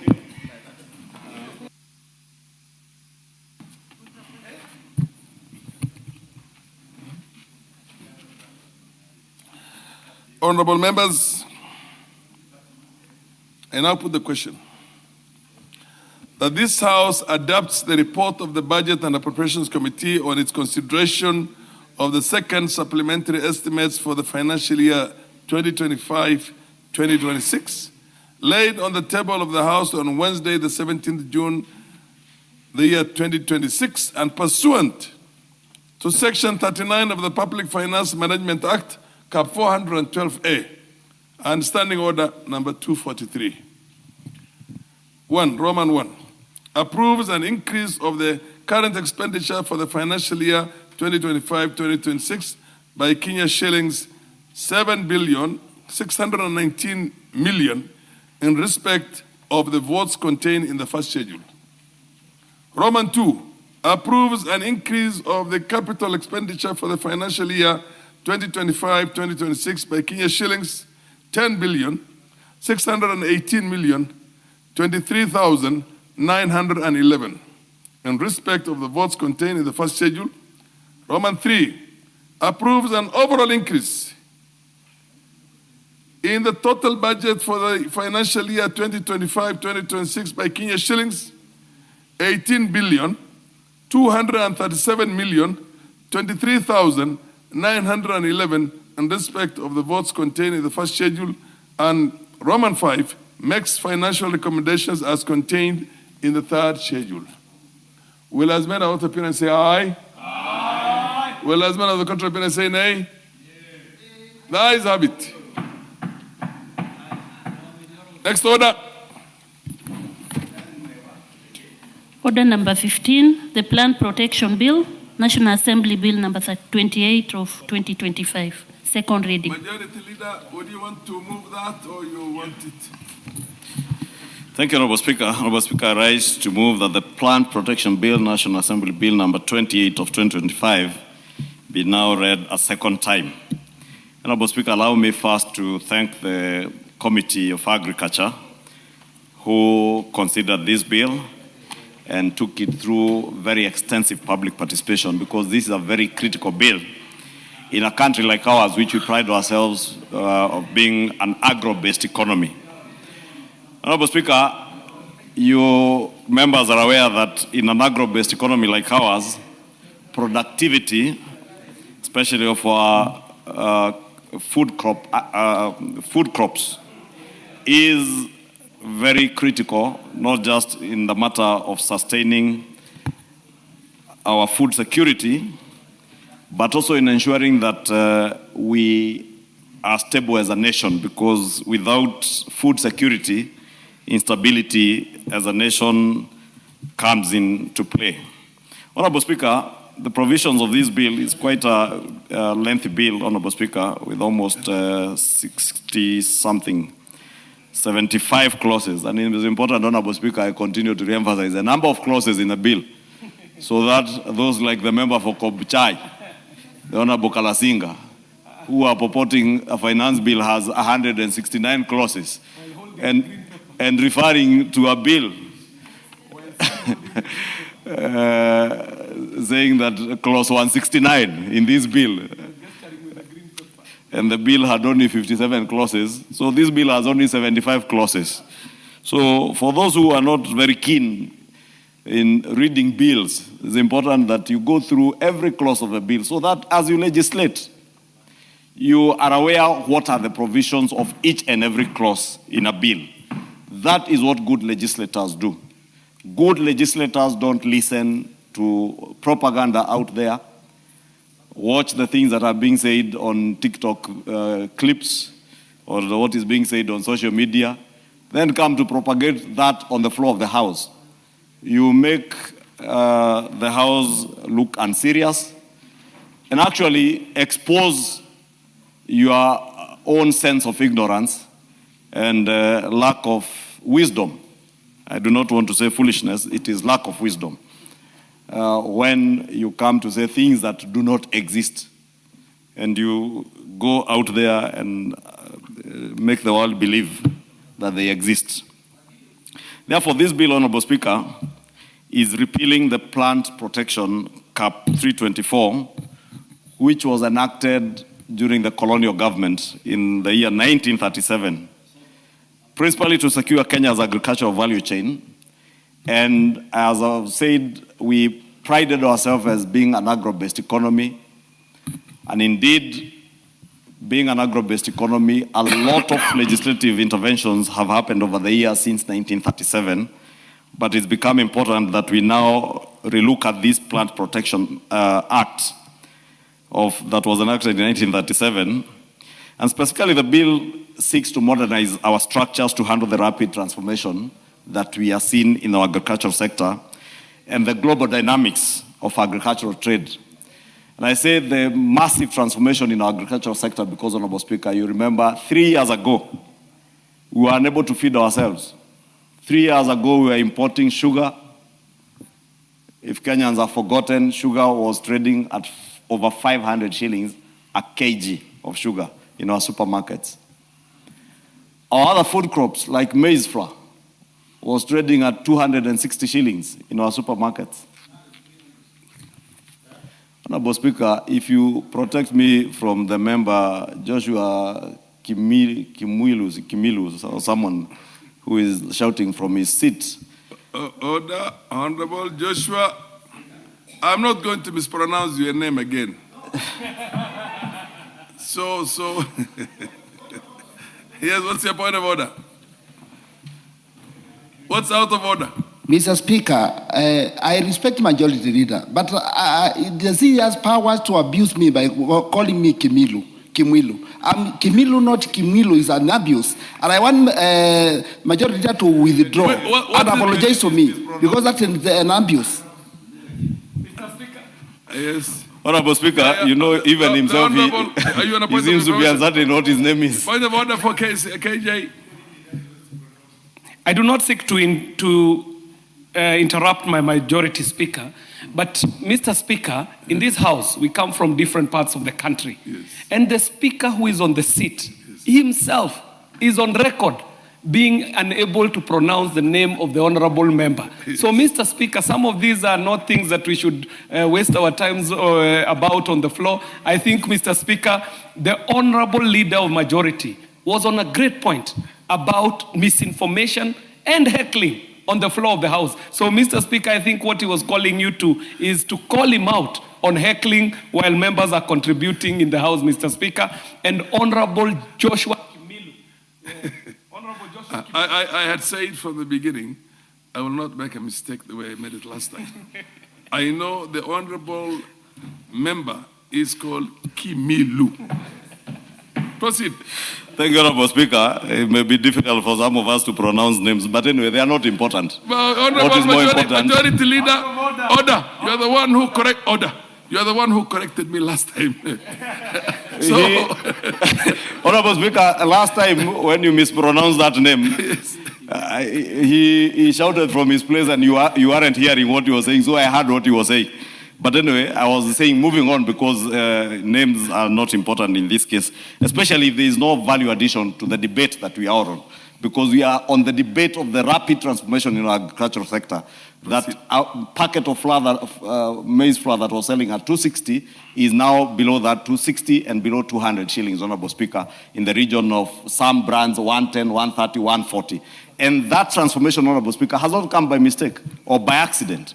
It has been out of deliberate policy decisions that have enabled our investment, our huge investment into the agricultural sector.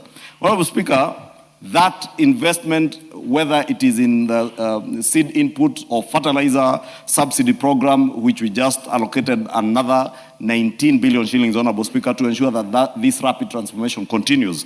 So that those of us who are fond of inciting people around the price of unga, remember some time back there was an unga revolution, then we'll have to get an agenda for themselves to ride on.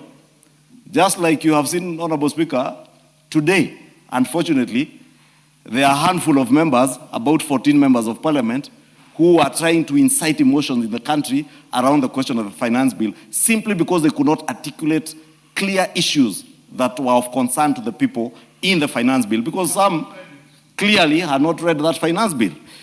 Therefore, the global dynamics in the agricultural trade, Honorable Speaker, I was speaking about, are also issues that touch on climate change, on the use of organic fertilizers and artificial fertilizers. And those global dynamics are changing the way we manage our agricultural sector. And we must be cognizant of these things and be able to create legislation that speaks to the issues that people are addressing in the world. Because there are places today, Honorable Speaker, where people are insisting on only organic foods and foods that are used, are grown using organic matter. And therefore, part of what this bill is speaking to are these global dynamics in agricultural trade to ensure that we align ourselves and our country's agricultural sector with the changing world or the changes that are there in the world. And therefore, this bill, Honorable Speaker, equally repeals the act, that old act, to align with the current constitution and give clear roles to both levels of the government in the sector. Because when we enacted the first Act of Parliament in 1937, there was one unitary national government. Now we have two levels of government, the national and the county governments. And you are aware that the agriculture as a function of government has since been devolved to our county governments. And therefore, this bill seeks to ensure that we have a harmonized way of relations, or there is harmonization of relations between the two levels of government. And we have removed the historic regulatory duplication and friction that existed between our two levels of government. Therefore, the national government is being given its own mandate in ensuring that we retain border surveillance and international policy decisions. But then when it comes to managing of local plant clinics, building farmers' capacity, execution of on-ground pest management, that has been set aside to be done by the county governments, Honorable Speaker. But just pointing out the key objective of this bill, Honorable Speaker, it touches also on the management of pests. And many of us, because as I said, being an agro-based economy, many of us come from farming communities. And even if you are from Kikuyu like myself, where there isn't much food being produced on large scale, we have subsistence farmers who are growing crops. And we are all aware that invasive pests destroy close to 40% of our food crops globally every year. That all the food produced in the world, 40% of it goes to waste because of pests. And therefore, that makes this legislative proposal an urgent priority for our country to ensure that we have proper pest management control. And when I spoke about the global trade dynamics in agriculture, that also speaks to how do we manage our pests, Honorable Speaker. Because there are certain pesticides that we could use that then makes our food crops and our plants unable to access other markets in the globe. And therefore, we must ensure that even the pests that we are using, we train our farmers, and that's why I said even the two levels of government will have the international standards and international policy and border surveillance to ensure that people are not bringing in pests into our country using plants. That is why KEFIS is established to make sure that they control the kind of plants that come into our country, how we do disease surveillance and pest control, and also to ensure, Honorable Speaker, there is also surveillance of what pesticides are coming into our country and farmers are using. And that is why I say there is now a clear dichotomy of what will be the role of the national government in terms of formulating policy, aligning our policy with the international standards and international policies, border surveillance, whereas we leave the county governments to be the ones who are legally empowered to manage local plant clinics, build farmer capacity in terms of being able to educate our farmers to know what pesticides to use. If you are using organic matter in growing your crops, what organic matter can you use that will also not make sure that your food crops are able to access markets globally, not just locally.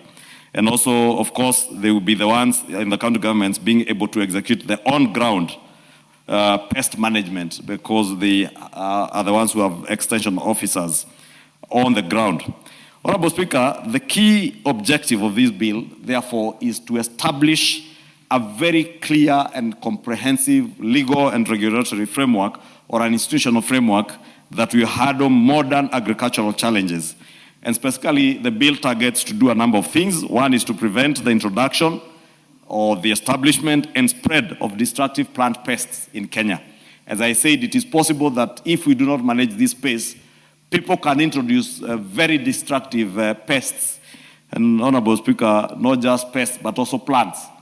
Remember the case of the Madenge plant, which has made the people of Baringo and other areas, including northern Kenya, the hyacinth in the Lake Victoria, Lake Naivasha region, and I think also Lake Turkana, they suffered from the hyacinth.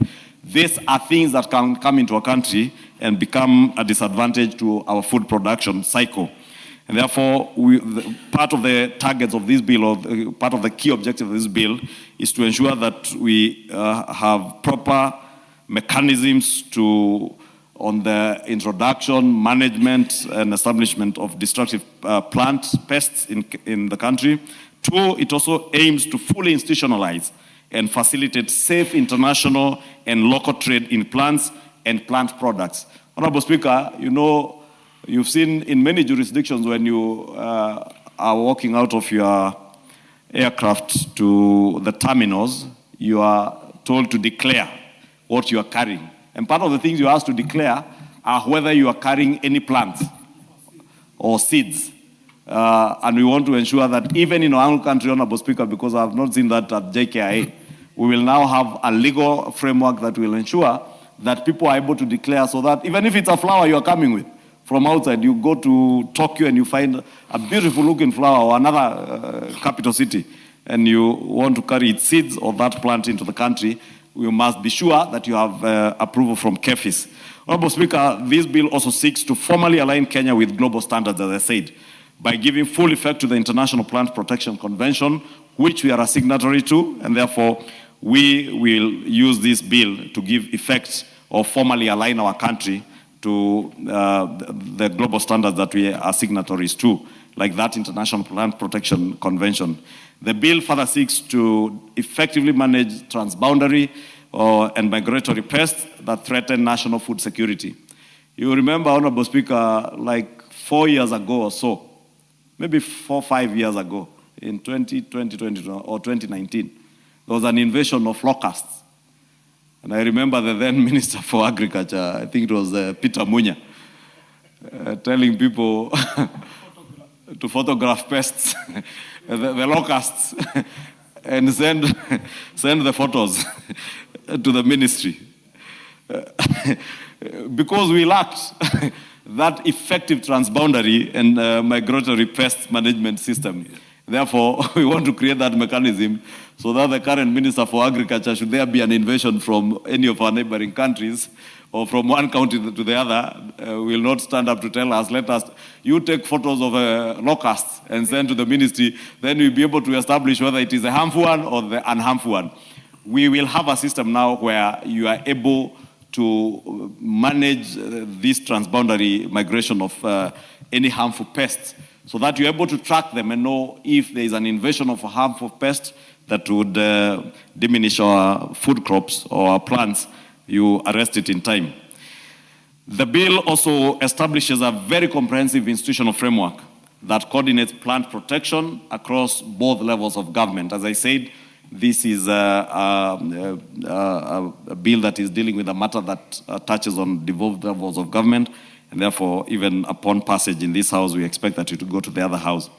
Clause 7 and 8 of the bill, Honorable Speaker, designates the Kenya Plant Health Inspectorate Service, KEFIS, that I had referred to, as a national plant protection organization. And by formalizing KEFIS, Honorable Speaker, through this bill as our global inquiry and contact point, the bill ensures that the Kenyan agricultural exports command unmatched regulatory and trust across international markets. And this is very important, Honorable Speaker, because I said people out there who are sensitive to the kind of plants or food crops they are eating want to be certain that if I get tea from Murarandia Tea Factory in Muranga, that tea is grown in line with the international and global standards in terms of the pest control mechanisms that have been applied on the plants, in terms of whether people want organic tea or organically grown tea, that if KEFIS has certified that, KEFIS now is our reference point for this, and it becomes a global inquiry and contact point for our country, that any person out there can be confident that what has been certified by KEFIS is in line with the international standards set out, and therefore this further strengthens our strength in the global agricultural markets, and we'll be able to have our food crops, our cash crops being able to access our international markets without having any non-tariff trade barriers because people are not certain whether you adhere to international conventions on pest control, how you manage your plants. Honorable Speaker, the other thing I think I could touch on is clause 11 to 14 that creates the specialized Kenya Technical Committee on biological articles and control agents to aggressively fast-track the risk analysis and registration of eco-friendly biofertilizers and organic soil conditioners. Because, Honorable Speaker, again, if we lack a system where we have such a technical committee that is dealing with biological articles and control agents, it is possible, and we have no system of doing risk analysis and registration of eco-friendly biofertilizers, organic soil conditioners. We could find manufacturers of some of these biofertilizers and organic soil conditioners producing things that may be harmful, 1, to our plants, 2, to our health, or 3, to our soil, and make our country or our soils less productive. And the only way to safeguard that is to make sure that we have a technical committee of biotech specialists who will be able to analyze whatever is coming into our country to ensure that the biofertilizers or whether it is soil conditioners that we are using, first, are not harmful to ourselves, they are not harmful to our soils, they are not harmful to our plants, and they will not in any way interfere with the ecological balance of our agricultural productive areas or our soils, Honorable Speaker, because again, biological warfare in today's world is real. And you may find people who don't mean well for you, sending you bioagents or things that will come and spoil your soils, or even spoil the variety of plants that we are using as food crops. Honorable Speaker, I spoke about border surveillance and enforcement powers that I don't need to belabor, because that, again, as I said in the bill, has been designated to our national government, and the roles of the county government are also clearly stipulated. Honorable Speaker, clause 44.1 and 45.1 collectively establishes the dedicated national and county plant health emergency response committees to provide a highly synchronized, swift crisis management structure where biosecurity breaches occur. Because, Honorable Speaker, case in point is that issue of locusts.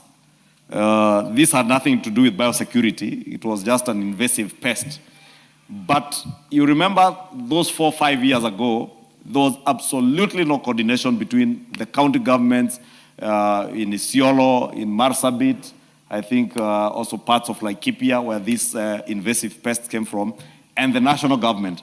That is why you had the minister then telling members of the public to take photos of the locusts. But if there was a coordinated way of working between the two levels of government, and that is what this bill is seeking to do in clause 44.1 and 45.1, that you have a coordinated mechanism between the national and the county plant health emergency response committees, such that if there is any biosecurity danger anywhere within our country, the county government at the local level is able to arrest that, and they're able to coordinate with the national institutions to be able to arrest things before they become catastrophic to our food security or food basket. Honorable Speaker, as I said, this bill is very detailed. It's not one among the bills that people can come here to contribute to without having read. You know, the finance bill, Honorable Speaker, is very easy for people to contribute to, because they can come and say all manner of things without reading the bill, without ascertaining what they have had out there is in the bill. That is why you had a very serious leader, or a leader who ought to be a very serious leader in this country, purport that the finance bill had a clause that was converting all leasehold land. Imagine including my small piece of land that is freehold. He purported that it was going to be converted into leasehold. And you know, I pitied my good friend and learned friend, because he's a senior counsel, he's a lawyer, he's a former vice president, he purports to be a presidential candidate. But you know, when you are a presidential candidate, leave alone a presidential candidate, when you aspire to be anything, anywhere, or to lead anyone, anywhere, you must have your facts on your fingertips. And all it takes is simple reading, Honorable Speaker. This bill is very massive, as I said, 70 plus clauses. The finance bill was only 57 clauses. Only 57. I felt very embarrassed, Honorable Speaker, yesterday when I sat here and listened to people speak about issues that were not in the finance bill. I have seen the same people misinforming members of the public in a press conference out here, telling people things that are not in the finance bill. I am waiting when the House Business schedules the committee of the whole House to see how these shameless people will treat Kenyans. Kenyans are more intelligent now, Honorable Speaker. Kenyans know that some years back they were being misled to believe that when a bill goes through second reading, is a fait accompli, that matter has been closed. Kenyans were made to believe that when you finish second reading of a bill, you don't need to amend. That is why we were being told, reject the entire bill, don't amend. But now we must continuously educate Kenyans, Honorable Speaker, to know that when we debate a bill like this in second reading, we are speaking to the pros and cons of what is contained in the bill. But the committee has also done extensive stakeholder engagement. And if you read the committee's report, you see they engage with the State Department for Agriculture, with KEFIS, with industry players, including manufacturers of our agro products, agro-based, those biofertilizers, soil conditioners. They have engaged with research institutions, serious research institutions like CARO. They have engaged with people like Kenya Seed, who are producing seed, and other seed growers, private sector players, agrochemical associations, so that we inform our debate or the legislative pieces that we enact in this House with facts, with proper data, and the same goes with the finance bill. We go out to the public to listen to their views. The committee tables a report that informs our debate.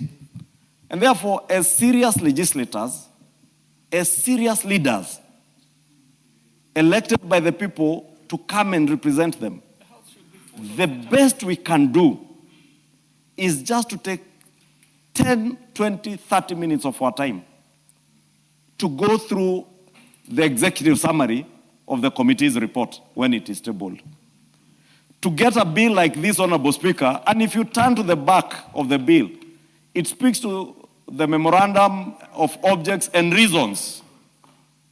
So I get very ashamed, Honorable Speaker, when a member of parliament stands here and purports that in a bill like the finance bill that was reducing VAT on Mtumba from 16%, taking it to exempt, you are telling Kenyans they are taxing Mtumba. You are not telling Kenyans the truth.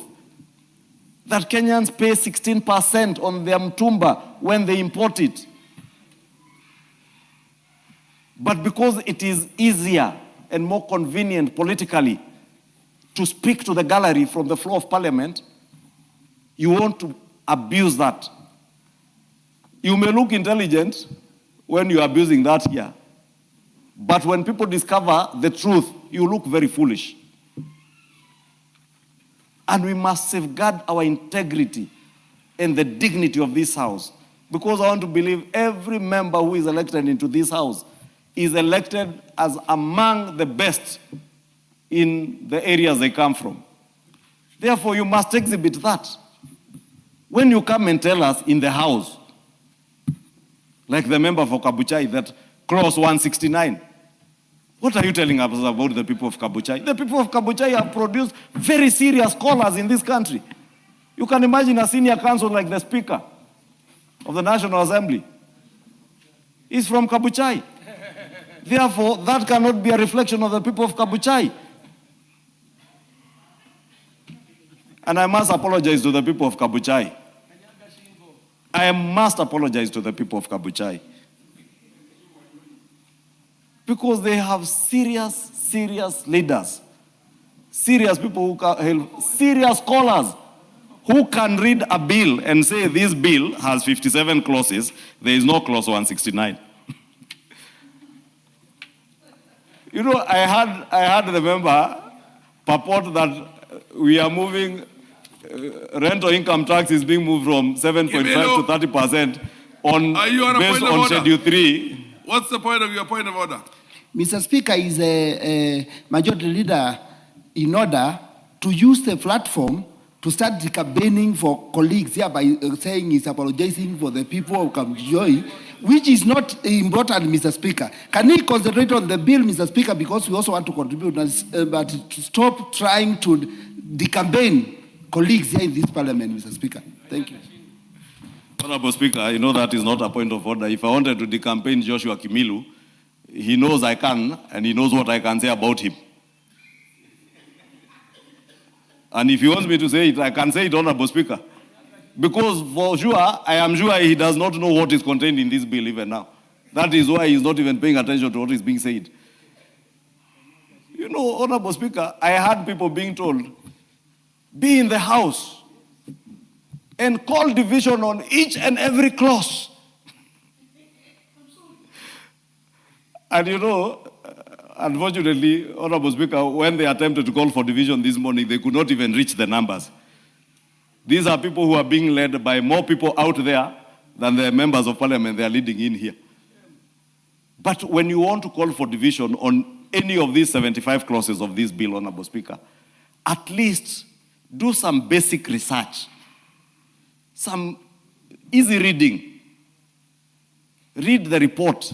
Say what members of the public have said. Align whatever you want to amend with what is being said. You know, we have very serious legislators in this house. When I see a legislator like the incoming governor for Kitui, Makali Mulu, serious legislator, who you will never see engage in superfluous things. When he moves amendments, they are based on what he has done actual research. And I say this because I worked with the Honorable Makali Mulu in the Budget and Appropriations Committee. That is why you will not see Makali Mulu engaging in the theatrics that you saw here in the morning. Or in press conferences purporting there is a clause 169, rental income tax is being moved from 7.5 to 30% when it does not exist, because he knows the truth. And he's an expert, a finance expert. In another life, Honorable Speaker, if I was the president, I would favorably look at Makali Mulu as an expert. Honorable Speaker, I was saying this in conclusion because this is a very important bill. Very, very important bill. But Honorable Speaker, you will see they are not here. And members know who I'm speaking about when I say they are not here. They cannot be here because you cannot use it for politics. But they thought the finance bill you can use for politics. But this touches on the lives of the people of Kenya. Not just farmers, but even the consumers of food. Look at the prevalence of cancer in our country, Honorable Speaker. How do we ensure that we have biosecurity in terms of the conditioners that we are using for our soils, the biofertilizers that we are using, that we don't use those that are carcinogenic, Honorable Speaker, but not the carcinogenic wheelbarrows. Biosafety. Matters biosafety. How I wish we were more members of parliament here to contribute to this debate. I beg to move, Honorable Speaker, and I want to urge those of you who are in this house at this time. This touches on the safety of the food you eat, our food security as a country, and our health as a people, and our relations with other countries in the global agricultural trade. Therefore, I want to beg that you support and urge Kenyans to also support this bill,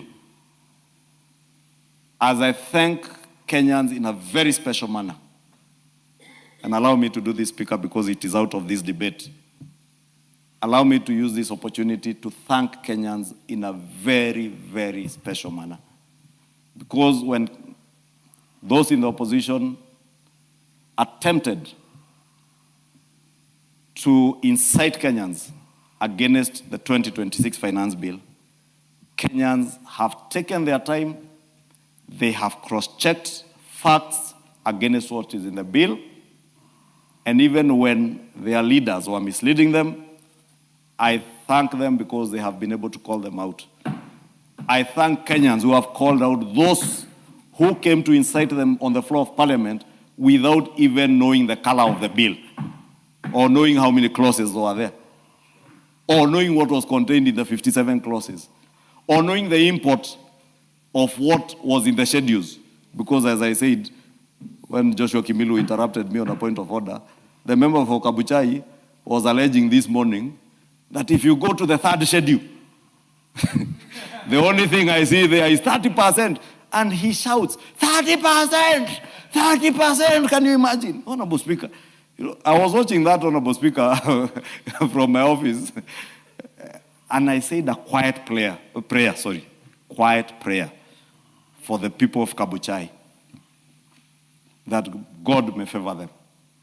God may see them through, even when they have leadership like that. Thank you, Honorable Speaker. I beg to move. And I want to request the very other serious expert in agriculture, serious legislator, second-term member of Parliament, the Honorable Justice Kemei, to second this motion.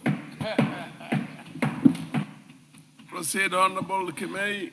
Yeah, thank you, Honorable Speaker, for this opportunity for me to second the bill. And on the onset, Mr. Speaker, I want to thank the Majority Leader for the remarks he has given in this House and for the very, very good compliments he has given about me. Mr. Speaker, I want to first begin by saying, as is required of the Constitution of this country, we had to subject this legislative intervention to the experts and to the people of this country. It's a very critical bill, and therefore it requires that Article 118 is fully observed. Mr. Speaker, we began this exercise in August 2025 as the Departmental Committee for Agriculture, and we received various presentations and various memoranda on the bill. Quite a number of the contributions by stakeholders, Mr. Speaker, we've incorporated in this bill, because public participation should not be an exercise in vain. It should be an exercise that enriches this legislative function of the August House. Mr. Speaker, the Majority Leader has singled out KEFIS as the institution which will be the reference point when it comes to production, when it comes to science, when it comes to trade and issues related to all plants that we produce in this country. Mr. Speaker, we have quite a number of institutions involved in research, involved in science, in plant production. We have National Biosafety Authority, we have CALRO, we have very, very many institutions. Mr. Speaker, for anybody wishing to trade with Kenya, we thought it wise, as per the international conventions, that KEFIS becomes the only reference institution so that they don't have to go left, right, and center. KEFIS, on the other hand, would then be required to acquire all the information related to research, related to production, related to technology, and then supply this information to the people we are trading with at the international space. Mr. Speaker, the Majority Leader said we are dealing with food production in this country. It is not produce that will only be used for food security in this country. We must occupy the global trade stage with products from this country. And designating KEFIS as the single institution will make sure that whoever has queries about any crop in this country can then go to KEFIS and get the required information. There are issues, Mr. Speaker, like traceability. A person consuming a product in London, for example, would wish to know that this product comes from where in this country, is produced by which farmer. That traceability aspect of trade should be, should be the responsibility of KEFIS, so that KEFIS can be able to acquire that information and make it available at the trading environment. Mr. Speaker, we cannot divorce science, we cannot divorce research from today's production. Any scientific move, any research, any technology that is used for production in this country is technology that must be recognized when it comes to trading with any plant that we produce in this country. And the critical aspect of it is that whatever we produce must be safe for human beings and must also be safe for animals. It must also be healthy for our animals, and it must also be healthy for human beings. Mr. Speaker, I want, as we're doing this legislative intervention, I want to really appreciate the role that the stakeholders did. What we received from the stakeholders greatly enriched this bill and make sure that whatever we are producing, Mr. Speaker, at the end of the day is a document for posterity. I'm seeing across the aisle, Mr. Speaker, a member of parliament who helped us do the Sugar Act in this country. The amount of research that went into it, and I'm glad, Mr. Speaker, that I participated keenly in the production of the sugar bill and in its conversion into law. I want to appreciate the role it did. The stakeholders also gave us so much input when we were producing that bill, Mr. Speaker. We must also appreciate them. Mr. Speaker, that will not end there. The office of the clerk, your office in particular, did give us the opportunity to go out there and speak to the people of this country. We want to appreciate your office, we want to appreciate the office of the clerk, because we were given the required support so that when we come to the House, we're coming to the House to give out a substance of great involvement of the people of this country. Mr. Speaker, as per the International Plant Protection Convention, we are saying the representative of KEFIS in any international convention, the representative of this great international institution in this country is KEFIS. And I want to ask KEFIS that today we're going through times when we have pests, when we have pesticides, when we have other harmful production techniques, that KEFIS must now be fully on the alert, because we're putting Kenya on the international trade environment, and we must be correct when it comes to the things we're doing. Mr. Speaker, I don't want to belabor the objects and the reasons for the bill. That has been ably put by the majority leader. But I want to ask my colleagues in the National Assembly that this bill is probably one of the most critical bills that we've produced in the 13th Parliament. Look at them very closely. I want to invite the Honorable Joseph Wekesa Simiu Majimbo Kalasinga to also read closely this bill. Those are his names. The Honorable Joseph Wekesa Simiu Majimbo Kalasinga, to read this bill very, very critically, because it affects production in Western Kenya, and he should be able to make a pronouncement on this bill if he has read it quite widely. Mr. Speaker, I don't want to belabor. There are very many of the 75 clauses. The majority leader has gone through them, and I'm sure at some point the Agriculture Committee will be able to make more contributions. The entire team, Mr. Speaker, is in Mombasa at the moment on duty. So I'm the only one remaining behind, as is required. You cannot get all members of a house or all members of society to be out at any given time. I've been asked to remain behind so that I can be able to provide some input in this bill. With those few remarks, Mr. Speaker, I beg to second. Thank you.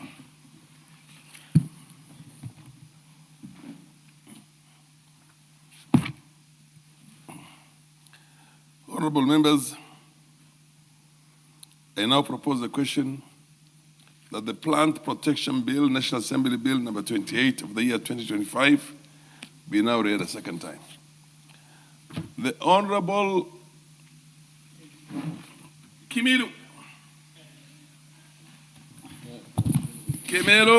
Yeah, thank you, Mr. Speaker. Mr. Speaker, thank you for giving me the opportunity to contribute to this important bill, Mr. Speaker.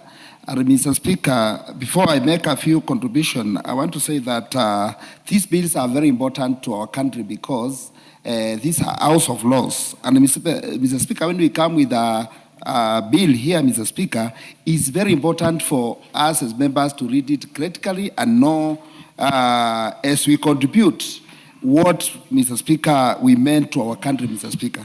Mr. Speaker, I'm saying this is not a bad bill, plant protection bill, Mr. Speaker, because, Mr. Speaker, as a country, Kenya is an agricultural country, Mr. Speaker. And, Mr. Speaker, anything improving production in this country, Mr. Speaker, as a legislator, Mr. Speaker, we also need to see how we can improve and how we can support it, Mr. Speaker, in one way or the other, Mr. Speaker. Although, Mr. Speaker, when I went through the bill, I saw some areas whereby during the Committee of Whole House, I raised some changes, Mr. Speaker, to the committee, Mr. Speaker. But I want to say that, Mr. Speaker, sometimes technology in farming, Mr. Speaker, is very important in this country. And when we are improving issue of technology, because now where the world is, Mr. Speaker, we also need to catch up with the whole world, Mr. Speaker, so that we can try to make increase our production, Mr. Speaker, because as a country, Mr. Speaker, if we can be secure, we can be food security in our country, Mr. Speaker, I think some of the issues we are talking and some of the problems we are facing, Mr. Speaker, can be sorted out, Mr. Speaker. So I think, Mr. Speaker, when we talk of some of the low earners, like the farmers in the villages, they are suffering of pesticides. And a way of improving on pesticide control, Mr. Speaker, with the technology, Mr. Speaker, also it can also help our farmers to increase the yield, Mr. Speaker. So, Mr. Speaker, what I wanted to say is to say that I have no problem, Mr. Speaker, with the bill. And the bill has a very, very good clauses, which, Mr. Speaker, I think is important for this country, because, Mr. Speaker, KEVIS is, we can say, is a high to agriculture in this country. And some of these things, like we have pesticides control, Mr. Speaker, in the country. But, Mr. Speaker, some farmers are complaining because you get that we have the original pesticides, which are doing a very good job in the pesticide control. But, Mr. Speaker, because of the poverty and problems in our country, Mr. Speaker, we are getting other people who are doing shorty jobs in between and come up with pesticides which are not helping, Mr. Speaker. And we need to have a good control, Mr. Speaker, of these to the farmers, because if a farmer can invest millions of money in his farm and get it wrong, Mr. Speaker, it can be a big harm, Mr. Speaker. We have, Mr. Speaker, fertilizers. And, Mr. Speaker, fertilizers, as you know, in our farmers, Mr. Speaker, is doing a great job, because if a farmer gets his rights on planting, Mr. Speaker, he is assured of getting a good yield at the end of the day, Mr. Speaker. And that can also help our farmers, Mr. Speaker, to improve on their earning and also make their daily bread, Mr. Speaker, for one day, which is, Mr. Speaker, the way as members of the Parliament, we also need to think on how we can do this, Mr. Speaker. Mr. Speaker, today we were talking of finance bill, Mr. Speaker, and there are so many complaints on the finance bill which we are talking about. Mr. Speaker, some of these issues cannot be solved by pressing Kenyans to dig on their pocket, Mr. Speaker. But if we can come up with a formula whereby we can concentrate on, first, Mr. Speaker, improving agriculture in this country. Mr. Speaker, I think even looking money for our budget, Mr. Speaker, it cannot be a problem. So, Mr. Speaker, if we can come up with such bills which are touching the common Mwananchi, Mr. Speaker, which are helping those even local farmers who are down there, Mr. Speaker, including the government itself, Mr. Speaker, I think we can be able to stand on our own and try to avoid even borrowing in this country, because borrowing in this country is becoming a headache to Kenyans, because the huge debt we have in this country, Mr. Speaker, we are the one to pay, and our children, Mr. Speaker. And we also need, this is a high time we need to start thinking on now we can avoid borrowing in this country, Mr. Speaker. When this government was getting in, Mr. Speaker, they promised that there will be no borrowing in this country. And I'm shocked, Mr. Speaker. It is borrowing day and night, Mr. Speaker. So, Mr. Speaker, we also need to sit down and go back to a drawing table and see, Mr. Speaker, how we can come up with a government which can stop borrowing in this country, Mr. Speaker.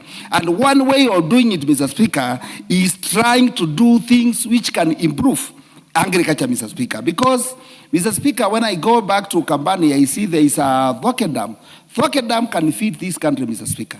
And, Mr. Speaker, if we could have concentrated with this dam, Mr. Speaker, and come up, because we have good soils in our country, Mr. Speaker, and do a serious farming, do a serious agriculture in the country, Mr. Speaker, I think we can come up with a solution whereby, as a country, we can stand on our own without even borrowing, Mr. Speaker.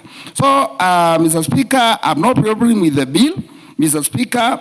What I have some amendments which I'll come up with during the committee of the whole House, Mr. Speaker. Thank you. That's what I have for now.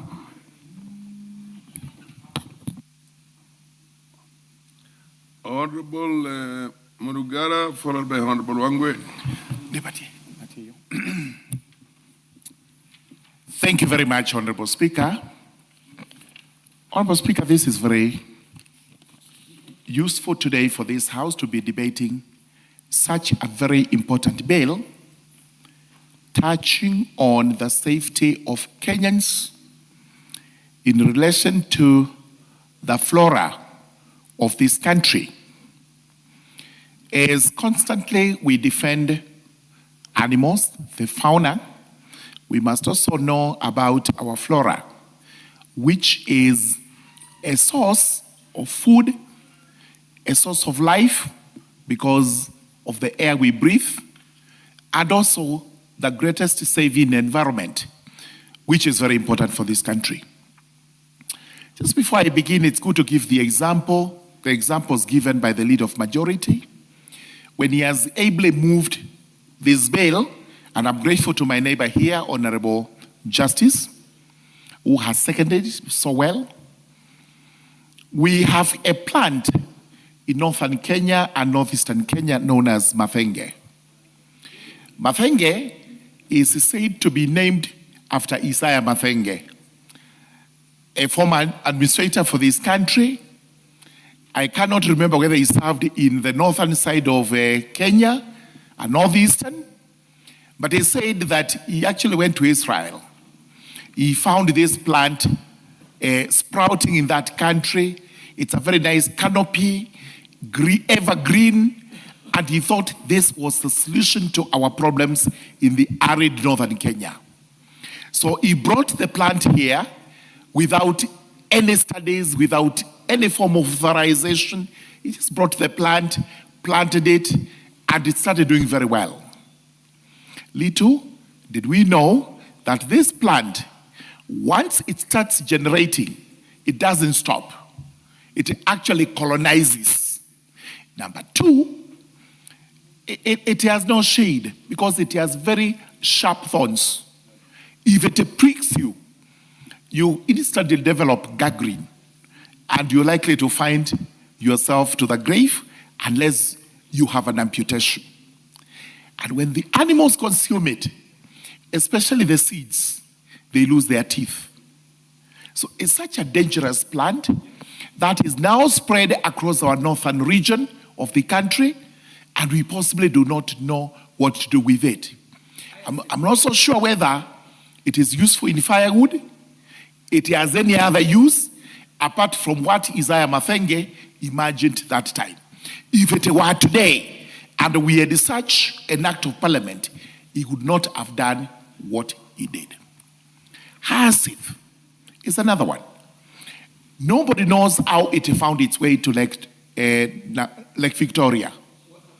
It is said that somebody came with it from the side of Kagera. Others say it flowed naturally. But we have a problem with Hansif in Lake Victoria. But interesting enough, somebody from that area must have come with some chute and throw it into Nairobi Dam, the famous Lake Nairobi. And a while ago, it was all covered with that plant. The dangers of not having plant protection and a plant control. Another example we can give as we debate was in the Kalahari, the cactus, which is also found in the arid regions of this country. The cactus, especially that of the Kalahari, produces a very succulent fruit, which the sun and the koi, that's their better name, I think, today, with their different names that time, which those demeaning people used to call them. No, they were called the Bushmen. Today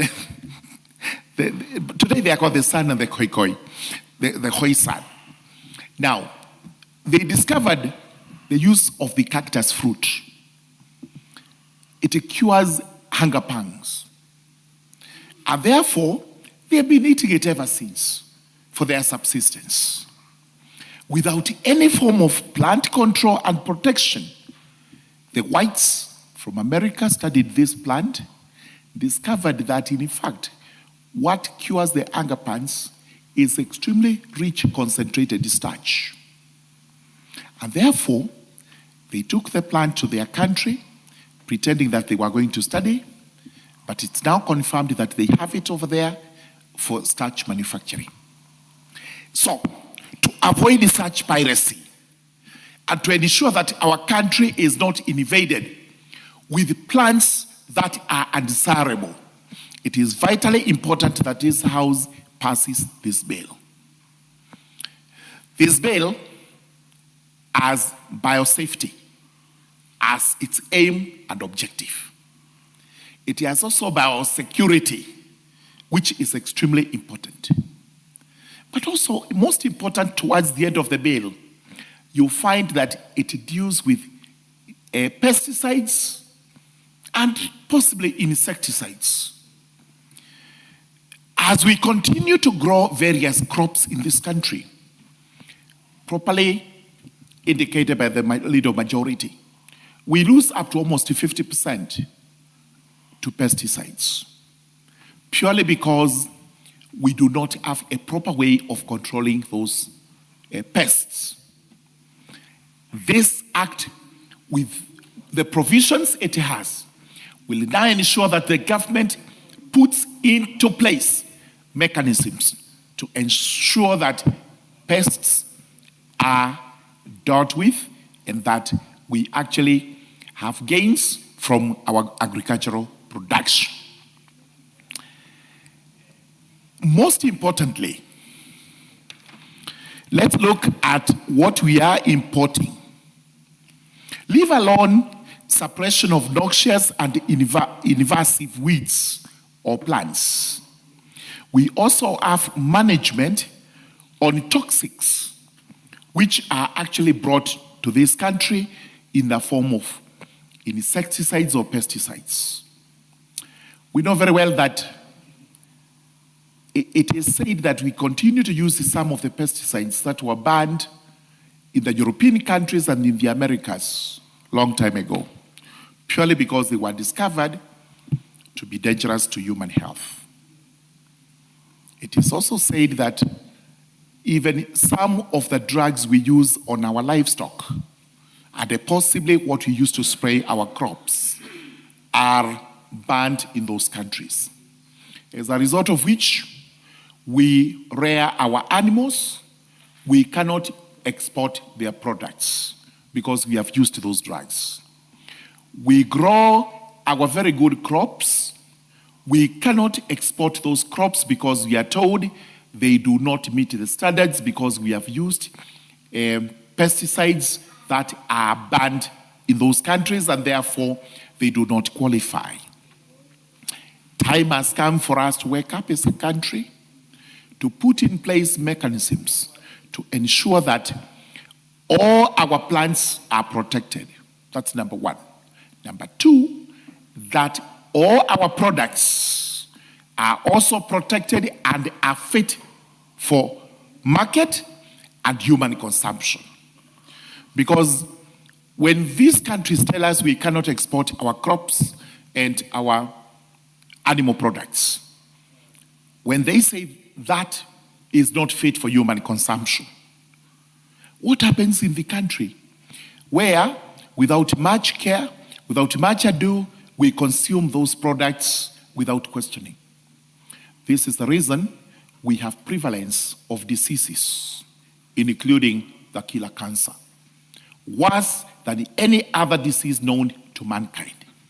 And for sure, whether we like it or not, cancer is attributable, in most cases, to what we consume. Therefore, this law, which replaces an old archaic act, which was used by the colonialists those days, is now what we should enact so that we have plant protection to safeguard our biosafety and our biosecurity. I beg to support. The Honorable Wangwe, followed by the Honorable KJ. Thank you, Honorable Speaker. Honorable Speaker, allow me on the onset to support this bill, the Plant Protection Bill, National Assembly Bill number 28 of 2025. Honorable Speaker, this bill is really overdue. In the last Parliament, Honorable Speaker, while I was serving the Committee of Agriculture, we tried to come up with a similar bill, but it was overtaken by another bill on phytosanitary, a bill on phytosanitary that went through the House. Therefore, Honorable Speaker, we felt that that bill would address the issues that were bedeviling the importation of pesticides. But indeed, it was not. Honorable Speaker, KEFIS, Kenya Plant Health Inspectorate Service, as it is known, is one agency that has really been empowered through this bill to address the issues of plant health, so that, Honorable Speaker, we really have to know why address the issue of plant health. Honorable Speaker, KEFIS, in a layman's language, I want to call them doctors. In human life, they are the doctors of plants. So they diagnose what the plant consumes and what is likely to bedevil the plant as and when it grows. And Honorable Speaker, what you eat ends up building your muscles. If you eat something that is not good, your muscles will also have the same danger. And similarly to plants, Honorable Speaker, through infusion, what goes into the plants equally ends up being the same substance that matures out of it. As you know, Honorable Speaker, we eat or consume vegetables. And indeed, vegetables are leaves, meaning, Honorable Speaker, they are made of the input. So if you have given wrong pesticides into those plants, Honorable Speaker, definitely the green that you are getting out of these vegetables automatically becomes not healthy for you. Therefore, it's important, Honorable Speaker, that we really look at this bill as a solution to what is likely to happen when we enforce it, Honorable Speaker.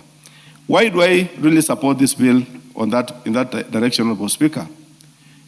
A few years back in this House, we had a very heated debate arguing on the importation of pesticides that had been banned, Honorable Speaker. And allow me to say, God rest his soul in eternity, the late Honorable Jacaranda really fought hard to make sure that the importation of bad pesticides were not entertained, Honorable Speaker. There came a time, Honorable Speaker, that the European Union banned the entire cachet of pesticides. But because of our convention, because of not having the right laws of Kenya, we were able to see or access those pesticides on the soil of this country. Meaning, Honorable Speaker, what we consumed was not good for us. Therefore, it ended up that most of us, Honorable Speaker, could be subjects of cancer because those pesticides in overseas, Honorable Speaker, they were not entertained. Today, Honorable Speaker, I want to thank the Minister for Micro, Small and Medium Enterprises, the Honorable Wycliffe Ambeto Oparanya. He has given us a chance, Honorable Speaker, to now start planting coffee in the Western region. As part of the success on how to grow coffee, Honorable Speaker, you look at the market and you are given choices to choose. Do you want to grow organic coffee? If you choose yes, this structure is so detailed, Honorable Speaker, that you have to mention what chemicals have you been using. You are not even supposed to touch any chemical as you produce organic coffee. Meaning, Honorable Speaker, it is out of this research that bad pesticides are on our counters, that the West, which imports our coffee, is cautious. Meaning they don't want to consume anything that has been sprayed with pesticides, Honorable Speaker. Meaning you now end up producing coffee that is not organic, meaning you have to spray using pesticides, and that way, Honorable Speaker, even if you get grade A coffee, it does not fetch as good money as organic coffee. Therefore, Honorable Speaker, it is my considered view that we really support this bill so that we give teeth to KEFIS, to oversight, to check and ensure that there is no availability of pesticides in this country that is not tested, is not in line with the health of our products, Honorable Speaker. The West, Honorable Speaker, has embraced GMO, which to us might not make that much sense in terms of who we are, because we have enough land, we have enough space for production of organic food. But there will come a time when we don't have enough land to produce organic food, and we want to do GMO. But still, with the GMO, Honorable Speaker, they would want to really be cautious with the pesticides that are applicable so that they produce the right input in terms of their food. Therefore, Honorable Speaker, having had Calro with us, which is an equivalent of KEMRI, Honorable Speaker, I consider Calro as a research organization that undertakes any kind of development in terms of research of plants and animals, Honorable Speaker. But now, KEFIS being the doctors of the plants, I look at the two organizations, Honorable Speaker, working closely together so that we have a very robust environment which can support the plant health in this country.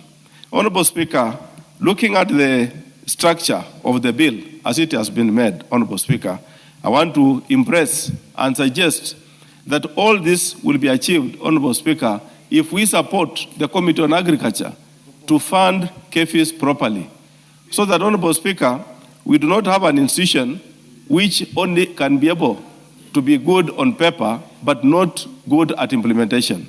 Honorable Speaker, KEFIS reports to me in terms of PIC.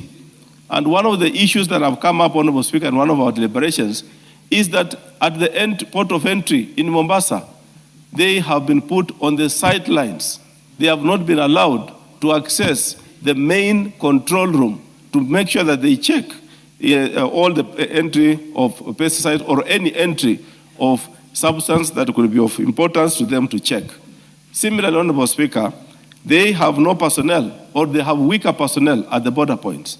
Meaning, Honorable Speaker, let us support them. Let us give them this bill, but also support them in terms of the budget so that we don't just have a good bill and they don't have the budget to staff this staffing to undertake this role, Honorable Speaker. Therefore, I want to support this bill, having known KEFIS from the financial side, that this is a good bill which we should endear and make them work. I want to wish the CEO of KEFIS happy times because, Honorable Speaker, Professor Theophilus is one of the few professors of plant health that we have in this country.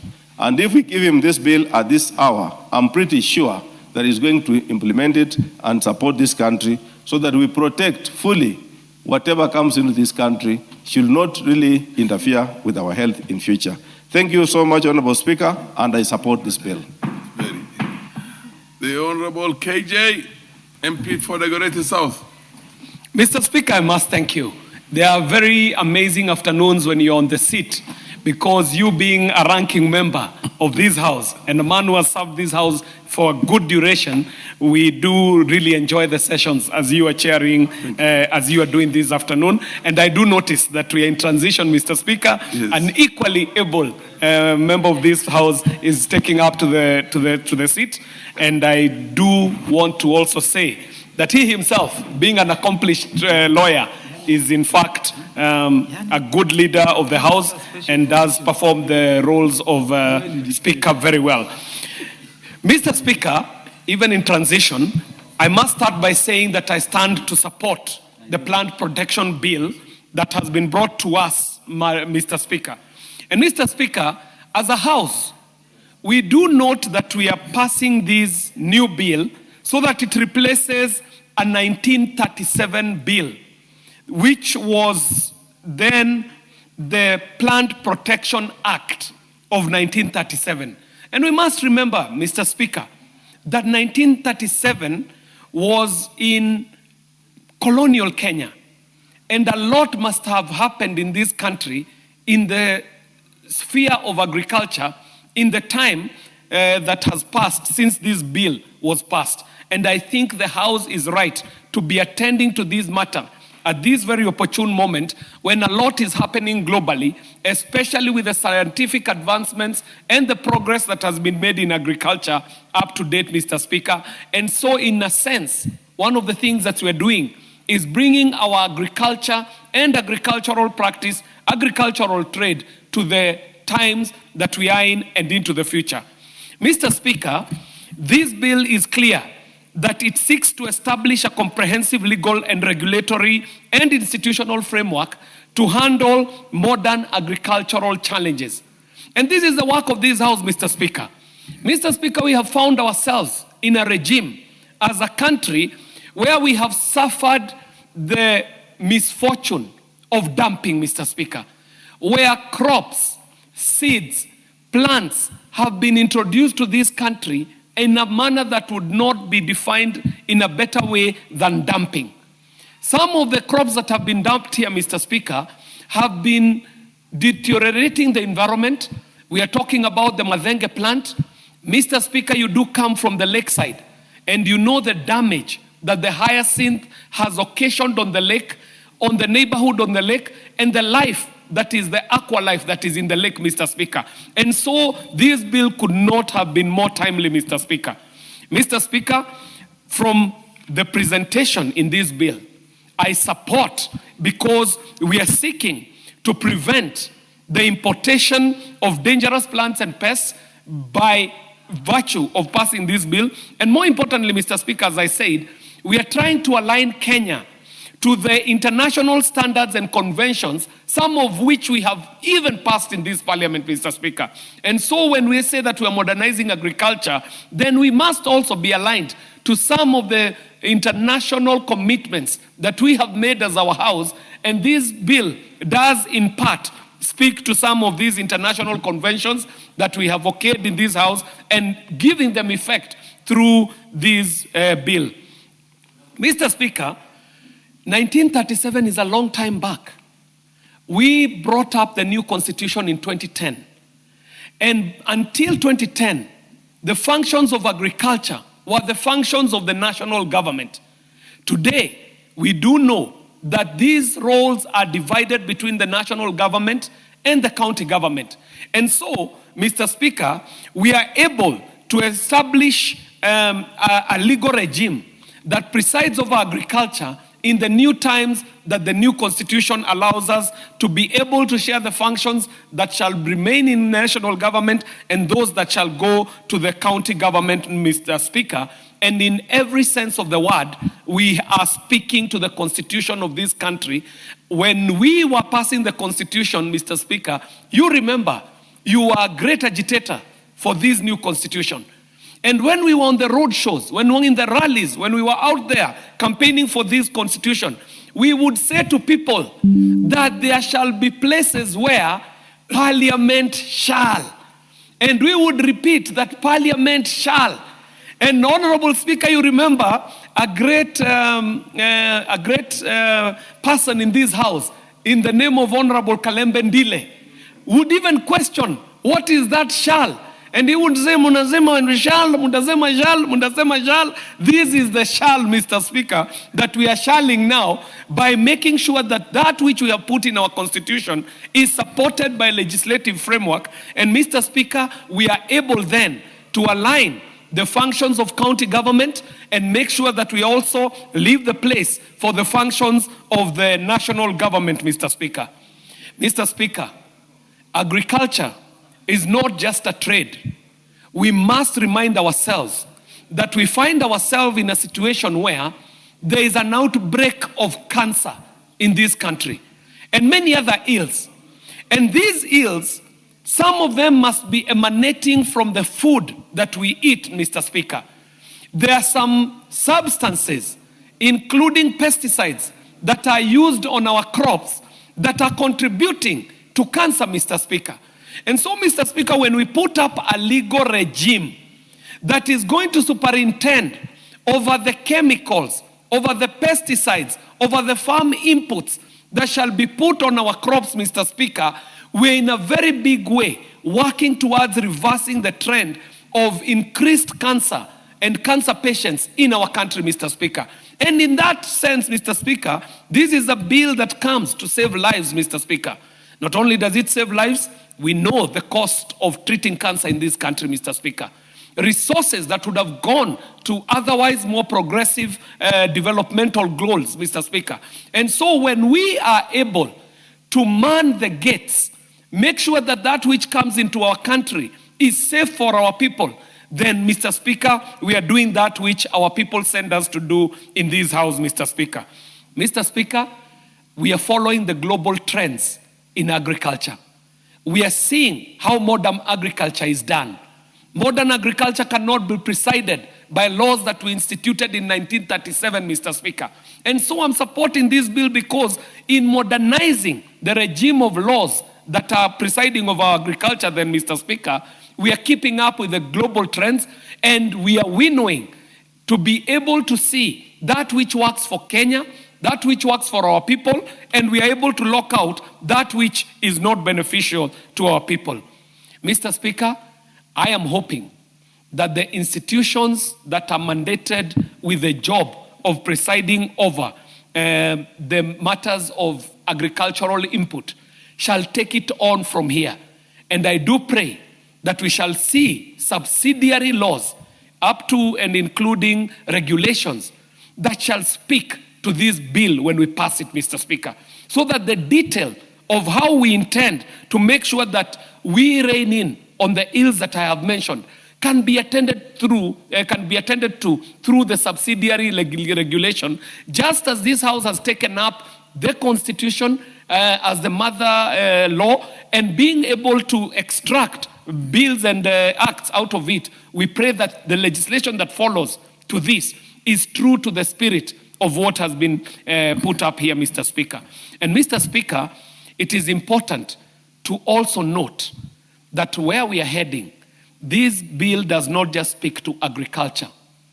We are in a country where we are running out of land, Mr. Speaker. I come from a constituency called Dagoretti. Dagoretti was traditionally agricultural land. Dagoretti, the farms of Modangari, the farms of Kiawariua, the farms that are called today Karen, these were agricultural lands, Mr. Speaker.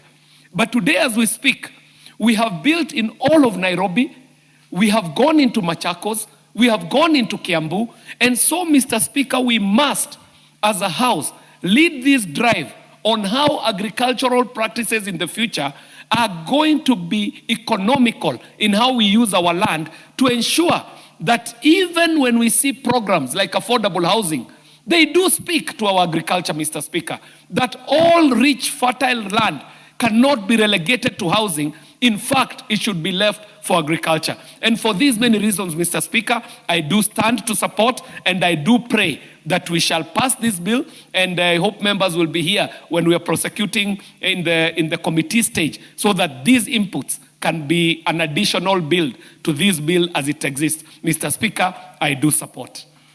That's very elaborate, Honorable Kiarie. The Honorable Irene Mayaka is now recognized to make her contributions. Thank you, Honorable Speaker. Honorable Speaker, I also stand to support this particular bill because, Honorable Speaker, especially the fact that we are largely an agricultural country, this is very important. And it's actually worrying that it's taken us several years for us to be able to review this particular bill. Because of the importance of agriculture, the place it has in our country, and secondly, because we've had a lot of changes and revolutions that have happened in this country and in the rest of the world. And Honorable Speaker, I was actually hoping my senior, the Honorable KJ, when he was speaking, that he would also touch on matters relating to technology, the fourth industrial revolution, and AI in relation to plant and pest monitoring. Because, Honorable Speaker, first of all, when you look at the specific weeds that really affect our country, and we've talked about the madenge, we've talked about hyacinth, but also, Honorable Speaker, there's another weed called the donda that has become very notorious, especially in the western region. It's affecting tea in our regions. I actually brought a statement to that effect because it's becoming quite a concern. And some of these interventions that have been mentioned in this bill are very important because it's about time that we review how we are actually doing plant protection. Honorable Speaker, I just want to lay a bit of emphasis on Part 5 of the bill, which speaks about border surveillance, control, and monitoring. And Honorable Speaker, the reason why I want to emphasize on this, and I'm hoping that we'll be able to bring amendments to this, is because it speaks about the use of machinery and equipment. But also, Honorable Speaker, if you would have a look at our Kenya Civil Aviation Authority, it's a bit limiting because right now in a lot of jurisdictions, we are having the use of drones by farmers so that they are able to do monitoring, especially in large farms, for them to be able to do proper monitoring at lower costs and at to spray and to actually do it at a lower cost. But when you look at our Civil Aviation Authority laws, it's actually limiting because it states that you can only use an aircraft operated certificate and it must be by a pilot. Whereas, Honorable Speaker, if you look at, for example, what the EU has done in terms of their Safety Aviation Authority and the US, they've actually done something called the VLOS, which is the Visual Line of Sight, that allows smaller drones to be used, 25 kgs, that go up to 400 feet. Honorable Speaker, these are some of the interventions and amendments that we need to do in this House so that it also allows our farmers to be able to use such similar interventions. Because, Honorable Speaker, in this day and age, when we are having the President of this country being invited to the G7 to make remarks about Africa, and one of the things that he really emphasized on is that he said that Africa is not a mistake.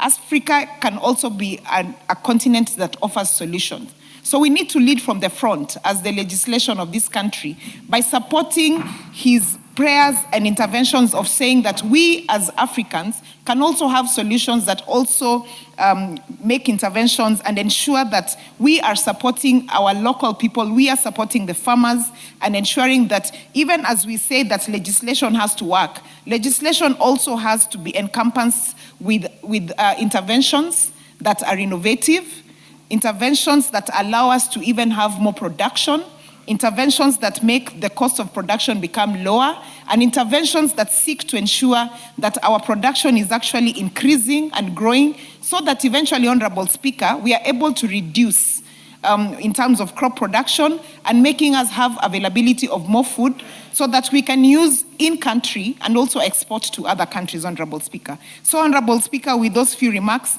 I want to support this particular bill. And also, as I said, preparing to come with amendments so that we can see how else we can ensure that this works even better for us. With those few remarks, I submit and I support. Thank you. The Honorable Jackson Kosgei. Thank you, Mr. Speaker, for giving me this opportunity to also weigh in my thoughts. And from the onset, I support the bill on the Plant Protection Act bill that it is not only timely, but we were late because Kenya depended on agriculture as one of the mainstay and support system for our economy for the last 60 years.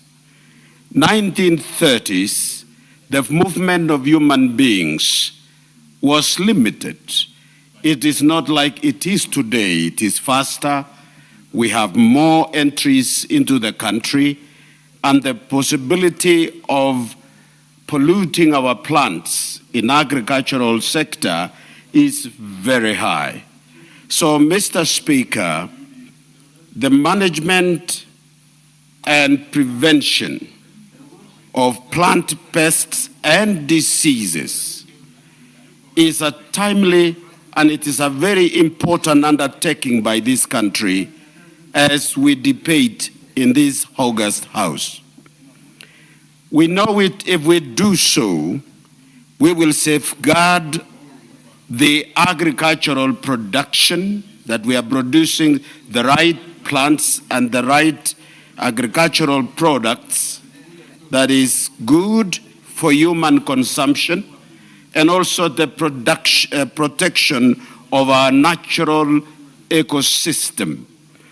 We also have to safeguard our trade, as my colleagues have prosecuted before, that our plants and our agricultural products cannot be banned in the international markets. ECOA, is it what you call ECOA or OCOA, Mr. Speaker? The market we get in North America from Africa, and Kenya had it, I think it is renewed now. What kind of products do we take to them? We limit our possibility of doing trade with the international markets. Mr. Speaker, when we look at the plants and pests, it should not stop there, but we should also make sure that we do have a deeper understanding and a serious concern on seeds that might come to this country.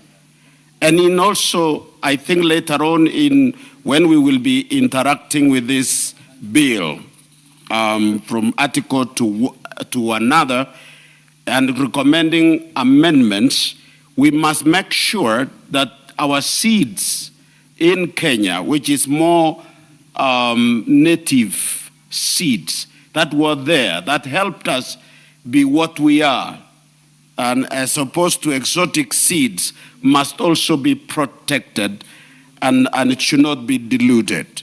So, Mr. Speaker, we should not only protect the plant itself against these notorious plants that are alien to our environment, but we should also think about the pesticides that were used many years in those countries, and it has been burned in the global north. Majority of them is known, but scientifically they are hiding behind names, and it looks like it is a good thing when we are using it, and yet it is quite dangerous. Mr. Speaker, many of these chemicals continue to be exported to our world, our part of the world.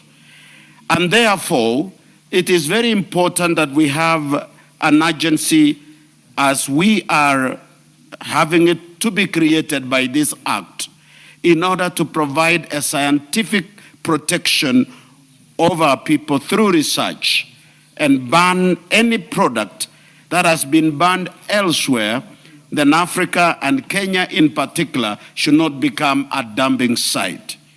Mr. Speaker, as we look into this, I come from Baringo County, where Madenge notorious plant is actually affecting our people, a pastoralist. In fact, I want to say we must safeguard not only as food and as also opportunity for trade, but food is a security matter. That if anyone succeeds in destroying your food and that you have nothing to feed your people, he will control you. You will be subject to others. And your negotiation in any platform, in any region, you argue and negotiate from a very weaker point. So it is a priority and appeal our colleagues that when we come to interrogating and contributing to this particular bill, we passed it as soon as possible to help our people. With that, Mr. Speaker, I support this bill.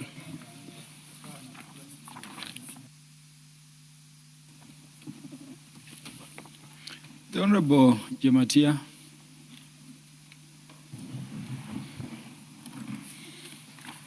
Thank you so much, Mr. Speaker. I also take this opportunity to contribute and add my voice into this very important bill, which is very timely too,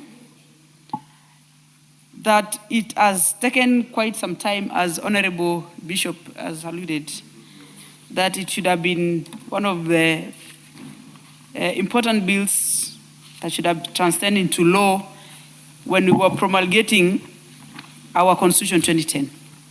Mr. Speaker, I have taken quite some time, though quite short, to read through this bill. And I remember when the leader of majority was reading to us and debating, I heard him say that this is one of the bills that should be taken seriously and would urge Kenyans to understand and support wholeheartedly. Because this bill, Mr. Speaker, reflects what is going to be Kenya in the future. This bill is going to give us a breath of life and livelihood, because it is connecting very well and so closely to our day-to-day livelihood and our lives, specifically what we ingest, the plants we have in our environments, the effects of our environments in terms of flora and fauna. And I want to say to the committee that they should take precaution and more time to, specifically in the committee stage, where we will be looking keenly on most of the clauses so that we get it right, Mr. Speaker. Mr. Speaker,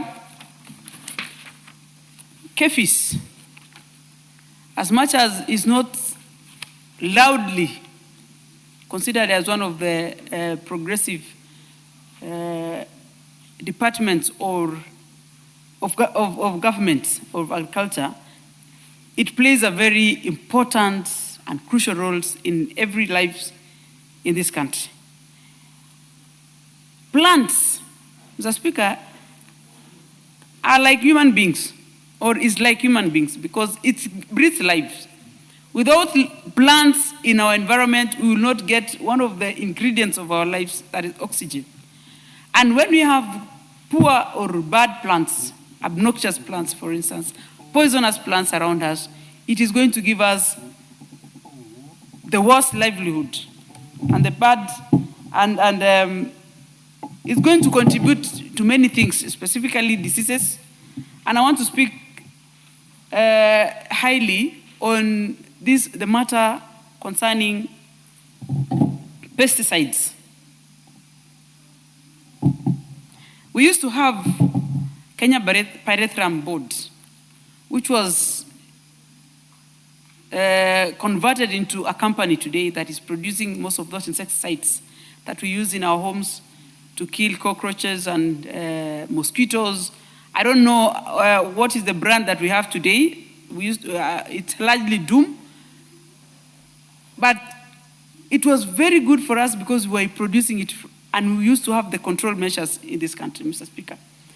I want to believe that it is through this bill that is going to give us guidance on what we are going to import, specifically the phytosanitary measures that is going to be taken through this legislative bill, and also in a professional capacity of the people who are going to handle most of these plants.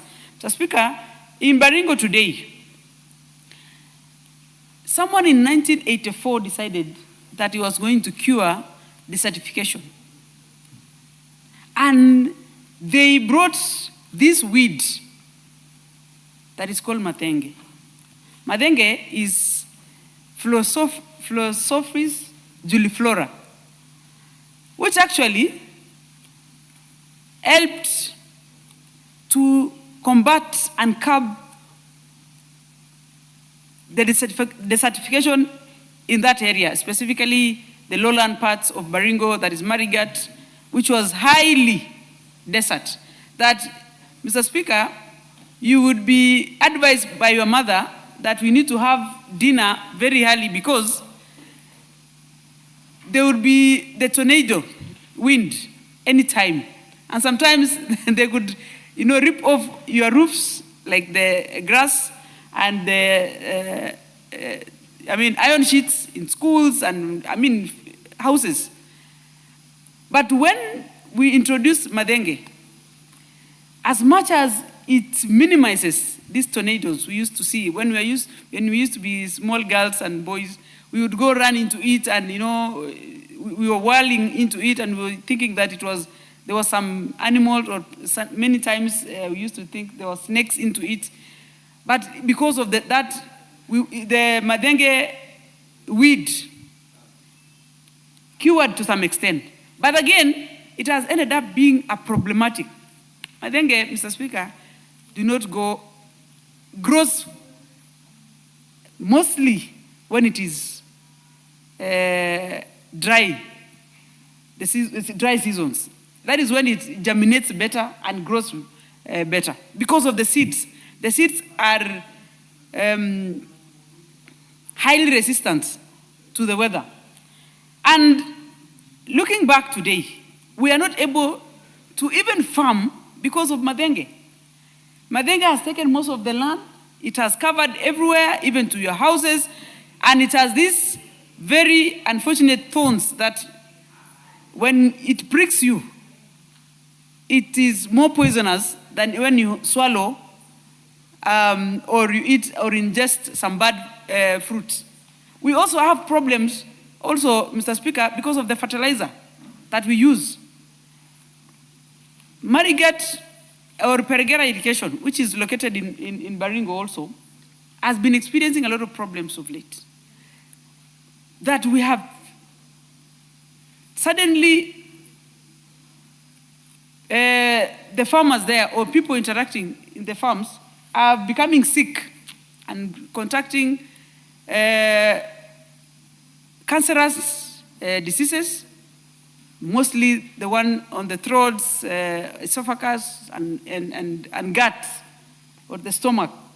And this is because of using these pesticides on the plants. And later on, we always consume this food, mostly tomatoes. And sometimes, Mr. Speaker, if you want to know, if you buy tomatoes today in the market, I want you to place your tomato on the table and leave it there for some time, like probably a week or two. You're most likely going to find it still fresh. And conversely, you can take the same tomato and put it in your fridge, which is ideally, you're supposed to preserve it through using the fridge, and it's going to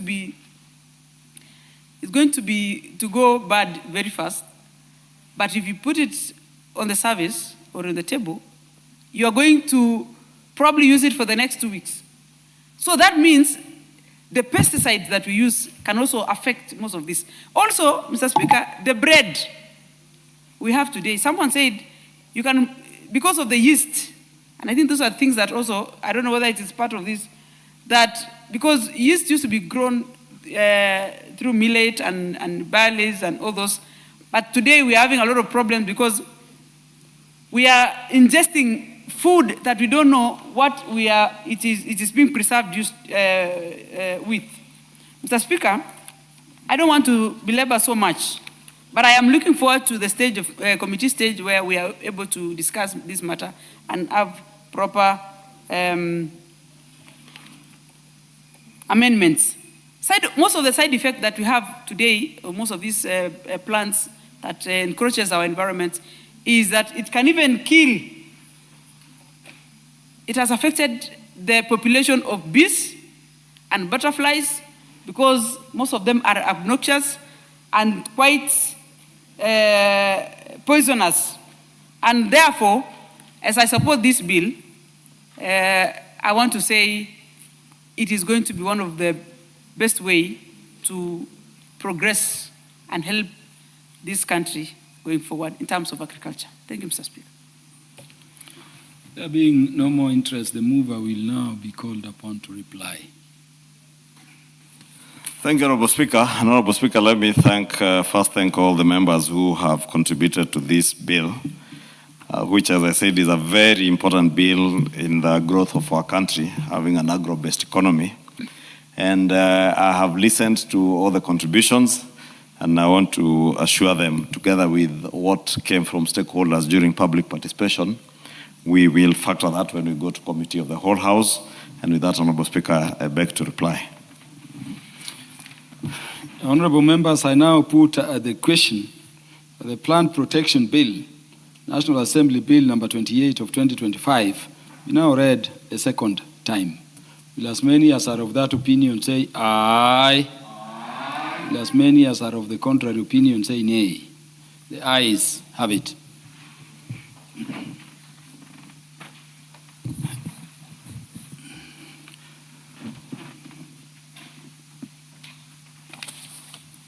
Next order.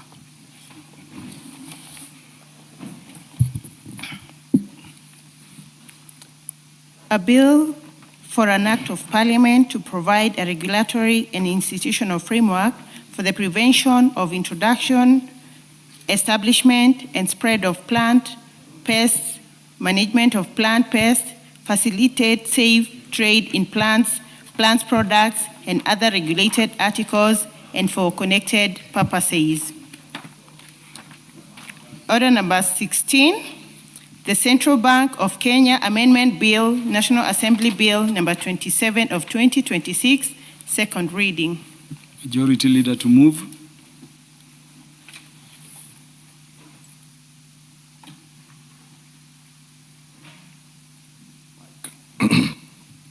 Thank you, Honorable Speaker. I beg to move that the Central Bank of Kenya Amendment Bill, National Assembly Bill number 27 of 2026, be now read a second time.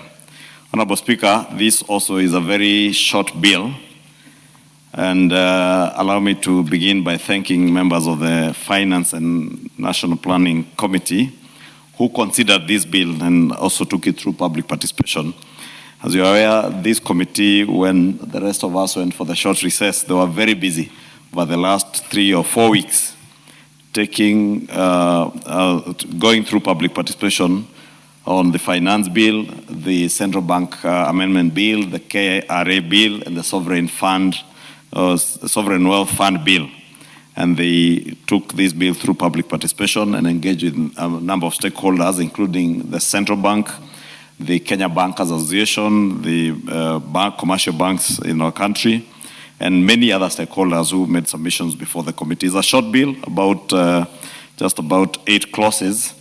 And this bill, Honorable Speaker, has a few key objectives, one of them being to restructure the central bank's emergency lending framework, broaden its foreign reserve operations, to include precious metals like gold, silver, platinum, and all that, and also to consolidate parliamentary oversight for top executive appointments solely within the National Assembly.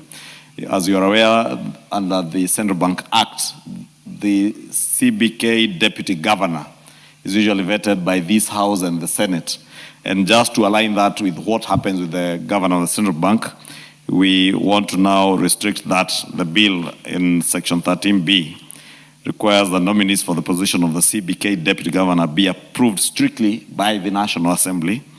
And this aligns the vetting process with that of the Governor and eliminates the joint parliamentary vetting framework that previously included the Senate.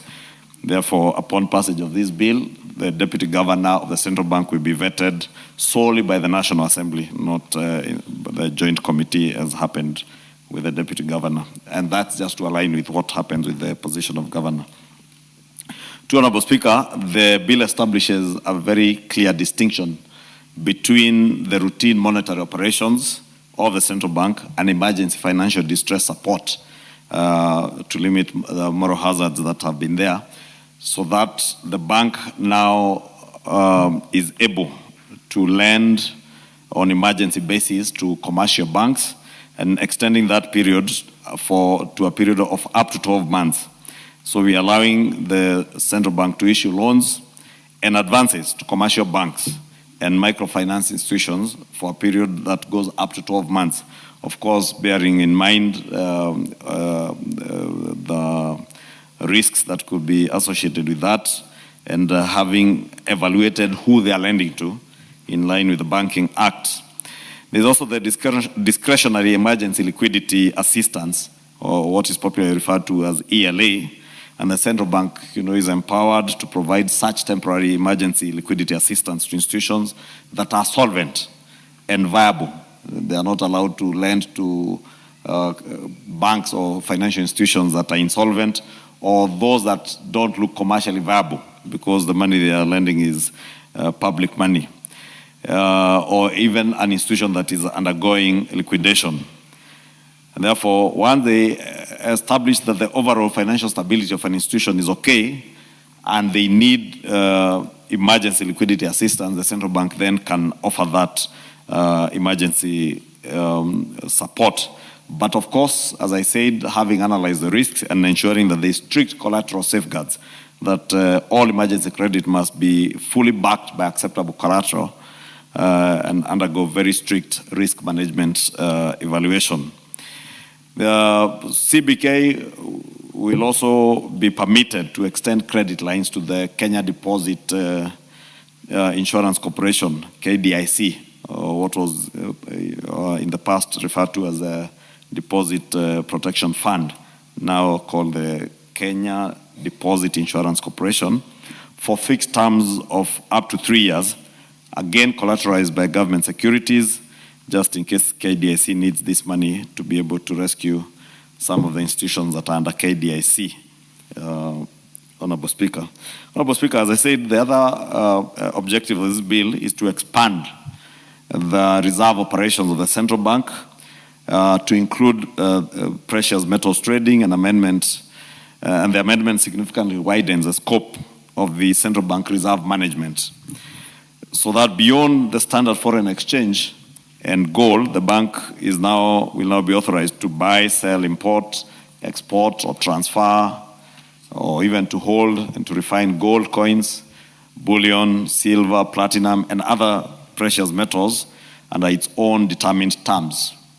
Honorable Speaker, the bill further enables the central bank to formally offer training and capacity building programs, not just to its internal staff, but also to the general public. That includes staff of other commercial banks and financial institutions, insurance companies if need be, or the general public if they need to be trained, for instance, on the trade in government securities, or even to understand how to trade and how to buy and sell government securities.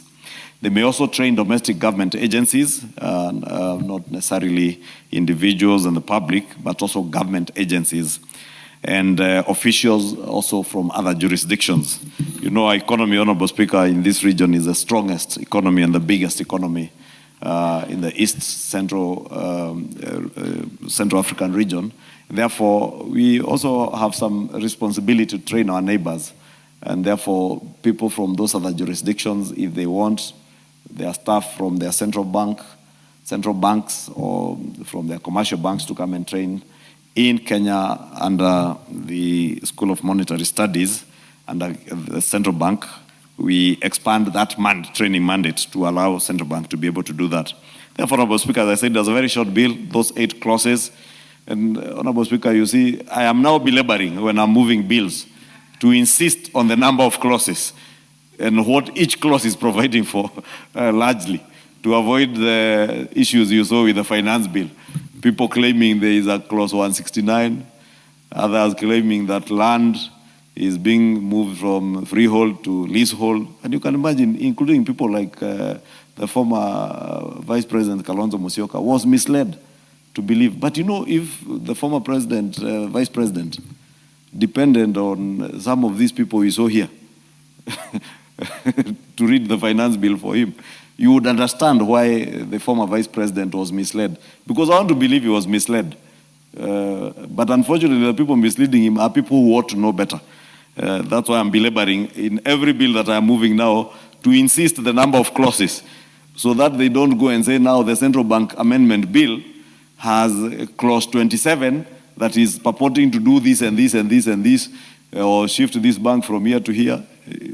Propaganda, Honorable Speaker. But it is the world we live in, the world of fake news, a world of propaganda, a world of leaders who tell outright lies, all in pursuit of political expediency and matters, cheap politics and cheap political scores, and not educating the public, Honorable Speaker. And that's why I'm often belaboring the point that as leaders in this country, we must use the floor of this House. You know, we are only 349 Kenyans who have been favored or who are privileged to come and sit in this House, while the rest of millions of Kenyans listen to us, watch us, and want to hear what we are giving back to them.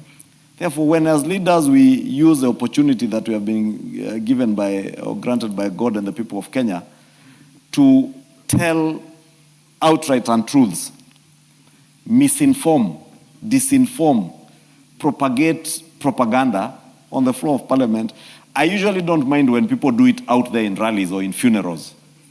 Like I saw them saying about rental income tax in a funeral somewhere. You know, when I saw a former member of Parliament for Madeira speak about rental income tax in a funeral, I forgave him because I said, it's okay, you can say whatever you want to say. Probably you are speaking to the dead in the funeral, not the living, because the living also can read and see. Or when Kalonzo Musyoka talks about things that don't exist in the bill, in a political rally, I forgive him because he might have been misinformed by the leaders you saw here from his party who are speaking about issues that don't exist in the bill. But from the floor of this House, Honorable Speaker, we must remain honest and truthful. We can only, that is why our standing orders speak to the issue of statement of fact, understanding order, I think, 91, and also relevance. And that is why, Honorable Speaker, maybe during the finance bill, we had to keep interjecting people to remain relevant and be truthful and express themselves only on statements of fact. Because people wanted to use this floor to propagate lies and propaganda for the audience out there. So that when they go to their rallies and to funerals, they now feel like they're heroes because they propagated lies. But this bill, Honorable Speaker, we are lucky, is only 8 clauses. So even those who could not read, this one now at least they can read. You can even read it when you are seated here. It is not 57 clauses like the finance bill or the 75 clauses the plant protection bill. With that, Honorable Speaker, I beg to move, and I want to request the very serious legislator in the name of Irene Nyakerario Mayaka to second. Because Irene Nyakerario Mayaka takes time to read. And, you know, Honorable Speaker, allow me to just pay a bit of accolades to Honorable Irene Mayaka because she's a first-time member of Parliament and now a chair of a committee. Because her party, ODM, recognized that she was a serious legislator who deserves even to chair a committee, and she's doing exemplary well as a chair of a committee. I think the next order of business after this one, the next order but one, is for her committee. Therefore, I want to invite her to second this motion. Honorable Irene Mayaka to second. Thank you very much, Honorable Speaker, and thank you, Honorable Majority Leader, for the opportunity to second this motion and for the accolades as well. We learn every day from the likes of you. Honorable Speaker, as has been said by the Honorable Majority Leader, the Central Bank of Kenya Amendment Bill 2026 is a very short piece of legislation, but also extremely important. Important, Honorable Speaker, in the sense that it gives clarity in terms of distinguishing routine monetary policy operations from emergency liquidity assistance and providing for periods of financial distress. And also, Honorable Speaker, there's a clear provision in this particular amendment on the issue relating to approval of the Deputy Governor, which is now in line with the process of approval for Governor of the Central Bank, that now specifically only allows the National Assembly to be the one that does this particular process, so that it is in line with the existing approval framework that is provided for. Honorable Speaker, there is also a very important clause, which is clause number 7, that seeks to speak about having the Deposit Protection Fund Board, which is now a defunct board, no longer doing the work that it was previously doing, and now giving the same obligation to the Kenya Deposit Insurance Corporation. Honorable Speaker, the other very important clause is clause 8 on training, on prescribed capacity building and training through regulations for purposes of implementing the Act. And Honorable Speaker, also this particular clause, if you also look at clause number 3, that also speaks about providing training and capacity building for its staff, the public, government institutions, and persons from other jurisdictions. Very important aspect there, Honorable Speaker, is for the public, because it's very important for the public to understand the distinction and the different roles that the central bank plays from the commercial banks. Because in most cases, you'll find that people do not understand the roles that this particular different financial institutions play. One of which, Honorable Speaker, is the fact that central bank no longer provides accounts for individuals to be able to have treasury bills and bonds through central bank, that you can now actually have them through commercial banks. So very important for the public to understand that you do not need to go to the central bank for this, but you can go to the commercial banks. So Honorable Speaker, with those few remarks, and highlighting the specifics that are very important for us to understand why this amendment was necessary, I support and I second. Thank you. Honourable members, I now propose the question. The Central Bank of Kenya Amendment Bill, National Assembly Bill number 27 of 2026, be now read a second time. The Honourable Dr. Makali Mulu. Yeah, thank you, Honourable Speaker, for this opportunity. Let me also say a few things about relating to this bill, Honourable Speaker. Honourable Speaker, this bill is amending the Central Bank's existing Act of Parliament, and as the Leader of Majority has said, it has only 8 clauses, and these amendments are quite important for the country, Honourable Speaker. Honourable Speaker, we all know very well that Kenya has become a financial hub in this region. And if we were to rate countries on the basis of the advancement in financial issues, Kenya would quite be high there. And that's why these amendments are actually aligned to make sure that we are also up to speed in terms of where we are. The work of the Central Bank, Honourable Speaker, is normally supervisory, regulatory, and then it's always the last lender. And I think it's on the basis of the fact that it's the last lender that the issue of lending to commercial banks on the basis of as an emergency comes up. Because it is the duty of the central bank to ensure that we have a stable and predictable financial system. So in a situation where banks have an opportunity to, in case they get into emergencies, to borrow from the central bank, Honourable Speaker, and up to a period of 12 months, this is a very progressive amendment. Because then we've seen banks going under, Honourable Speaker. But with this arrangement, it will be very difficult because now banks can fall back to the central bank, and the central bank will be able to build them out in terms of lending. And that will ensure that then we have no problem with our financial institutions. On the issue of approval for the DG, Honorable Speaker, where we are saying we want to restrict this strictly to the National Assembly, I think it makes a lot of sense because there's nothing devolved to the central bank. Central bank is the bank for the country, and really there's no devolution in it. So on those basis, I think really the idea of pushing that to the Senate, if you look at the Constitution, it says the Senate was actually created for purposes of taking care of the interests of the counties.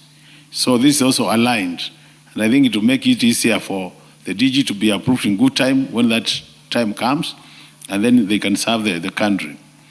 The issue of the Kenya Depository Insurance Corporation, where we're also saying the central bank will also be able to lend. Actually, part of our financial ecosystem, Honorable Speaker, is the insurance sector is part of that financial ecosystem. And it's just like an extension of the commercial banks.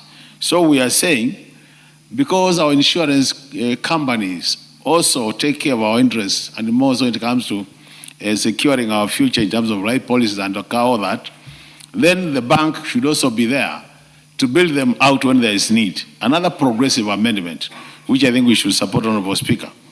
And as I conclude, Honorable Speaker, Clause 8, which discusses the issue of training. This is a very interesting clause, Honorable Speaker.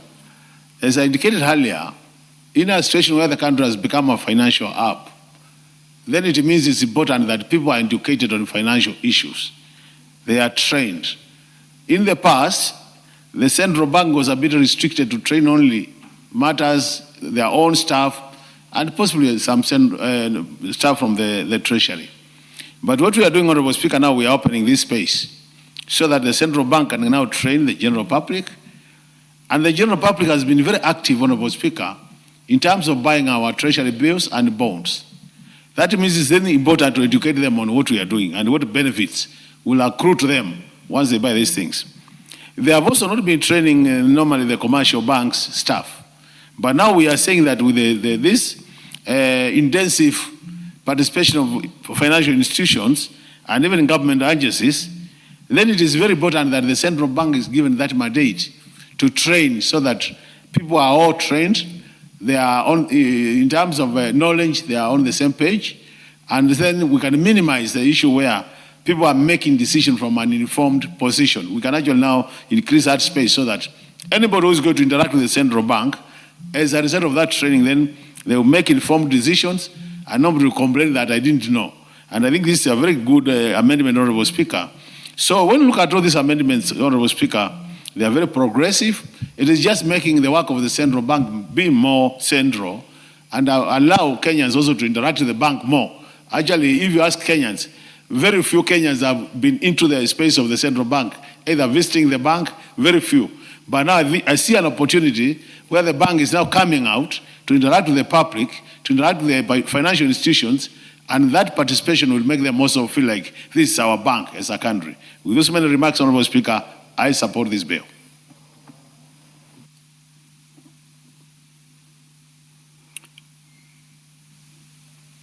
Is there any interest by any member to contribute any further? Or this one is straightforward.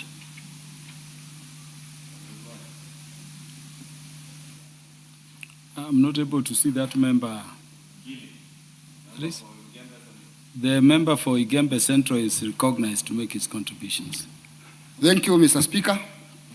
Mr. Speaker, I also stand to support this bill, the Central Bank Amendment Bill 2026. Mr. Speaker, in my life, I've realized very many banks have collapsed. The small banks have collapsed. Most of them have collapsed due to lack of liquidity assistance. Now that is being extended for 12 months, and it can even go further if there is no issues of mismanagement.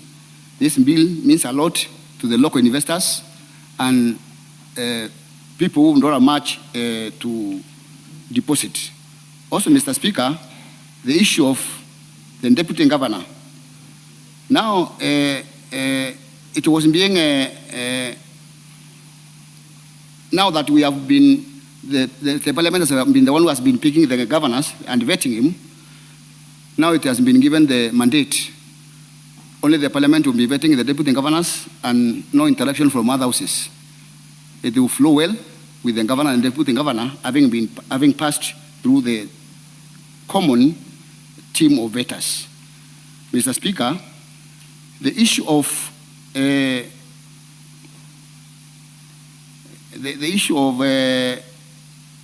bank stability means a lot to all of us. Therefore, Mr. Speaker, this bill means a lot. We are supposed to support it, and we support it, and we stand to support it. Thank you, Mr. Speaker.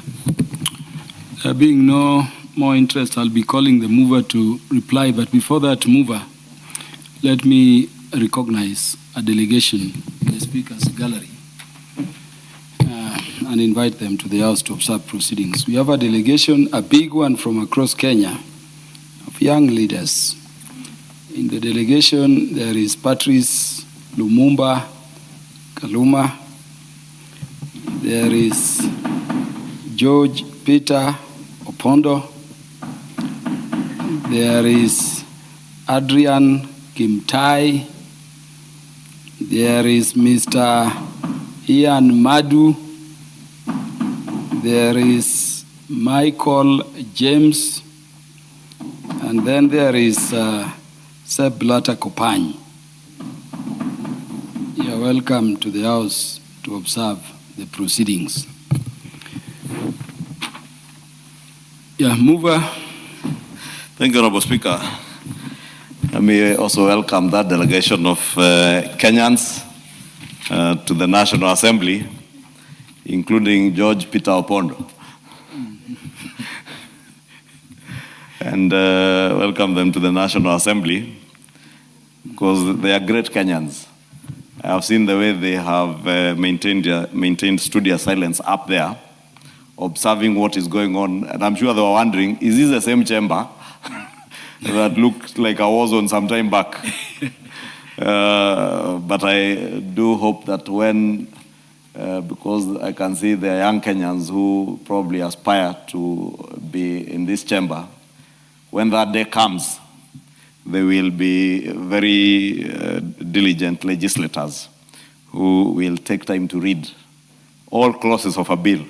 Like this very short bill, which I'm going to reply to Honorable Speaker, that I said is only 8 clauses and very straightforward. And in reply, let me agree with the sentiments aired by members, and especially what Honorable Makali Mulu very well articulated, that the Senate, in a way, was more or less, by the drafters of the Constitution, envisaged to be largely taking care of our counties. And you can imagine the Central Bank of Kenya is a regulator of commercial banks and other financial institutions, deposit-taking financial institutions. And as much as senators will argue that these businesses, banks are also in counties, but the work of regulation is at the national government level. And I want to agree with what Makali Mulu is saying, that it was actually a misnomer from the word go or ab initio. This ought to have been the preserve of the National Assembly. Just like it is a preserve of the National Assembly to vet cabinet secretaries, they don't go to the Senate. And you know, Honorable Speaker, it has been my position over time that if I served as a cabinet secretary, I would never set foot in the Senate. I would never set foot there because they have no business calling cabinet secretaries to the Senate unless it is the cabinet secretary for the National Treasury on matters touching on the division of revenue. But I see cabinet secretaries for roads being called to the Senate. And I ask myself, why don't they call the CEC in charge of roads in the counties they represent? Because that is what the Constitution had envisaged. But this is timely, and I want to agree with members that it is time that we correct it so that if we allow these things to happen, that's how they continue growing into the mandate of the National Assembly. Honorable Speaker, the other distinction that Irene spoke to very well and articulated very well, being able to distinguish the operational or supervisory role of the central bank in the day-to-day operational work of commercial banks, and also being the lender of last resort, and especially where it is emergency lending, is also very important, and allowing that additional time up to 12 months is critical. Honorable Speaker, I thank members and I beg to reply. Honorable members, I now put the question that the Central Bank of Kenya Amendment Bill, National Assembly Bill number 27 of 2026, be now read a second time. Will as many as are of that opinion say aye? Aye. Will as many as are of the contrary opinion say nay? The ayes have it.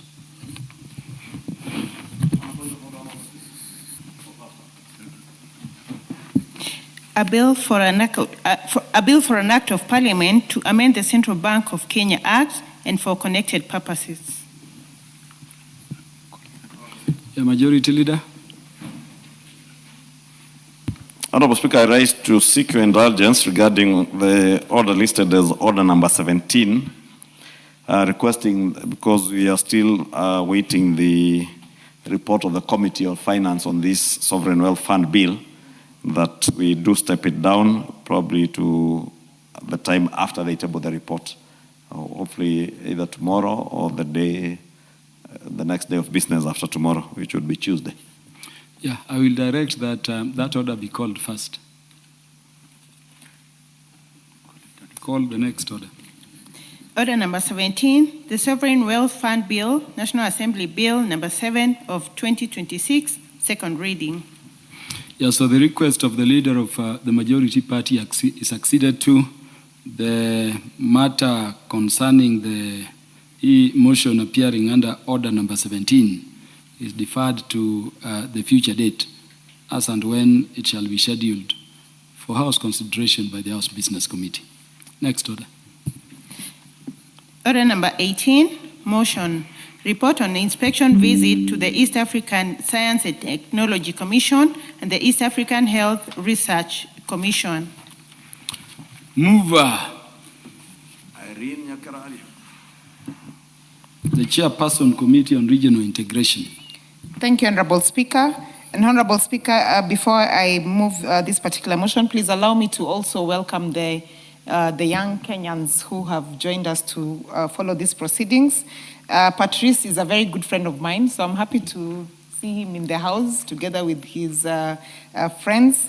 And you know, Honorable Speaker, these are the future leaders and future parliamentarians, so it's very fantastic to see them here. And I say welcome to them as they follow the proceedings. Honorable Speaker, and secondly, Honorable Speaker, again, before I begin, because, you know, Honorable Speaker, we're in the World Cup mood right now.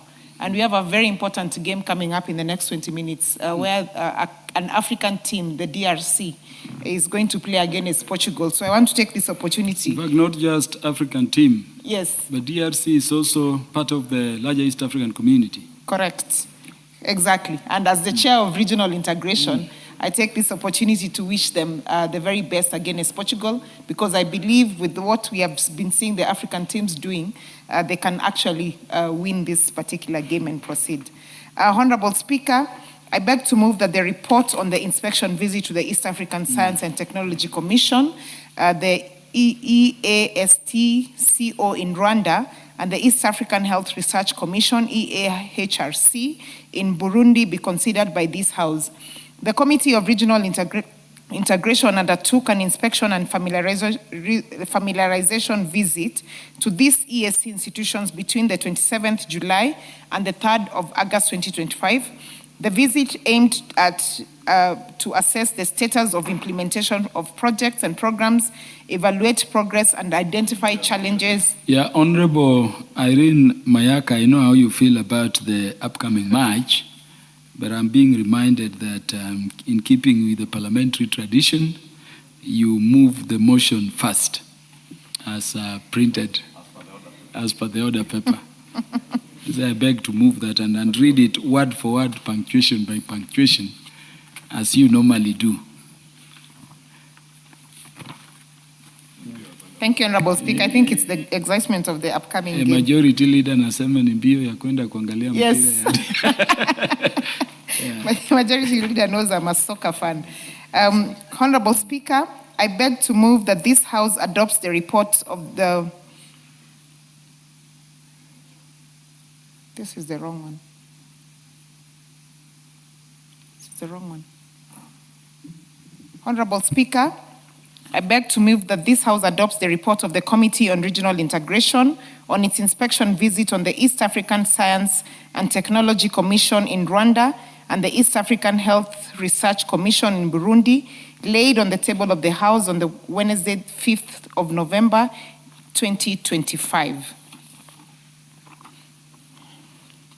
Honorable Speaker, I beg to move that the report on the inspection visit of the East African Science and Technology Commission in Rwanda and the East African Health Research Commission in Burundi be considered by this House. The Committee on Regional Integration undertook an inspection and familiarization visit to these EAC institutions between the 27th of July and the 3rd of August 2025. The visit aimed to assess the status of implementation of projects and programs, evaluate progress and identify challenges and interventions, measures to promote the EAC integration agenda. The Honorable Speaker, the committee process and delegation, the committee comprising of 4 members of parliament and was supported by the committee secretariat. The team engaged with officials from the 2 institutions as well as the Kenya High Commission in Kigali and the Kenyan Mission in Bujumbura. The committee reviewed presentations, toured facilities, and held discussions on the institutional mandate, achievements, and challenges. Honorable Speaker, the objectives of this inspection visit was to formulate regional science and technology innovations policies and frameworks which promote regional research centers of excellence in all partner states, mobilization of resources for STI development in the community, and fostering science and technology innovation in the partner states. Secondly, to establish an institutional governance, management, and operational framework. And thirdly, to promote the One Health approach and integrated research involving animal health, human health, and the environment. The key findings by the committee members was that ESTCO has developed regional policies on STI, intellectual property, bioeconomy, and indigenous knowledge system. It has launched research grants, organized regional conferences, and supported entrepreneurship and technology transfer. EAHRC, which is based in Burundi, has initiated regional research and capacity development programs, improved health research ecosystem, and promoted the One Health approach integrating human, animal, and environmental health. Both institutions face significant challenges, including inadequate financing, staff shortage, and inconsistent data and infrastructure across partner states. Financial shortages caused by delayed partner state contribution and dwindling development partner support continue to adversely affect the performance of all the EAC institutions.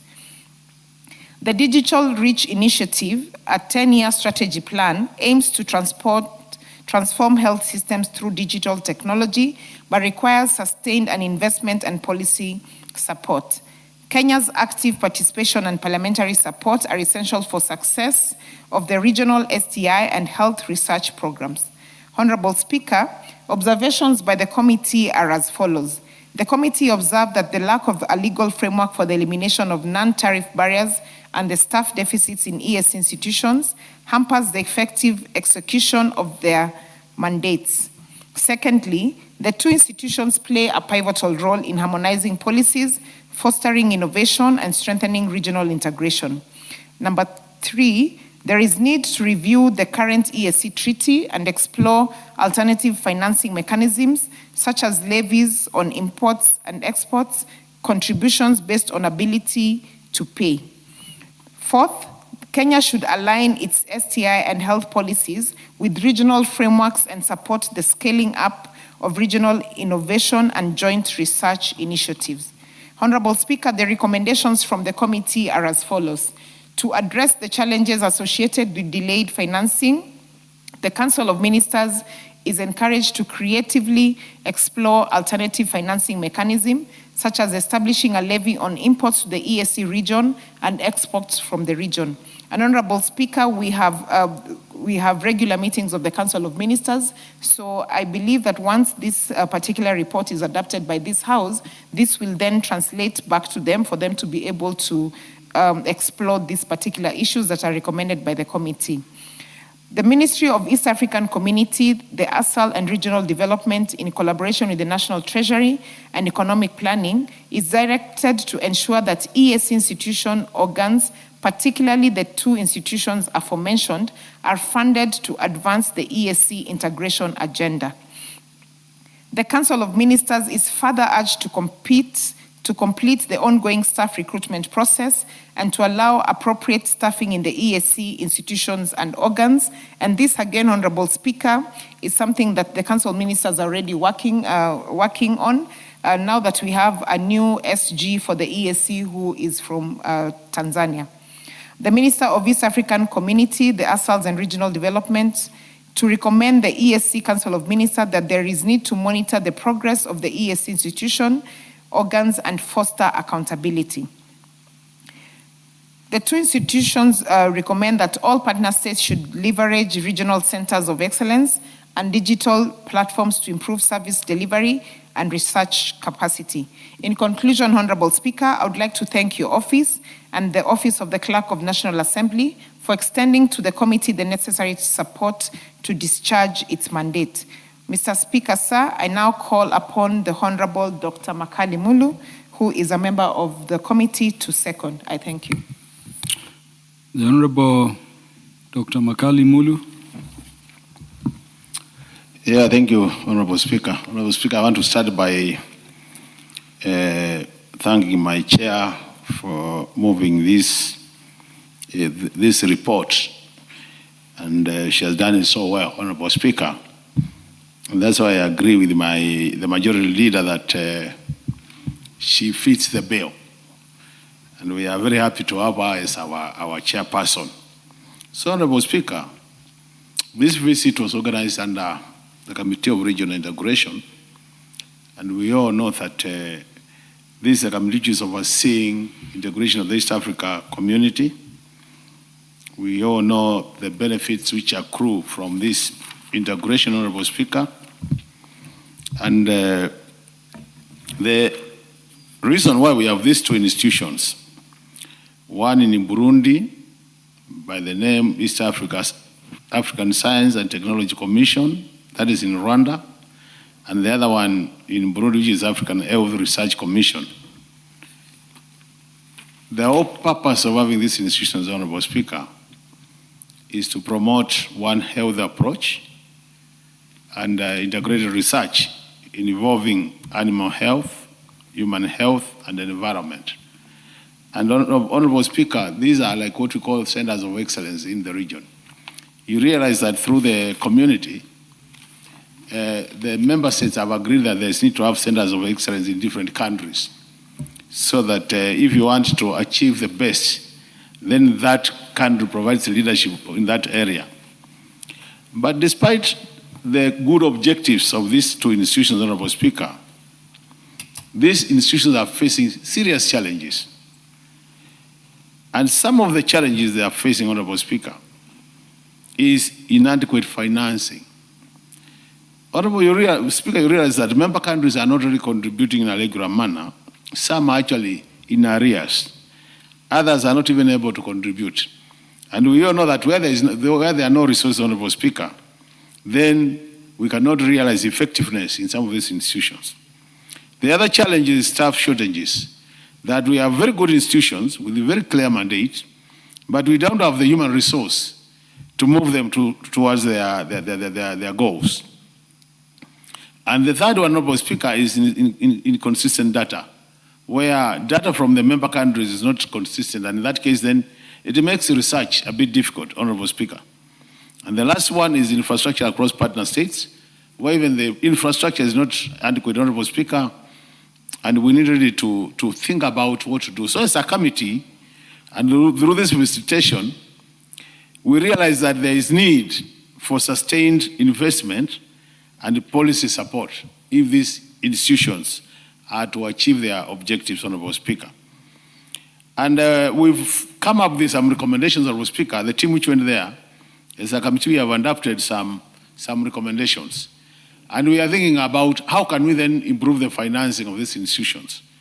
We are saying it's time the East Africa community thinks of coming up with ways of raising money other than the normal annual prescription, Honorable Speaker.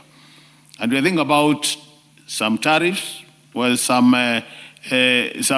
financing, that is levying revenues on imports and exports, Speaker, so that we can, the way we have what we call the fuel levy, which takes care of some of our roads, we could also have some levy on our imports and exports as a region, and the proceeds of these levies are channeled to these centers of excellence.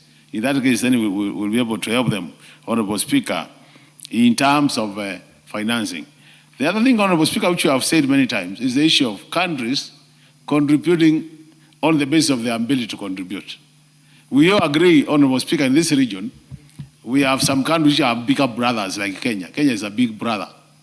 When you compare Kenya and Burundi, Honorable Speaker, Burundi and Kenya is a bigger brother. So we are saying, if Kenya is in a position to pay for Burundi, bearing in mind also the benefits accruing to Kenya as a bigger brother from the region, then Kenya could support such initiatives. And then these centers of excellence, Honorable Speaker, will be able to assist in research and providing data which can be used matters policy, Honorable Speaker. The other thing, Honorable Speaker, we are saying is, when you look at a country like Southern Sudan, they are also in problems. Actually, if you talk to our colleagues from the East Africa community, they tell you our colleagues from Sudan are not even able to attend meetings because of the same challenge. So we are saying we need to think about outside the box on how we can improve financing. And we are happy that a decision has been taken, Honorable Speaker, where now each member country will be paying members of IALA who come from their country. That to some extent might be advantageous, but also to another extent will be a problem because it means then the bigger brother will be able to pay their members, the smaller brothers will remain not able to pay. And at the end of the day, then we start questioning the effectiveness of the region. As I conclude, Honorable Speaker, I think we all agree, and more so members of this committee, we agree that East Africa community has a huge potential, which is untapped.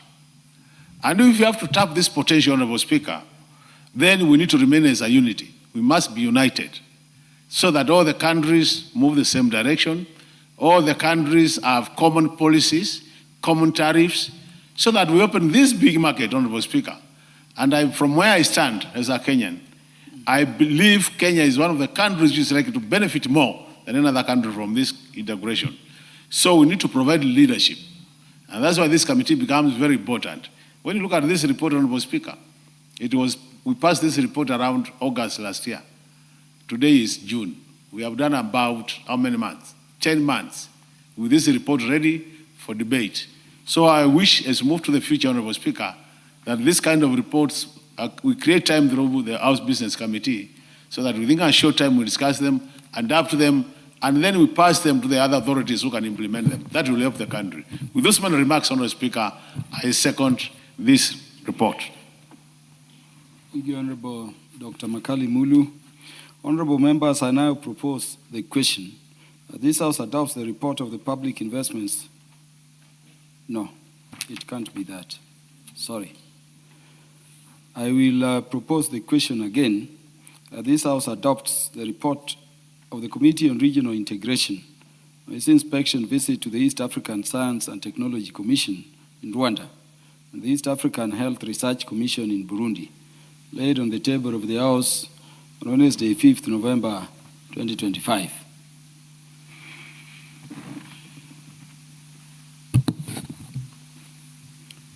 The Honorable Oscar Nabulindo,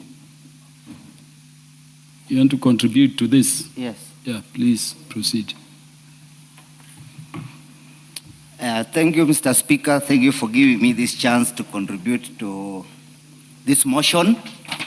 First, I'll take this opportunity to thank the mover, Mheshimiwa Irene Mayaka, for her eloquence and the elaborate report, well elaborated by her from the committee. I agree with the leader of majority that she's actually a good legislator. Mr. Speaker, I will not go into much, but I support the motion laid in the House by the Committee on Regional Integration. One of the things I've noted from the mover is about the challenges over delayed funding or financing of these precious institutions of research. And following on that, Mheshimiwa Mulu said that as a big brother in Kenya, we should be able to support our struggling brothers by paying for them. Although that's a noble idea, but I disagree, because we must find another way of encouraging our brothers to pay instead of paying for them. Because if we pay for them, we are actually encouraging them to default even further. That means when we pay for them, the next year they will default, the other year they will default. Are we going to continue paying for them as Kenya? We might be a big brother, but we also have our own financial commitments as a nation. Mr. Speaker, I also support the idea of the report saying that we set up regional research centers, our regional centers of excellence. Mr. Speaker, that is a noble idea and it should be encouraged, and actually when the House adopts this report, I hope the committee will go ahead and actually come up with a way in which to put these recommendations into a reality. Mr. Speaker, also, these regional centers of excellence over research will help our country or our countries to manage some of these affairs like the one that is at hand right now. For example, right now we have a challenge of that Ebola center that everybody is talking about. There is a lot of misinfo. If we had a regional center in Kenya, maybe they would have explained to the public the importance of having such an isolation center for such diseases like Ebola. Because what is happening in this country right now is that most Kenyans are saying no to that initiative because they don't have the right information. And there is nobody who tried to give them the right information because we don't have that kind of institution in this country. Mr. Speaker, regarding the legal framework, I hope as soon as the House adopts this report, the committee is going to move a step further and come up with the necessary legal frameworks that are needed to support these research centers in the East African region. Mr. Speaker, sir, lastly, it is very important right now around the world that most countries are uniting for purposes of economic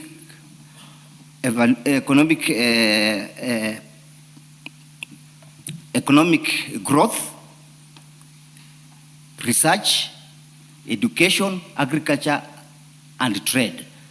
Therefore, we encourage our East African brothers and sisters, Kenya being the leader, due to that economic power in the region, to come together and continue cooperating, continue working together to do business, because actually our biggest business should be between our neighboring countries as opposed to Western countries.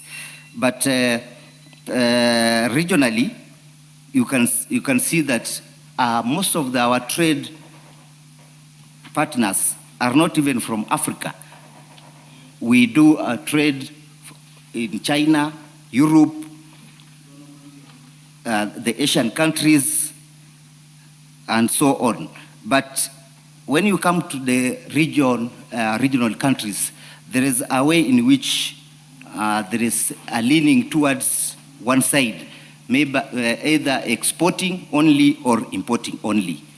Mr. Speaker, sir, I conclude by saying that this is a good report, and the House should go ahead and pass it, and the committee should even move further and come up with the law that will make all the recommendations they have made into a reality.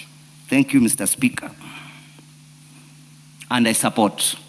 Yes, thank you very much. The honorable member representing, that is Igembe Central, is recognized to make his contributions. Thank you, Mr. Speaker. I also stand to support this regional integration report. Mr. Speaker, East Africa is a community of brothers. And Mr. Speaker, having a common research that reports on both countries will be of great benefit for the growth of East Africa. Mr. Speaker, you remember some times back, there's a time when Kenyan chicks were burnt at the border because the other country was thinking that they have problems, they have diseases. But if there's a research that has been done on both East African region animals report, such instances could not have occurred. Mr. Speaker, if our community is united and is one, we need to stand in one zone in most instances. Mr. Speaker, we have very many items that are available in Kenya, but in other countries, they are illegal. Mr. Speaker, we have even Mera in Kenya, which is a scheduled crop, a legal product, and a very healthy product. But in Tanzania, it's illegal. If there is a common research that is done by East Africa that could be reporting positively on such a cash crop, it could have been of great importance to the Kenyan economy, because it could be selling in those other East African countries freely the way it's being sold in our country. Therefore, Mr. Speaker, we need this integration in matters, science and technology and research to improve on our welfare and well-being of East Africa community members. Mr. Speaker, come to Kenya. You find we have tribes that are still in Tanzania. We have tribes in Kenya that are still in Uganda, which means we are brothers. And to be brothers' keeper, we must know what is affecting those brothers so that you can be able to assist them when necessary. They should also know what is affecting us, and this can only be formulated through research that is commonly done through East African integration. Therefore, Mr. Speaker, I support this committee which brought this, did this report, and I support their report because it will build East Africa community and it will reduce unnecessary collisions and misunderstanding. Mr. Speaker, East Africa has been talking a lot about common currency, which has not been forthcoming. So when we bring these institutions, whereby we have a standard on most of our affairs, it will be East Africa, and it will be a strong entity like other entities in the world. Mr. Speaker, I stand to support.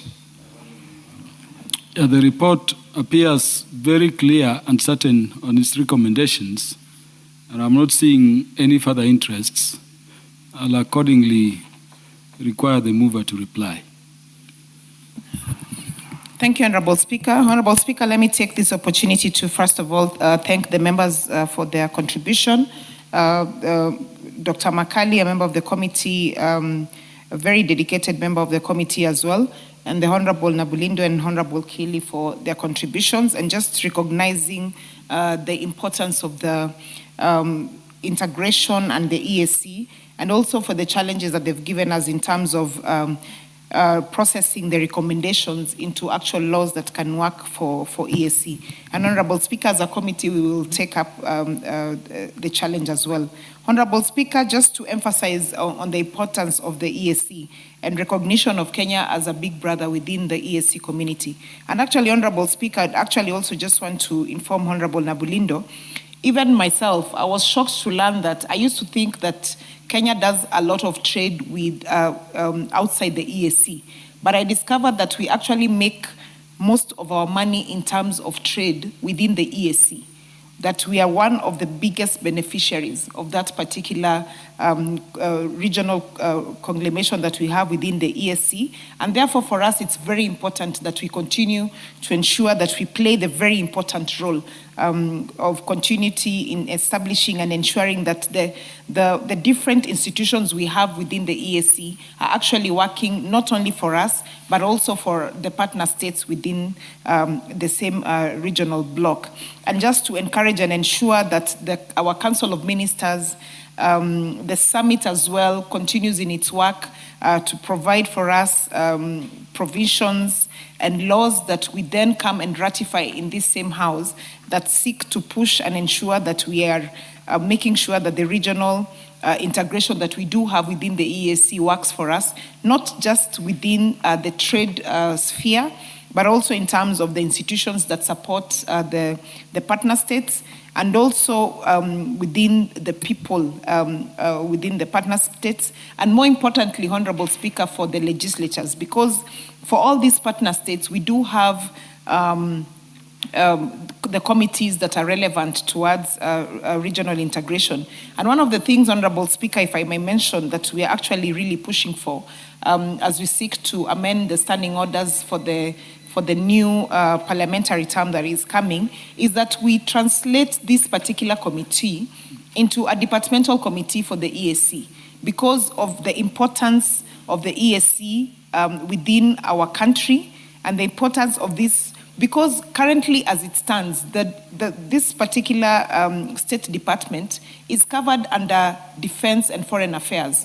So it tends to, one of the things that the minister and the PS have actually mentioned to us is that when they are having budgetary discussions, the committee will begin with defense and then foreign affairs, and then later in the day is when they address the matters of EAC, which are very important. So, Honorable Speaker, it's very important, and I will be seeking to push to ensure that we actually have a departmental committee that is dedicated to the EAC, so that this can take center stage because of the importance of the EAC within our country and within the EAC community.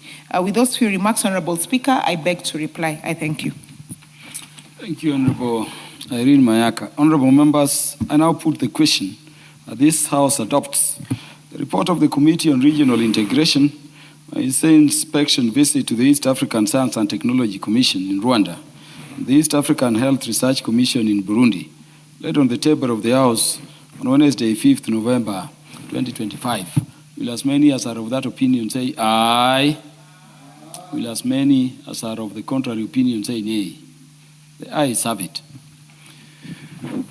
Yeah, thank you, members, for staying, this late. But I wanted to request that you stay more in as much as you want to go and watch that match between the DRC and another country to enable me perform some parliamentary rights.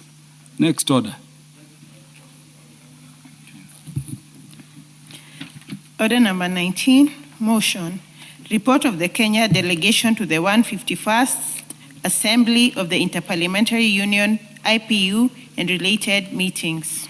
I have the request of the mover of this particular motion to have it deferred to the future for the House's consideration, and it will stand so deferred. Next order. Order number 20, motion. Second report on the status of reports on petitions and resolutions.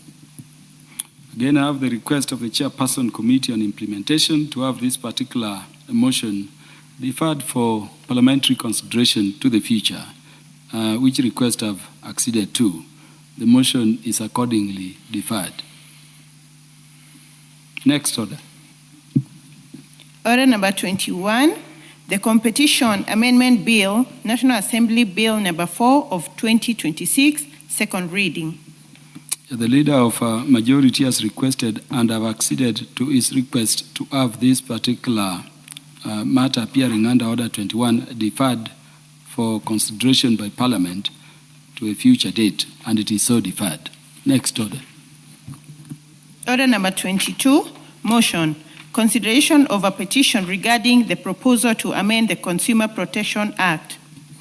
The Chairperson, Public Petitions Committee, has requested me to defer the consideration of this motion to the future, which request have acceded to. The motion is accordingly deferred to the future at such time as the House Business Committee will schedule it. Next order. Order number 23, motion. Report on the audited financial statements of selected state corporations in the road sector, in the road and transport sector. Again, I've acceded to the request by the Chairperson, Public Investments Committee on Commercial Affairs and Energy, the Honorable Emmanuel Wange, who has sat with us throughout this afternoon, to defer this particular motion to the future. And the motion is accordingly deferred. Next order. Order number 24, motion. Eighth report on audited financial statements of 6 state corporations. I have the request of the Chairperson, Public Investments Committee on Social Services Administration and Agriculture that due to his engagement in other parliamentary business, the consideration of the motion appearing under Order 24 be deferred to the House's consideration to the future, and I therefore so order. Order, honorable members, be upstanding. That being the end of the business of the House today, and the time being 2019 p.m., this House stands adjourned until tomorrow, Thursday, the 18th day of June 2026 at 10 a.m.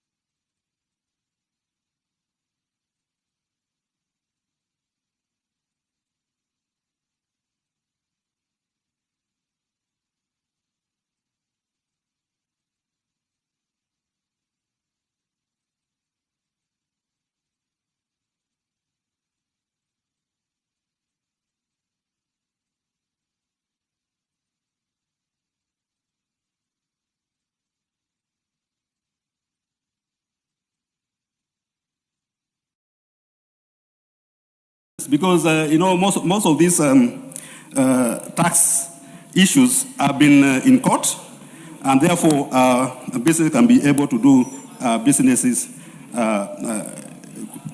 Madam Speaker, there is also a proposal to increase free threshold from $300 to $2,000 to enable the people who are coming from outside. If you are from outside and you are coming, you can now bring goods worth $2,000 without being harassed by KRA in the port.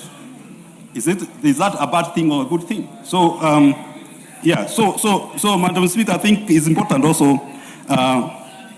But however, There are also clauses which are offending, and as a committee, we have looked at them, and we have proposed amendment to these clauses. One of them is the proposal of 6% minimum threshold for undisputed dividends. The meaning what? Meaning, if you don't dispute your dividends, KRA will assess you and say 60% undisputed, you should dispute it. And therefore, they will tax that one. And therefore, that one is interfering. As much as KRA want to raise revenue, which is a positive thing, but it's interfering with the investment policy of a company. Because most of the companies, the small ones, want to retain dividends and reinvest so that they can expand. Madam Speaker, close to 2018, the issues of filing taxes, whereby those who have new returns, they are supposed to fill in 1 month. After the end of the financial year, they are here. And this is to fill for 4 months. The good thing with this is that government will get taxes early. 2, the companies and the audit firms will be able to employ more people. Look at that. But it's also a cost to the business, because hiring people to do that, the audit firms will be overworked, and there may be issues of errors in terms of when we are doing the calculations. Clause 22 is proposing to remove preferential treatment on withholding tax for East African citizens, dividends. If you have a company here and you are from outside, then you are supposed to pay withholding tax. This one, as of course, is going to discourage investors from East Africa. 2, the East African countries can also retaliate. They can also put taxes on our companies. And Madam Speaker, I think we have the biggest investors in East Africa. They are Kenyan, so we also have to be very careful with that. Madam Speaker, on the issue of refunds, clause 28, being reduced from 2 to 3 years, and this is something which we have been debating on refunds, especially on the refunds on VAT refunds, on inputs.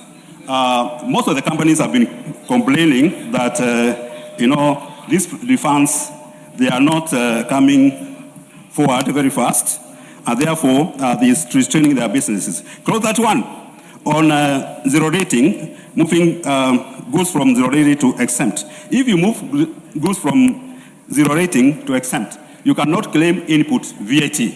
The issues of transport, raw materials from manufacturing of pharmaceuticals, animal feeds, transportation of sugarcane, if you take that action, it's going to affect the prices. The prices will definitely go up. Therefore, but again, you also look at, we also been fighting what we call tax consumption. I mean, at 2024, tax consumption in this country was 510 billion shillings, which is quite a lot. Your time is up. Member for Kegumo.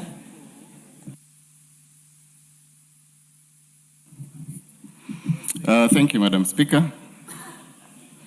And I want to rise and initially oppose the finance bill as it is.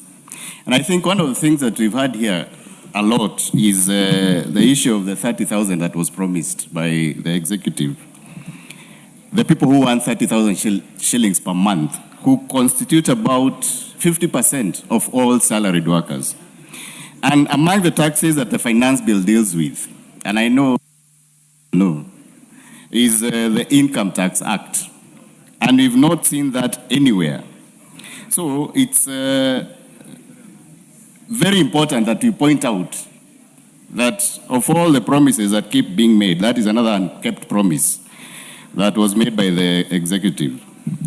I'll start by the issue of tax exempt and zero rating.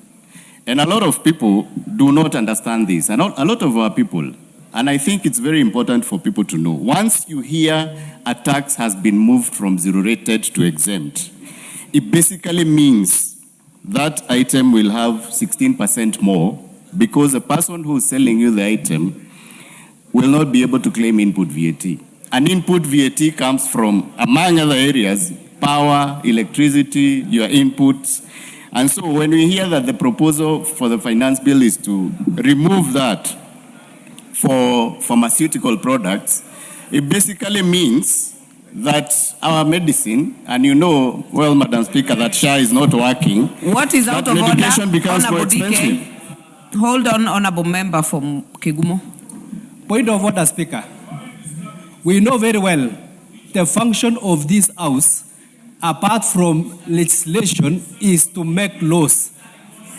When the member who is on the floor alleges standing order number 83, standing order number 83, shut up.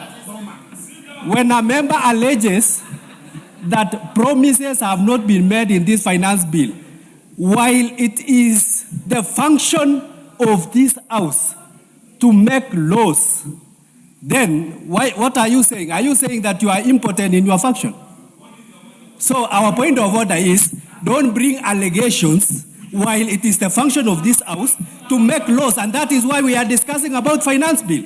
So if you want to introduce amendments, and you support them. If you have the Honorable Member for Soy, you have made your point, but I do not hear exactly what is out of order.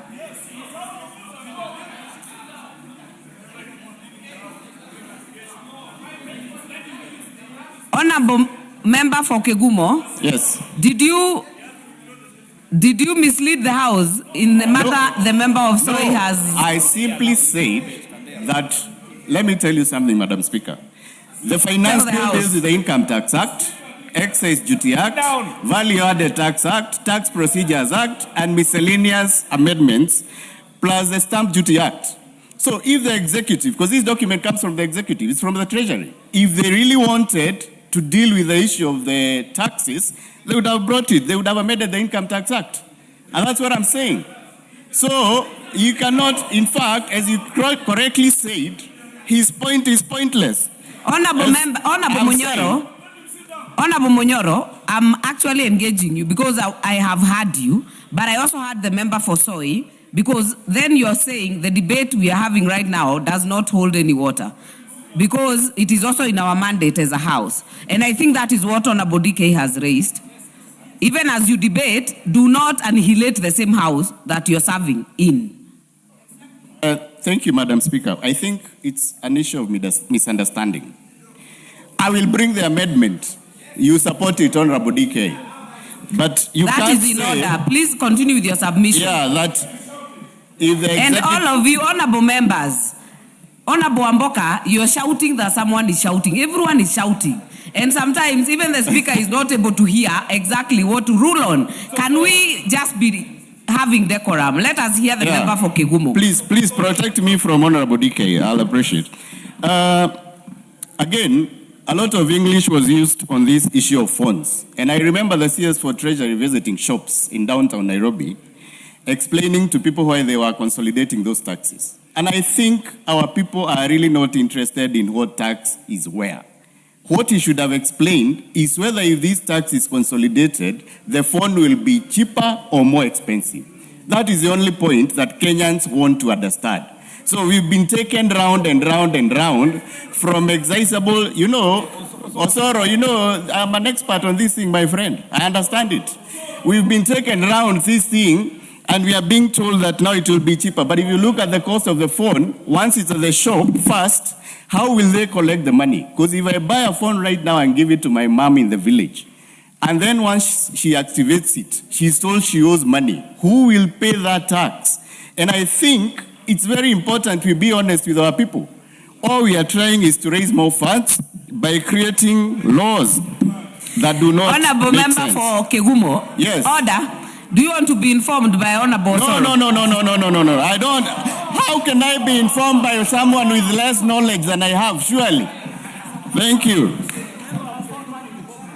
Point of information, all other members, point of information must be accepted, and you do not have to impute improper motive on your colleague. Just refuse the information. Yes, continue. You have your right. Yeah, and I think another issue that we've had a problem with is the tax predictability. What is out of order, Honorable Chepkonga? Madam Speaker. And make it a point of order. Madam Speaker, I rise pursuant to Standing Order 83.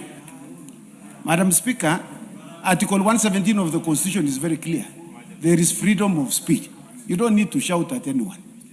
You don't need to be hostile to people. You just need to be friendly. We are... What is out of order, Honorable Chepkonga? Madam Speaker, I am speaking on issues of accuracy, Mr. Speaker. Madam Speaker. Madam Speaker, the Honorable Munyoro is my very good friend. And he knows I'm his good friend. He knows also, Madam Speaker. Honorable members, order, Honorable Chepkonga. Do not shout across the aisle. Honorable members, you cannot, I have already said that, you cannot be shouting. But honorable members, my screen is full. So many of you want to contribute, but we keep wasting time on non-issues. Honorable members, if you rise on a point of order, make it a point of order. Yeah, Honorable Chepkonga, you've already taken 1 minute. You've not said what is out of order. Continue, Honorable Munyoro. Thank you, Madam Speaker. And please add me that time that has been taken away from my contribution. I wanted to say that we've had excise proposal of removing or changing the tax on ceramics from 50 shillings per 500 kgs to 50 shillings of the excisable value. And I think that also increases the cost of building. And I know as we continue saying that we are trying to protect the common person, we cannot obviously be taking more money from their pocket as we continue bringing new tax measures. The other thing that has brought a lot of contention here is the removal of VAT on clothing from 16% to exempt. Again, it just means that if you sell clothes, you won't be able to claim your tax. And that also means people will pay more. And this, Honorable Speaker, you remember, is we've been increasing taxes throughout this regime from when we started in 2022. And this tax predictability is where I'm going. With the scrap metal tax, we changed it in 2023. And I was privileged, I was part of the committee. We changed it in 2023, 2024. Again, we've changed it in 2026. It just means that no one can be able to predict properly, even if you are doing a business plan or you want to invest in that industry, where the tax will be next year. And again, we passed a bill here that tax should be predictable. The minimum years we should have is at least 3 years so that someone can be able to plan. And currently, if you are an investor and you come and invest in this country, it means that you will come with a tax regime this year, invest, and then next year, before you even finish construction, it's changed, and that makes it very hard to do genuine business. Scrap metal dealers are business people. They are genuine. Someone called them thieves. They are not. They are people who actually earn an honest living. They should have a predictable tax regime. They are business. They pay taxes. We've also introduced withholding tax on dividends from for Honorable member for. And I think, please. Honorable member for Keses, point of information has to be accepted. Honorable Munyoro, do you want to be informed? You said point of information. Honorable Ruto.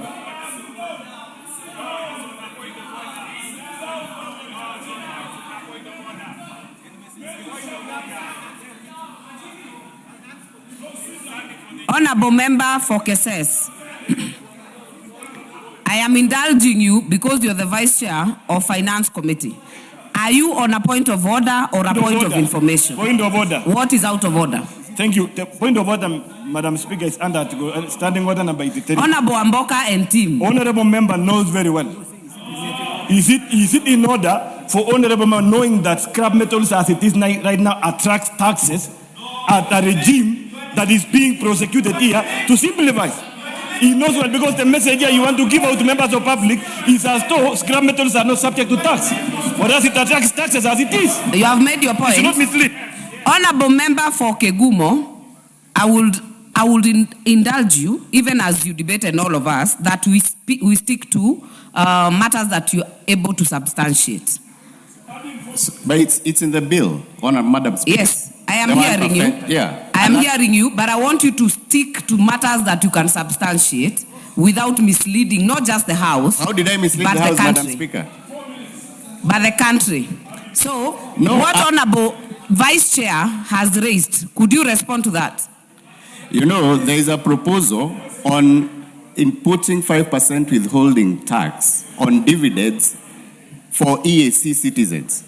Is that true or not? So, what I'm saying is, Kenyans are the biggest investors in East African countries. What will happen if the countries decide to reciprocate and they give us a bigger tax? What will happen to our investors? Our banks are all over the African continent. So I think some of these tax measures have not been looked at critically so that we protect our Kenyan investors. And Madam Speaker, I think as much as we try and contribute, this interruption interferes with a thought. And I honestly respect Honorable Ruto, but you must protect other speakers from this kind of shenanigans. We are here on very serious business of rejecting... Order, Honorable Member for Kegumo.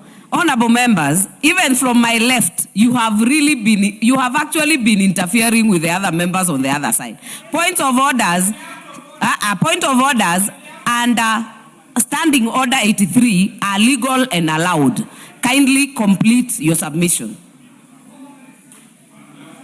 Thank you, Madam Speaker. We've been very disciplined. And I wanted to say that we are here on very important business of discussing and making sure that as a House, we reject this punitive finance bill. We protect Kenyans from this regime that does nothing else other than trying to get money out of their pockets. We must reject. Thank you, Madam Speaker. Very well. Member for Makueni, finally on my left, then we'll go to the other side. Thank you, Honorable Speaker, for giving me time to make my contribution to this very important bill that actually shapes our country. Honorable Speaker, I would first like to make two general observations. When you look at this particular finance bill, we are trying to raise the highest amount of money that we have never tried in this country. 4.8 trillion. Honorable Speaker, we are trying to raise the highest amount of money when Kenyans economically they are at the lowest. In my view, Honorable Speaker, this is a finance bill that is not informed by the context that we are operating in.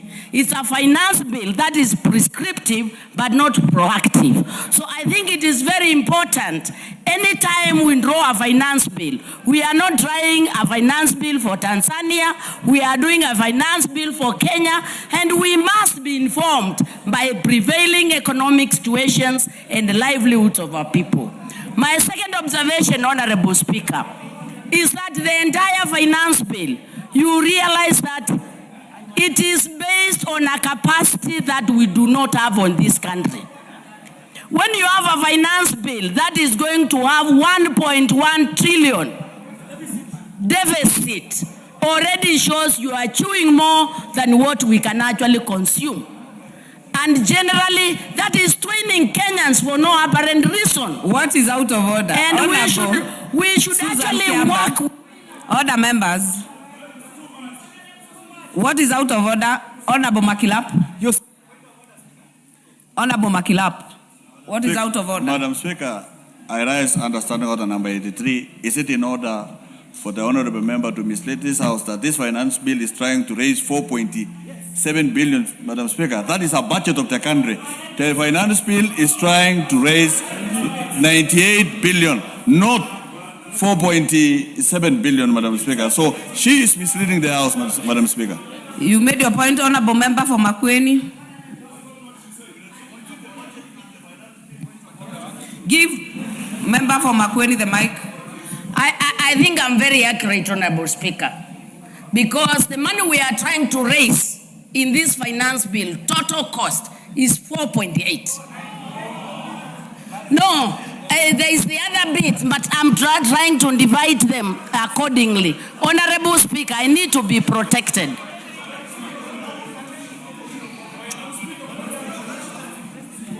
Honorable Member for Makueni, do you want to be informed by Honorable Wamboka? Of course not.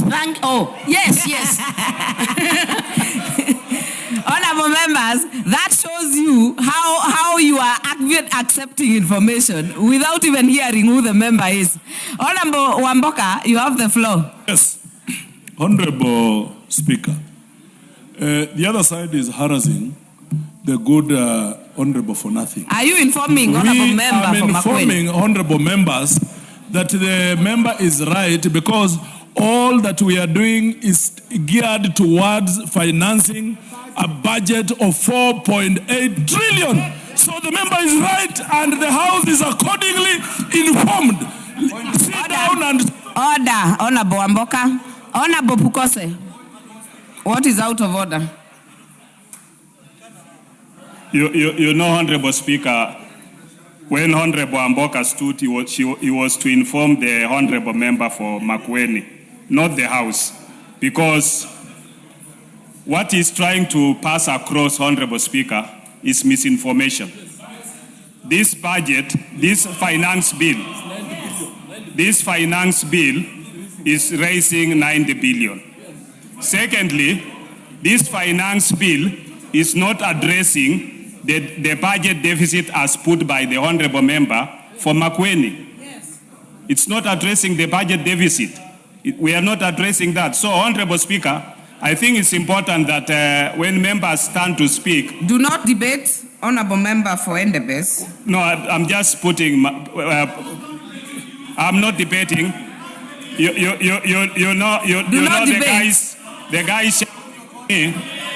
Order, members. Order. Honorable Kibagendi, take your seat. Take your seat. Take your seat. Honorable DK, point of order. Point of order, Honorable Wamboka, Didi cannot inform you. You are not on the floor. Honorable DK. You see, Honorable Madam Speaker, it is very important that when you are debating, you give also facts. And if you are giving falsehoods, you need to substantiate. What is out of order? What is out of order? The member is alleging that this finance bill is raising 4.8 trillion. You know very well, even the revenue we are trying to raise in this country is around 3.6 trillion, and the others is through debt. So this finance bill is only raising 98.5 billion. Order. Honorable members, Honorable members, I know we have very many views about so many issues, but I beg you, because there is a member on the floor, she has accepted to be informed by Honorable Wamboka, but Honorable Wamboka actually said exactly what Honorable Susan said. You actually repeated what she had said. So, honorable members, allow me to give the member for Makueni, because she was on the floor. Honorable members, I will give honorable member for Makueni to make her submission, considering the standing orders, honorable member, statements of facts. Let us be careful in what you say, not to mislead not just this House, but the country. Honorable member for Makueni, make your submission. Thank you, Honorable Speaker. I am very happy that you are listening to me. The way you are listening to me, it means I'm making a point. And in summary, my point, Honorable Speaker, is very simple. Any finance bill must be contextualized. And the contextualization means must be do analysis to deal with the issue in the prevailing changing economic situation. In this particular case, I'm saying we have a very ambitious finance bill that requires so much money when we are dealing with a country where the citizens are economically at their lowest. That is my very point. As for the figures, you can actually fill in the space. Honorable Speaker, to my second point, Honorable Speaker, to my second point, I said this. You know, anytime we try to raise money, even at a family level, you must look at the capacity of your people in raising. Yes.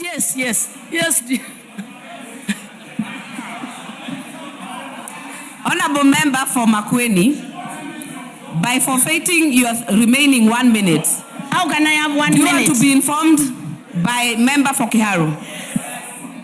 Yes, but Honorable Speaker, it's not 1 minute. You have accepted the information. Member for Kiharu. Yes. Honorable Speaker, thank you very much for giving me a chance to put more information on what the member has stated. And first of all, want to request all members here that no one is a repository or a depository of facts in this house. We all have different views. Because as the member has put it very clearly, we have a budget of 4.8 trillion shillings.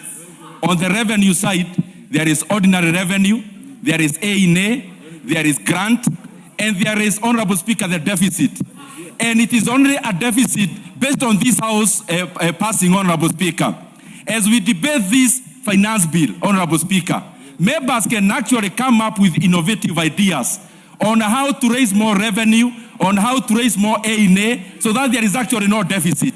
So the entire amount we are dealing with is actually 4.8 trillion Kenya shillings, Honorable Speaker. And it is important for the members who are near me that we also respect the views of all members. Because the member from Makueni is actually making a very credible claim in this house. Dende Nyoro, you have made your point. And the reason I've allowed Honorable Susan to make her point is because I am inclined to let as many of you speak. Because we are here for that. We are here for that debate. So, honorable members, because my screen is still full, if we agree to keep it short, so many of you will have time to speak. Member for Makueni, kindly complete your submission. Thank you, Honorable Speaker. The second point is based on the VAT on digital financial platforms. That is the Fulisas and all that. You see that when we have VAT on these financial platforms, most of the poor people access money from these platforms. They are not even included in the form of banks. So raising money on this financial platform is denying our people, the very poor, access to financial services. Honorable Speaker, no country that is serious and denies money to the very poor. Bearing in mind, since the Kenya Kwanza government came into power, they did away with the Women Enterprise Fund, Youth Fund, Asla Fund, so the local people have no money to access. Now you are adding injury by now wanting to add VAT on financial services, meaning the poor will have no access to financial services. This is seriously suffocating the economy. Honorable Speaker, I have not heard anything significantly and explicit. Your time is up, member for Makueni. Honorable members, before I give the next person on the floor, allow me to recognize in our gallery today, Siwot Girls, I think senior school, from Kuresoi South, seated in the Speaker's Gallery, from Nakuru County. On behalf of myself and the House, and of course your Member of Parliament, Honorable Tanui from my county, we welcome you to the House to observe the proceedings of this House. The next chance will go to the Member for Marsabit, Honorable Naomi Wako.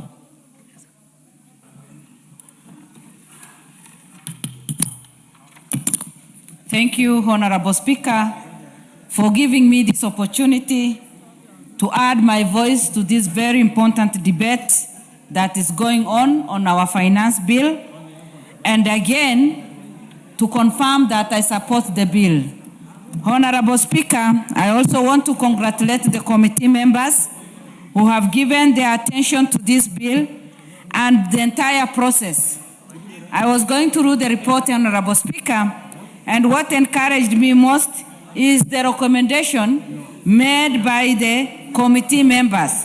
Honorable Speaker, the committee members have suggested that we retain the strategic zero-rated VAT status for green energy items like locally assembled mobile phones and agricultural inputs. This will directly benefit all our business people who invest in this and who will continue investing in this and increase their businesses and their income. Again, Honorable Speaker, the committee members have also recommended that adjusting filing deadlines to give individuals a practical window of 4 months and corporate bodies 6 months to submit financial returns will be of great benefit to every citizen. Honorable Speaker, I've also looked at the bill and seen that it is caring for the citizens. The main objective of this bill, Honorable Speaker, is to generate approximately 98.9 billion in revenue collection. That will benefit each one of us, that will benefit our economy, and also bring stability. Honorable Speaker, again, the objective of this bill is to strengthen international compliance by aligning Kenya's tax framework with the standard global practices for trust and virtual assets. Honorable Speaker, Kenya is growing, and especially under the leadership of our President, who is so committed to growing this nation and to moving into first world. We have no other option, Honorable Speaker, than being bold enough to grow our economy and to also support all our business people, our citizens, so that we can all grow together. Again, Honorable Speaker, key proposals of this finance bill are as follows, and I will just pick on a few. Offering massive relief to workers by exempting employment gratuity from income tax provided to service contract covers a continuous period of at least 3 years. Honorable Speaker, many people who are working at the end of their term or their contract, they look forward to receiving their gratuity. And exempting this from income tax will give all the employees a big relief. And we will encourage Kenyans to work, and when it comes to receive their payment, then we have taken care of them because of exempting employment gratuities from income tax. That will help us to make sure that their whatever they will receive will not be interfered with. They will receive their package and they will benefit, and that will comfort them and also encourage them and motivate them. Again, Honorable Speaker, on value-added tax VAT realignment, the bill promotes green mobility, a technology by adding electric buses, bicycles, and others. This will caution Kenyans again, Honorable Speaker, because many of us will get into that and also benefit because we will be able to use less money in fueling and other things. Again, when you look at that, cautioning local industries and the health by exempting scrap metal inputs for animals' feeds and also raw material. Honorable Speaker, many of our citizens work in this area and also earn their income from this. And by cautioning local industry, we will be able to help Kenyans to support their businesses and also grow, because when they grow, the nation grows. When they grow their businesses, our economy also grows. Again, Honorable Speaker, this bill, you can clearly see from the bill that the bill is aiming to protect agricultural supply chain, and the bill introduces VAT exemption on transportation of sugarcane from farms to milling factories. Honorable Speaker, what else do our farmers need? Because we have already introduced VAT exemption, and our farmers will enjoy. You know, when they don't pay for this transportation, they will enjoy their total income, and that means their income will obviously increase. Honorable Speaker, I have also looked at the bill, and what I have observed is many Kenyans are happy with the bill because we have increased education funding. The education sector is one of the main beneficiaries. We want our education sector to be stable. We want our young people to be future leaders, and that is why our government is investing a lot in education sector. And many Kenyans are happy with what we have, with what the bill is already proposing. Again, we have increased HELP scholarship funding, and many learners, many of our students are excited about this and looking forward to benefit so that they can get what it means, so that they can educate themselves and also lead this country in future. Again, Honorable Speaker, conversion of interns, 20,000 teachers to permanent and pensionable is what has benefited many families and what many Kenyans are looking forward to. By doing that, the government has stabilized and has helped the teachers who have always been interns and who will join the interns, but at the end of the day will be put on permanent and pensionable. Again, Honorable Speaker, in this bill, we have what we call support for the elders. Almost 3.9 billion that will support our village elders. What else do we really need? And with those few remarks, I support the bill, and it is my prayer that we will all support, and Kenyans will at the end of the day benefit, and we will transform the country. Thank you, Honorable Speaker. Member for Ugenya. Thank you so much, Mr. Speaker. Mr. Speaker, this, Madam Speaker, this is not the first and the last finance bill. In fact, Madam Speaker, we have more than 60 finance acts in operation today. And that's why it's wrong to say that this finance bill is meant to raise 4.92. It's not. We got finance bills since independence. The only year we didn't have a finance bill was 2024. And so it's wrong for Honorable Ndindi to lie to us that this bill is the only one meant to raise the budget money. It is not true. It doesn't work like that. We have bills, finance acts since 1963, and all of them are resource-raising bills. We need to agree on that. Madam Speaker, number two, this bill has gone through a lot of consultations. There are things that are being said that are not true that must be debunked. Madam Speaker, on telephone purchases, we are reducing tax on telephones from 55% to 25%. Yes. We are simplifying the purchase of phones.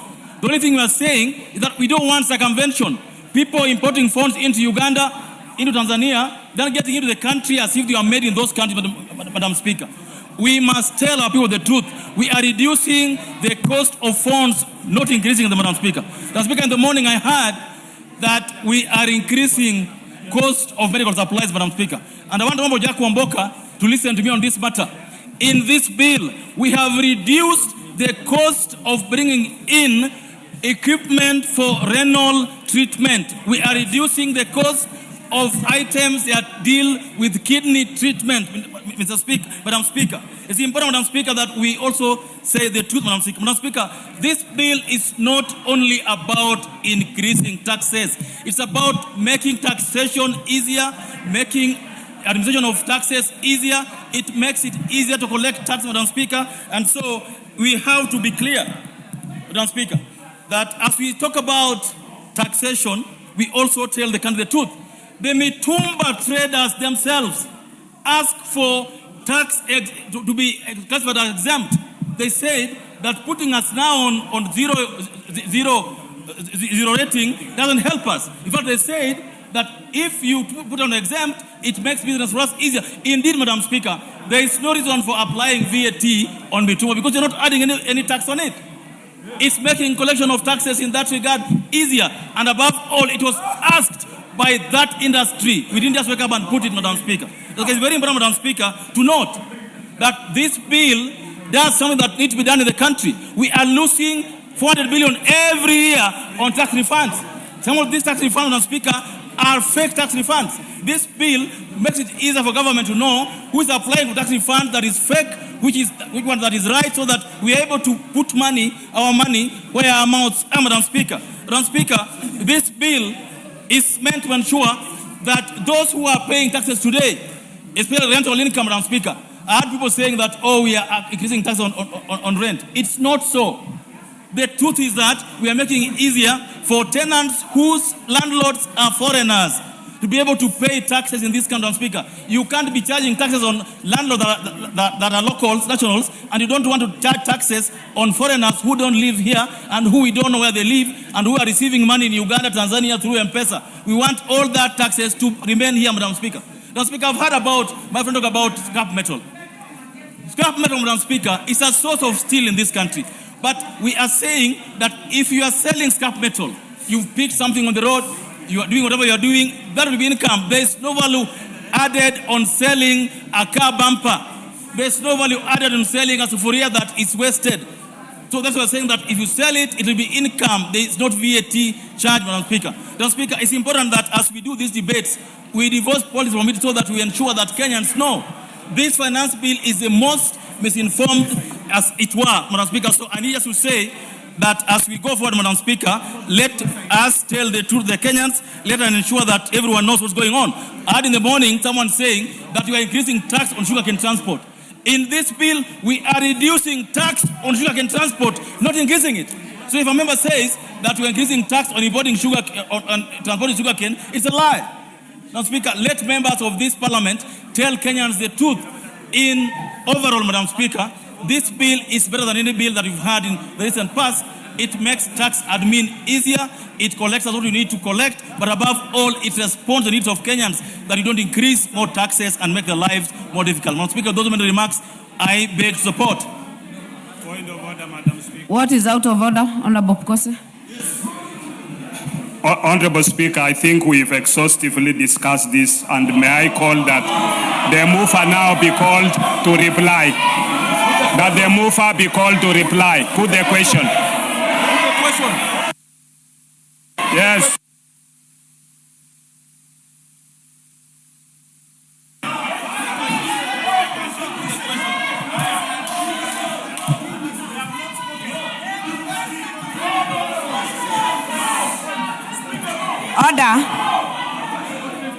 Order, members. Order, members. Shouting does not add to the debate. Honorable members, a member has risen in his place and requested the speaker to put the question that the mover be called to reply. I will put that question. That the mover be called to reply. Will as many as are of that opinion say aye? Aye. Will as many as are of a contrary opinion say nay? Nay. The ayes have it.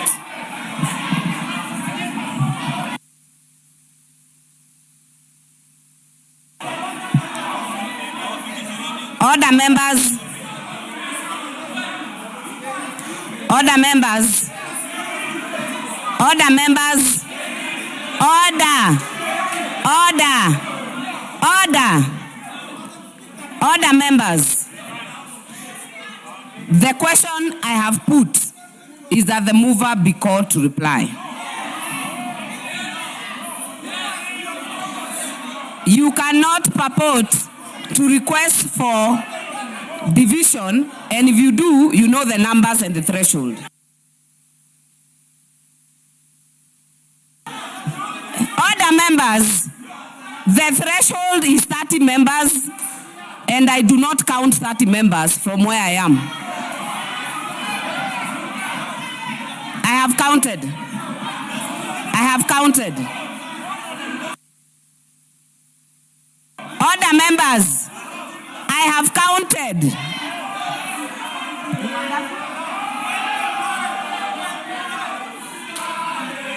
Order. Order, members. Order.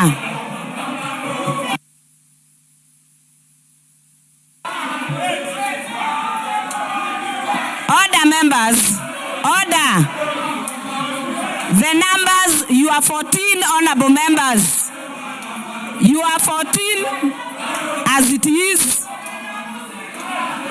Order, members. That debate, that request does not get to the threshold. Mover to reply. Thank you, Madam. I stand in. Thank you, Madam Speaker. With the debate that has been contributed by members, it is sufficient enough that this particular finance bill is seeking to address the main issues, Madam Speaker, and therefore I beg to reply.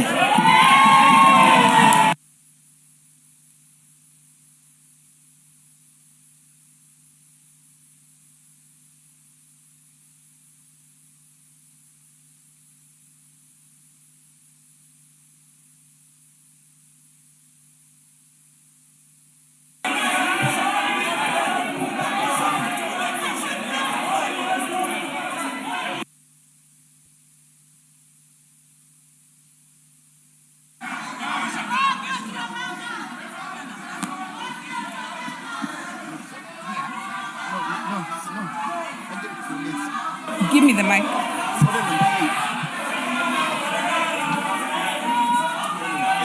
The numbers are 30, like you said. Yeah. Order, members. Honorable members. Honorable members. Our standing orders are very clear. The rise for division was defeated because the members on their feet were 14 on a required number of 30. Honorable members, the mover has replied.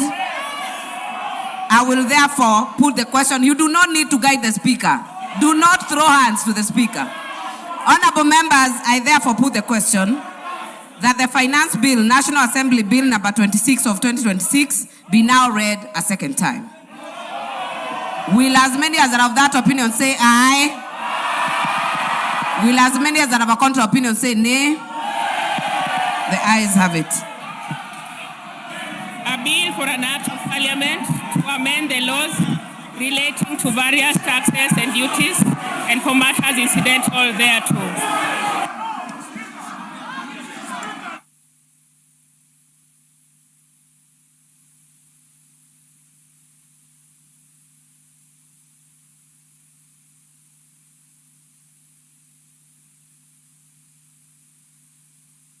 A bill for an act of Parliament to amend the laws relating to various taxes and duties and for matters incidental.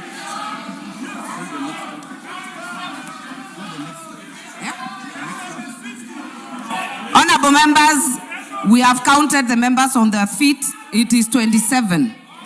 And that request is therefore declined.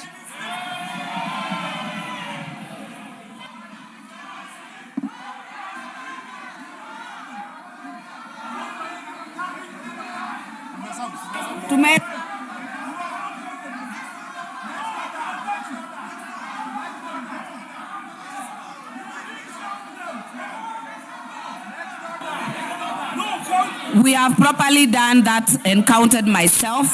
It was less than 30. Next order. Order number 9, the Kenya Revenue Authority Amendment Bill, National Assembly Bill number 28 of 2026, second reading.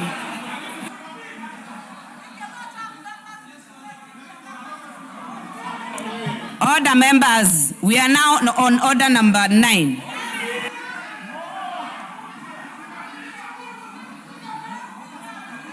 Well done, Madam Speaker. I think it's done.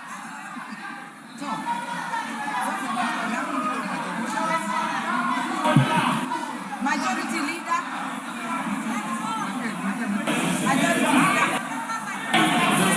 Majority Leader. Who is moving order number 9? Order number 9, Leader. Amuka. Thank you very much. Honorable Speaker, I beg to move that the Kenya Revenue Authority Amendment Bill 2026 be now read a second time. Honorable Speaker, if you can protect me, this is a straightforward, minor legislative cleanup to align our tax administration laws with contemporary realities. The bill contains critical legislative updates designed to streamline the administration of revenue collection laws in our country. Honorable Speaker, the bill introduces procedural and terminology updates to reflect the current corporate governance structure of the authority. This is a non-money bill under Article 114 of the Constitution and will not require additional public funding, and it fully respects devolution as it does not affect or alter any functions of county governments. The objective of the bill, Honorable Speaker, is that the primary objective of the bill is to modernize the Kenya Revenue Authority Act by removing obsolete structural terms and also seeks to synchronize the schedule of revenue-related laws with recently enacted and repealed legislation. The bill aims to clean up legal reference to ensure absolute clarity and prevent statutory conflicts during enforcement. Honorable Speaker, the proposals is that, Honorable Speaker, clause 2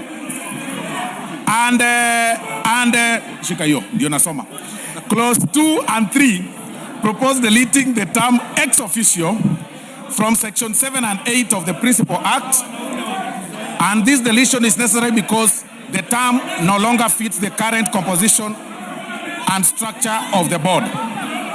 Honorable Speaker, the section of the KRA Act establishes a crisp board composition that includes the chairperson, Commissioner General, PS Finance,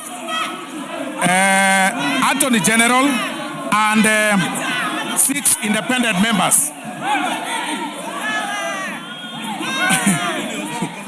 Honorable Speaker, clause 4 updates the first schedule by replacing the outdated standards levy order of 1990 with the current 2025 order. Honorable Speaker, the bill officially deletes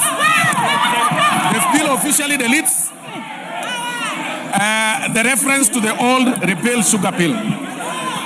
Honorable Speaker, I urge the House to support these non-contentious amendments, Honorable Speaker, to ensure our legal books remain clean, accurate. Order, members.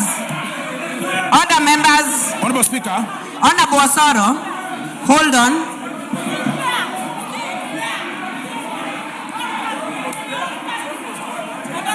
Honorable Osoro, hold on.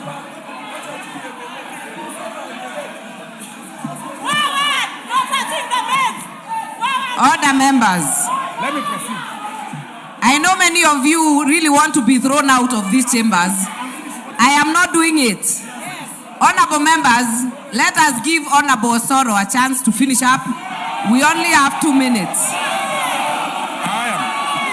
Honorable Speaker, in conclusion, Honorable Speaker, this meeting adjustment shifts the board's focus away from day-to-day micromanagement towards sustainable long-term oversight, performance trends, and risk management. Honorable Speaker, I urge the House to support these non-contentious amendments to ensure our legal books remain clean, accurate, and functional. I now request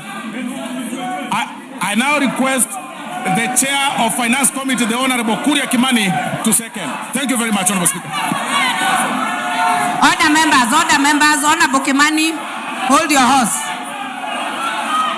Honorable members.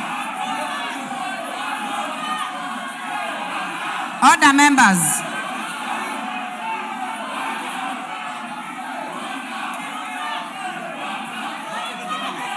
members, our time for this session is up. Order. Order. Be upstanding. Honorable members, be upstanding. Honorable members, and the time being exactly 1 p.m., this House stands adjourned until Wednesday, 17th June 2026 at 2:30 p.m.